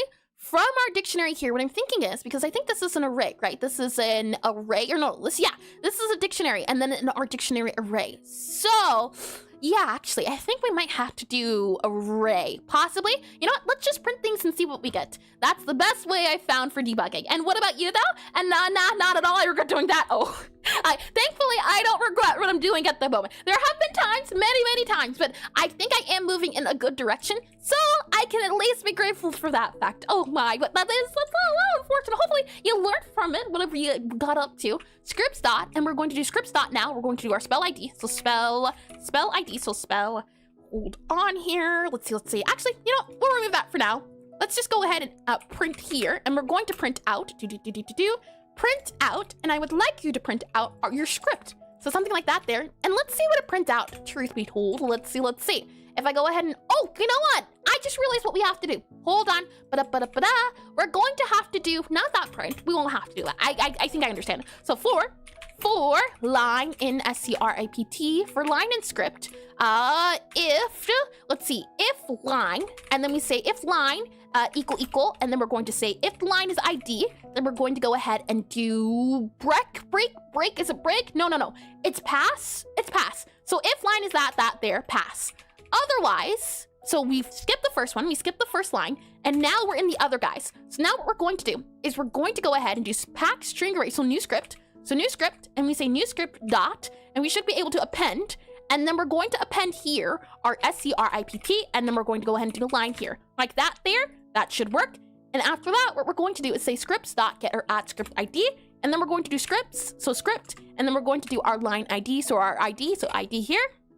And then we're going to set it equal to our new script. So here equal to new script. That should work. And basically I did a lot of math and learned nothing. Oof. And I tried to solve the fundamental issue of some audio processing algorithm. Oof. And failed miserably. Oof. Algorithms, not my favorite thing. Audio processing, also not my favorite thing. Fundamental, nope. That just sounds like pain looking at it. My goodness. And it failed miserably. Oh boy. Well, the good news is that at least failing, maybe you learned something out of the failure, unless it was sort of that insanity thing where you do the same thing over and over again. Hopefully not, but oh, I do understand that pain. Not that specific issue, but the pain of failure and feeling like you had an entire afternoon or even month wasted on something. Let me get a little bit of tea here. Tea is delicious, and nah, I did not at all. Oh, that is a shame, then. Let me click on this guy here. I believe this should work out. We have our parse script data, and then what I'd like to print out is I want to print now out our scripts. So I want to print out scripts. So print, and let's see what this gives us. Print scripts. So if I click on this guy here, let's see what prints for our scripts. If I click on play now, what do we get? Oh, hold on. New script.append.script line, append, cannot convert argument 1 from float to string. Ha.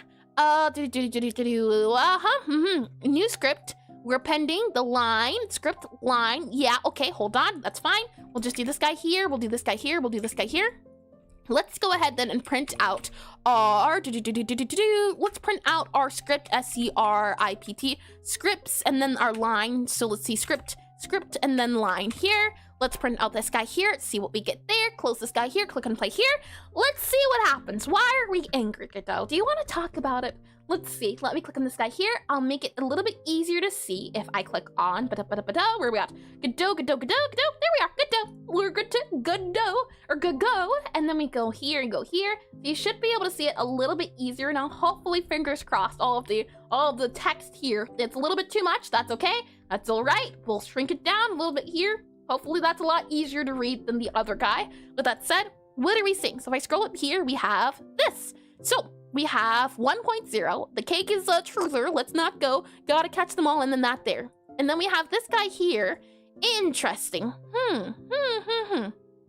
Interesting. The thing is too is that I didn't see it pause. We had a break. Oh no, we didn't have a break. Hold on. Let me do a break here. And then let me click on play again, and we get Let's see here. Okay. Now, our pack string array and our dictionary, our script dictionary here, you can see this here. So what I'm thinking is, hold on, if I hide this guy, if it happens to be the case that the guy is empty, so if there's nothing in the script, then we can go ahead and skip it. And the thing is as well is that I don't quite like the idea of loading so many empty things. However, the good news is that if it's empty, we don't have to worry about it. So what I'm going to do as well, and sorry, I think I'm gonna go for now. No worries at all, Hardronics, no worries at all. I do hope you're able to figure it out. As I said before, failure never any fun, but I hope you're able to take a break and relax for a bit before giving it another try. Hopefully, at the very least.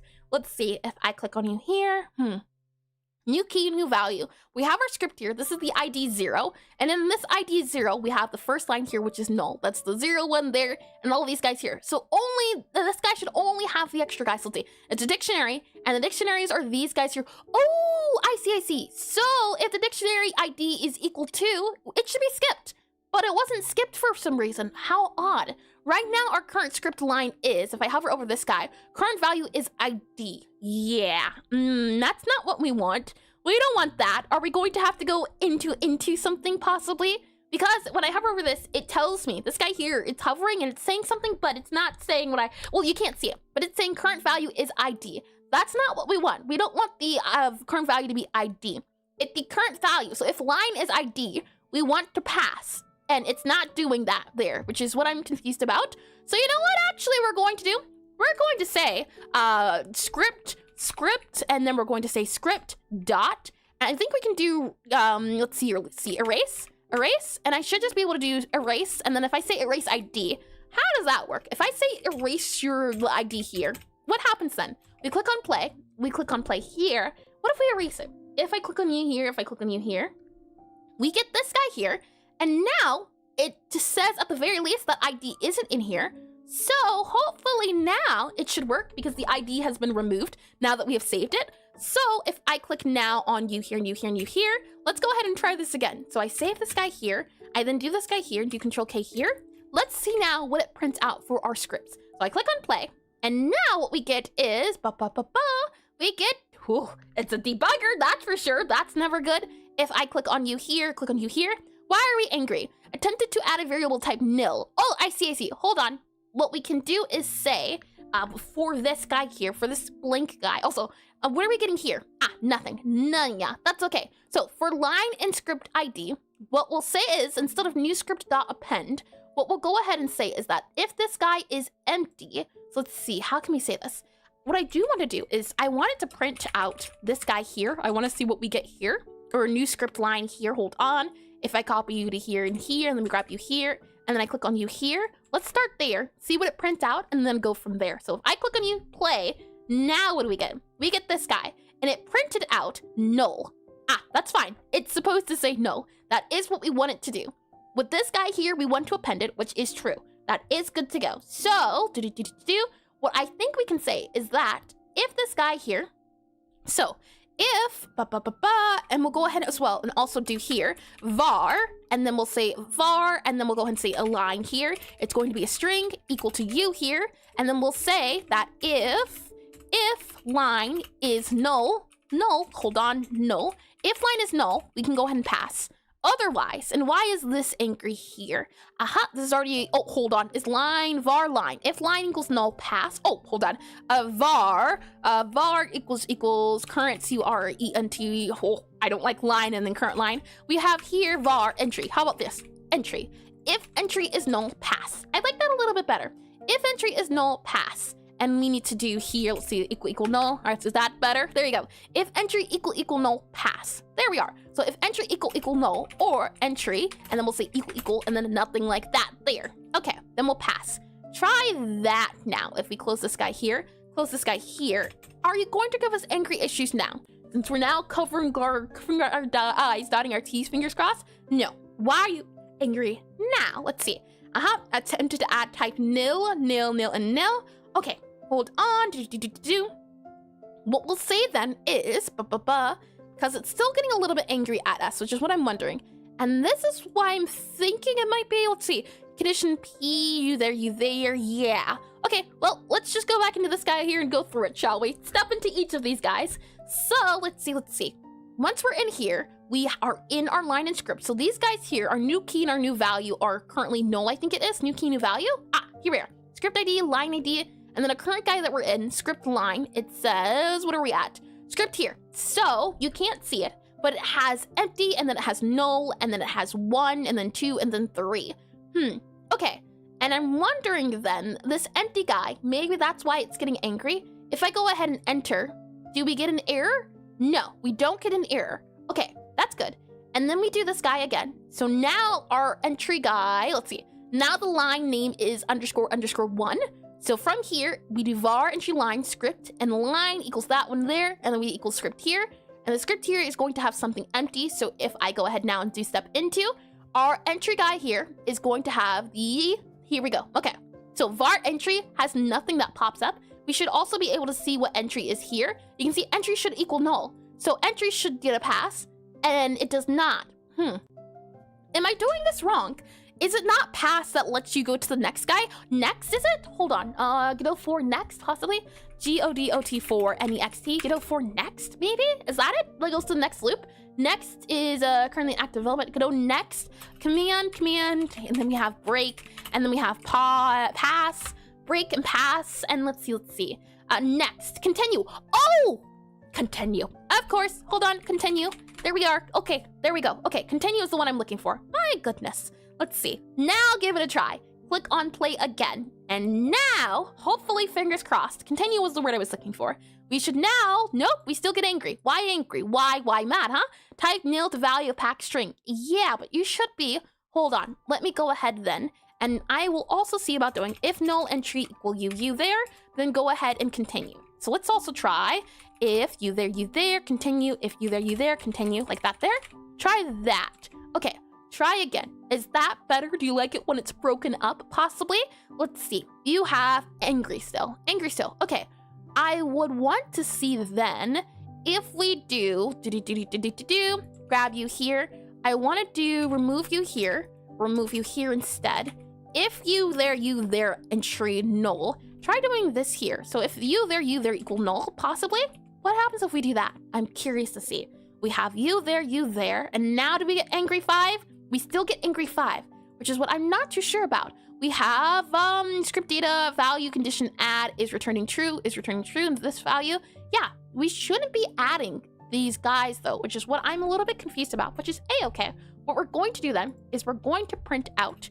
Let's go ahead and print out this guy here, and we'll print out our script, and then we'll also go ahead and print out script. So we'll print out the script and then line, and we'll also print out here our line and see, possibly, maybe that's the issue here. So we have our print script, we have our print line, and then we'll also do utility dot print, and we're going to print a debug separator to make it easier to see. And then after that, I'm also going to remove all of these angry guys here to see if we can figure that out too. So I'll do these two guys here. And then now let's see at all if this makes a difference so we can see what gets printed out. So we're here, and now we have this guy here. So we should have already printed out the first two guys. The first two guys are null, and then that's it. So null is the only thing that gets added. Interesting. This script line here is also empty, I'm guessing, which is interesting too. We have null here, which is correct. But if I bring you into our script parser here, not script parser, script data, you should see we have blank and then null. Interesting. Okay, hold on. If I go back into Obsidian and I question on the array idea, so if we convert it into an array, there's array conversion and there's also hash conversion. In an array conversion, it's a null. Okay, I take it back. Array is brackets, and that's a dictionary, and hash is that guy there, got you there, and then minify is that one there. Okay, so what I'm thinking is, at the very least, if so-and-so is null, then don't do anything. So if so-and-so is null, or I guess maybe what we can say is, interesting. And hold on, let me grab you here, and let me see about that name. If I can pull it up in time, let's see. Let me go into stream elements here. Stream elements, there we go. And I saw, did I just see a YouTube message that didn't pop up for me? No, we're good. Lovely. Okay, well, let me see. I'm guessing it has to do on YouTube for that sound. So let me check YouTube's thingamajiggy super duper quickly.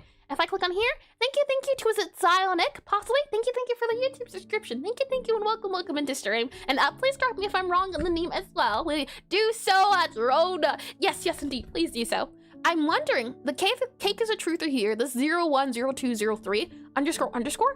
It is interesting that they put that on there, isn't it?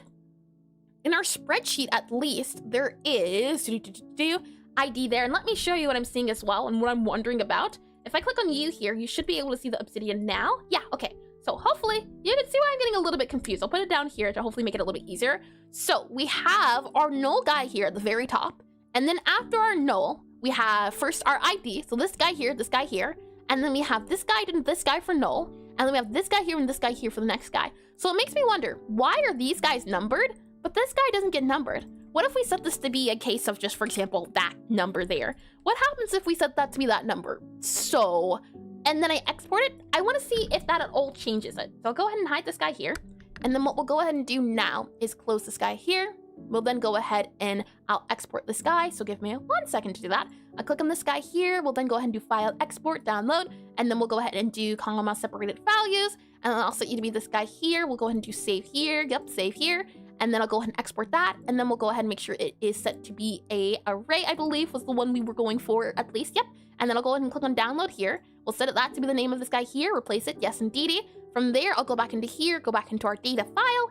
And now let's see. if I modify those names there, now we remove our script data and we add our script data, script list. Is script data the one I'm looking for? Hold on. Yeah, script data is the name of it. I renamed it. Rename here, you're going to be script data instead. So delete you here, drag and drop you into here. And name's right, I see.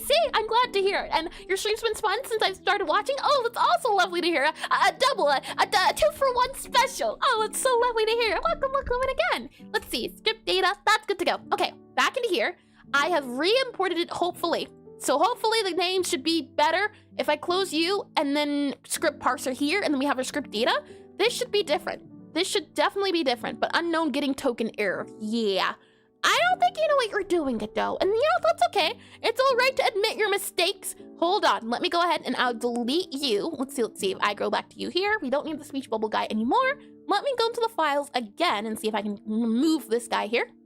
So we have the script data here. If I go ahead and just delete our script data here, it should not give us the script data anymore. Yep, you should be entirely removed.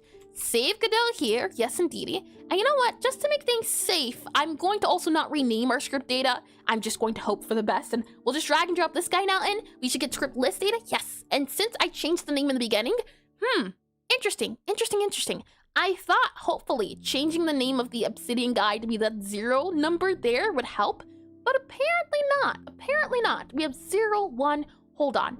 If I go back into our spreadsheets here, that's a lot of things, but I hope you're at least enjoying this. Let's see. Let me now try to file download again. We're going to do that guy there, that guy there. I'm going to delete you into that guy here. Yep, delete that guy there. Okay, save. Okay, save, override, export there. Okay, let me bring you back into Obsidian here so you can see. Back up to here. And I'm hoping to see something here. I think it is choose file. Let me grab the file here, grab the file here. It's going to be this guy here. Open the file. Okay, now the 0's showing up. Convert. Okay, this is working out a little bit better. 0 is showing up there. All right, and then we set it to hash, I believe it was, or was it an array? It was array. Set it to be array, but it's still having the issue, you can see, where it's 0, 0, and then the null, and then the ID, so that doesn't work. Okay, How can we do this then? We have hash here, convert here. I suppose what we can say then is, tricky. And hi, Black Skulls. Welcome into stream. Welcome into Trials and Tribulations. What you'll see right now is that we're having a little bit of a hard time parsing the data for a dictionary. What you'll notice is that this dictionary here, it doesn't have a value, so it gets a little bit confused when we try to access the data here, is what I have to guess if this is going the way I think it is. So if it is null, it isn't able to access it, which is why I think it's getting a little bit angry. So it makes me wonder, maybe this isn't the way to go about doing it, or maybe what we can do is grab this guy here. Maybe if we do this guy here, no, I don't think setting them all to ID would be a good idea. Maybe if, for example, we can set this guy at least to 0, possibly, right? And then if we maybe do set that guy to 0, and then if maybe we do this guy here, set them all to be numbers for different lines, maybe that can work. You know what? I'm not too opposed to that idea. That would be easy to keep up as well, the different line numbers. So if we just have line numbers up here, and anytime we want to increase the line numbers, we do so, that might be okay. I'd be okay with that. So this stands for the ID down here, and then this is the line number. Let's try that. Let's see how well that works. So download, we do the comma separated value again, download this guy here, replace it, yes indeedy, replace, should be good to go. Back into our CSV to JSON, choose the file, grab the file now that we have, which is going to be this guy here, and now we can see that we have the different ones here, convert, yeah, okay, I think this works out a lot better. Now what we can do is back into our array here, I believe it was, right? No, it was an array or hash. We have this guy here, where's our ID at? No, it's this guy here, got ya. Okay, I'm also wondering why the ID is at the very bottom. That is an interesting one, but that's all right. We should now be able to download, and fingers crossed, now that this guy here has a name to him, I think we'll be okay. Let's go ahead and let's hide this guy here, back into here. I'll go ahead now and delete our script list data JSON, remove you here, yep.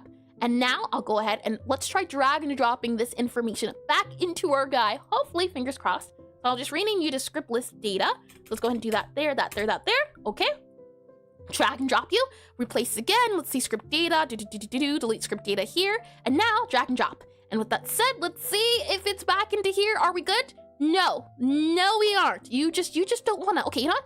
I'm gonna reload this guy here, and then we'll see about doing the adware guy. I'm so surprised it's already 4:55. My goodness. Let's see here. And felt like it's been a little while, a little bit here and there. But the goodness is that, well, time may pass, the time we do this is I think well worthwhile spent. Let's see. Okay, now back in our parser here, we have our data. I don't see our spell data, so our spell data is there. And then if I go back into our data here and go back into this here, and the obsidian converter was a custom script you built? No, it's a website I found. I can actually link you the website if you'd like it. Hold on, and I can do that. There we are. Yeah, it was just a CVS adjacent website I found that I was like, oh, you know, I'm gonna save this as a bookmark. That way, whenever I want to convert the data, I won't have to save it as a, oh, yeah, look, okay. I think this will work now. We have all the numbers here for the different areas. So we'll do the ad break, and then when we come back, we'll keep working on this a little bit longer because I think we're really close, and then we'll end. So I'll go ahead and I will do this guy here, and I can get you the link to that CSV if you'd like it. Let me click on, where are we at? Here we go, ad break here. Lovely, lovely. Alrighty then. With that said, let me get some watch here while we're waiting.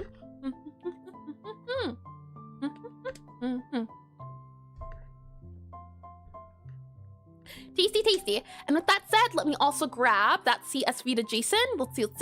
CSV to JSON, CSV to JSON. Here it is. This is the website I've been using for the converter.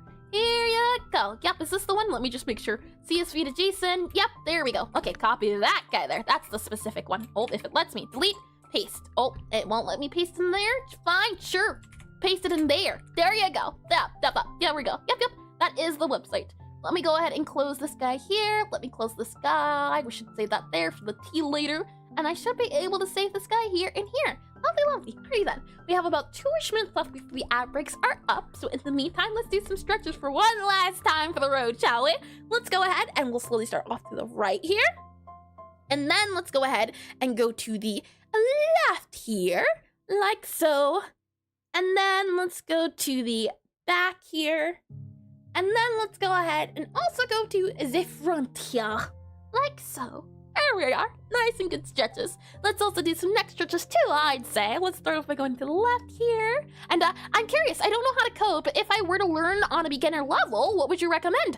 Oh, this just makes me, I need to. And I've been planning to at one point or another get into learning or get into making a good one place area for the questions like these. Give me a second. I have a link specifically for moments like these. If I can find them, a game development discussion here, I would recommend there's this free course you can take, or not, I don't even know if you would call it a course, but there's this free website that I enjoy looking at, and actually I can even show it too since we have some time on our hands. I'll go ahead and click on this guy here, click on this guy here. There we are. Okay, so I would recommend taking a look at this guy here. I'll also, oh, I completely forgot to send the CSV into YouTube chat as well. Hold on. Let me paste it into that there, and let me also then paste it into, oh, I need to make this a command, I'm realizing. Hold on, let me copy this guy here for those of you on YouTube that are curious about the website there too, for the link there and there. There we go. Okay, and with that said, let me go ahead and grab this guy here, and then let me copy this guy here, and then I can go ahead and close this guy here. Let me then click on this guy here, click on this guy here, and then click on this here. Yes. So I would recommend you try out this guy here, learn GDScript from zero. If I click on this guy, you should be able to see it. And she's unstoppable, doing all the things. Oh me, oh my. Here we are. I would recommend this guy here. It goes over a little into depth on how Godot works and the variables and things like that. And I usually find that hands-on things works out a little bit better. And I like how this is more of a sandbox approach, and it's 100% free too. And it has all the different, or it goes over the basics too, which I think is super duper handy. You can see variables, GD vectors, strings, things like that. If after doing this you think programming would still be enjoyable, I would dip your toe in by trying this out. And if you enjoy it, then I'd say yeah, you could go and watch, for example, other tutorials and other videos. But I would say step one, try it before you watch any big tutorials going over things. That would be my best suggestion here. This guy here, GD, what is it called? GD Quest, I believe, if I'm not mistaken. Yeah, GD Quest. Yep. Let me go ahead and, oh, welcome back from the ad break. Welcome back in. It was asked earlier by Black Skulls on how to get started with programming. I linked there GD Quest, so it's a bit of an online course. It's a free course too. So if you've been wanting to get into programming, you don't know where to start, I recommend trying out this. It's a good way to get started without having to sign up for anything or log in or do some sort of subscription. And you won't And you won't watch so many tutorials that you'll never actually get into programming. This will let you program right off the bat, which I enjoyed. When I started out learning Godot, this is the first thing I ended up using, and I have enjoyed it a lot. Let me go ahead and let me bring you back to programming. Alrighty, shall we bring it home then? And I'll take a look into it. Thank you for asking. I do love sharing if I can. Now, these guys are no longer null or empty, So my hope is that we can now parse them. So if we go back into our speech, not our speech bubble, we're looking for our script parser here. Now what we can hopefully say is if we remove all of you guys here, and then we remove this here, what we're going to do is that if entry, and then we're going to say if the entry equals nothing, then we're going to go ahead and continue. CONTI anyway. Go ahead and continue. It's not even worth it. Oh, you know what as well? No, that's right, yeah. If the entry is nothing, then continue. Go to the next one. I think that'll work out. Let's click on play. Let's see what we get now. Now that it says continue instead of skip, we should, why do we still have the debugger? What happened, game? I'm so confused now. Now I'm super duper confused. Hold on. Mute this guy here. Yeah, and this guy, okay. Okay, you know what? This is fine. This is acceptable. I don't accept it, but I'm going to act like I do. Why? Now, I'm going to wonder, and what we're going to do is we're going to do print here. And we're then going to do print here. We're going to paste it into here, you there.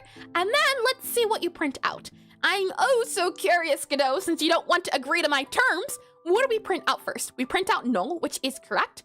Next up, we should print out, if we go ahead and do continue here, continue. The next thing I'm expecting it to print out is I'm expecting the cake is a truther. That is what I wanted to print out next. So if we click on continue here, we should next see the cake is a truther. We do. So we are getting those things correct. Something else is a little bit off, and that's what I'm wondering is the issue of. And you can also break down a small game you like and try to replicate a part from a question. How do I make the text change when buttons pressed or move data from a screen from another? You ask something like Copilot and take notes and what to research next. All I can say, I don't know any recommendations on that though, but looking to see about step by step with the AI things though. That's the rule here. Yeah. Let's see. Click on that there. Click on that there. And with that said, let's see here. We'll do the cake is a truther here. And with all of that said and good to go here. So it seems to be printing things and a message from Black Skull. Yeah, but the mention of it at least. Because the whole it's the idea of trying to figure these things out on our own. Is that the very least the goal of all of this. So let's see. If new script here, the cake is a truther, scripts get or add. Yeah, so this guy is printing things functionally. And what I'll then go ahead and do is I'll print out, let's see, print out, and I would like it to print out our new script. So print out new script now, new script. Yeah, print that guy out, and now close you, click on play now. Let's see, now what are you going to say? We're going to say, yep, you here. So the null guy prints out null, that's correct. Let's then skip it again. So let's click on continue here as well, that there, and we get these guys here. So let's not gotta go all of those things here. So it is working. The issue I'm wondering then now is, let's see here. Attempted to add a variable null into a type dictionary, value of type pack string array. Yeah, tricky. Okay, well, let's go ahead first and close this guy here. And then what I'd like to do, and let's see. That said, let me go ahead and click on you there, and we should be good to go. All right. With all of that, let's go ahead and remove this guy here. And with that said, remove all of you there. Okay, so with that said, we have attempted to add a variable of type nil into you there. So that works. Let me get some water here and let's see. Tasty. Alrighty then. With that said, we have attempted to add a variable of type nil into type dictionary. So my wondering then is, our var new script. We have this new script. We then are in this 4-line here. Oh. Do you see the problem? Possibly. I'm just wondering. Did you spot the problem of why I'm having an issue? What we have to do is we have to do this, and then we have to do that there would be our best bet. And then we're going to go ahead and also do we would do this here if the entry equals nothing, and yep, that would go there. And then we would also say script to get our add there, and then we would do we would do hue here. So we're going to put this here for our scripts and do the new script, whatever the new script is. If it is, let's see, if entry equals nothing, then we'll go ahead and just do whatever entries we have. Yeah, that could work. That could definitely work. We're going through the continue. What I'm wondering is, if we go through the very end and the last one equals nothing. Yeah, I think this is right. Script ID equals the new script, wherever we have the new script, and then we continue. Otherwise, we're going to append the new script. And then at the very end, so at the very end, we append it, which is right. never mind, I take it back. This is our for loop, and this is in the for loop, and then we append. Once we go out of the append, we should be able to be fine. So I'm wondering, tricky. Okay, hold on. We'll remove that there, and then we have script, get, or add here. So let's see. Script, get, or add. We'll add you up to here. We'll add you up to there. There we go. So for line and script, we'll do script, get, or add for this guy here. And we either do add the new script here, or we add the new script here. Should be for our continue. Yeah, okay. So if that there, and then we add whatever is in our new script. So something like that, I think, is what we need to do instead. And let's see if this works out. Click on play now. Did I get the functioning right? Are we still going to get our debugger errors? We get 5 still, unfortunately. Okay, that's okay. I think I'm understanding the issue a little bit here. It's saying our new script is empty. We use new script here. So we append the new script, we add the new script here. And what I'm wondering is why it's upset. We have attempted to add a variable of type nil into type dictionary unpack string array. Yeah, so we have get or add, and we grab the script ID. Is that the issue you're having with this? We get or add that guy there, and then we add the new script, and we append whatever is our new line here for the new script. I might just have to do a bit of Googling at this point, which is okay too. It could be certainly the case of going for the 4 hours has kind of muddled my mind and I had a little bit of smoke. And could be just to think of setting back, taking a break, going on a walk, or taking a shower could help out a lot, as maybe I'm just not seeing it right now, but something is off here and I can certainly use some offline time to figure it out. And I'll also be able to ask the person that I was looking to for the speech bubble too. So I'll be able to hopefully by the end of the week also have that answer on there as well. And time to blink your eyes. No more frog blinking. But frog blinking is fun. What's wrong with frog blinking, huh, Ame? Huh? Hold on now. Like why can't I frog blink?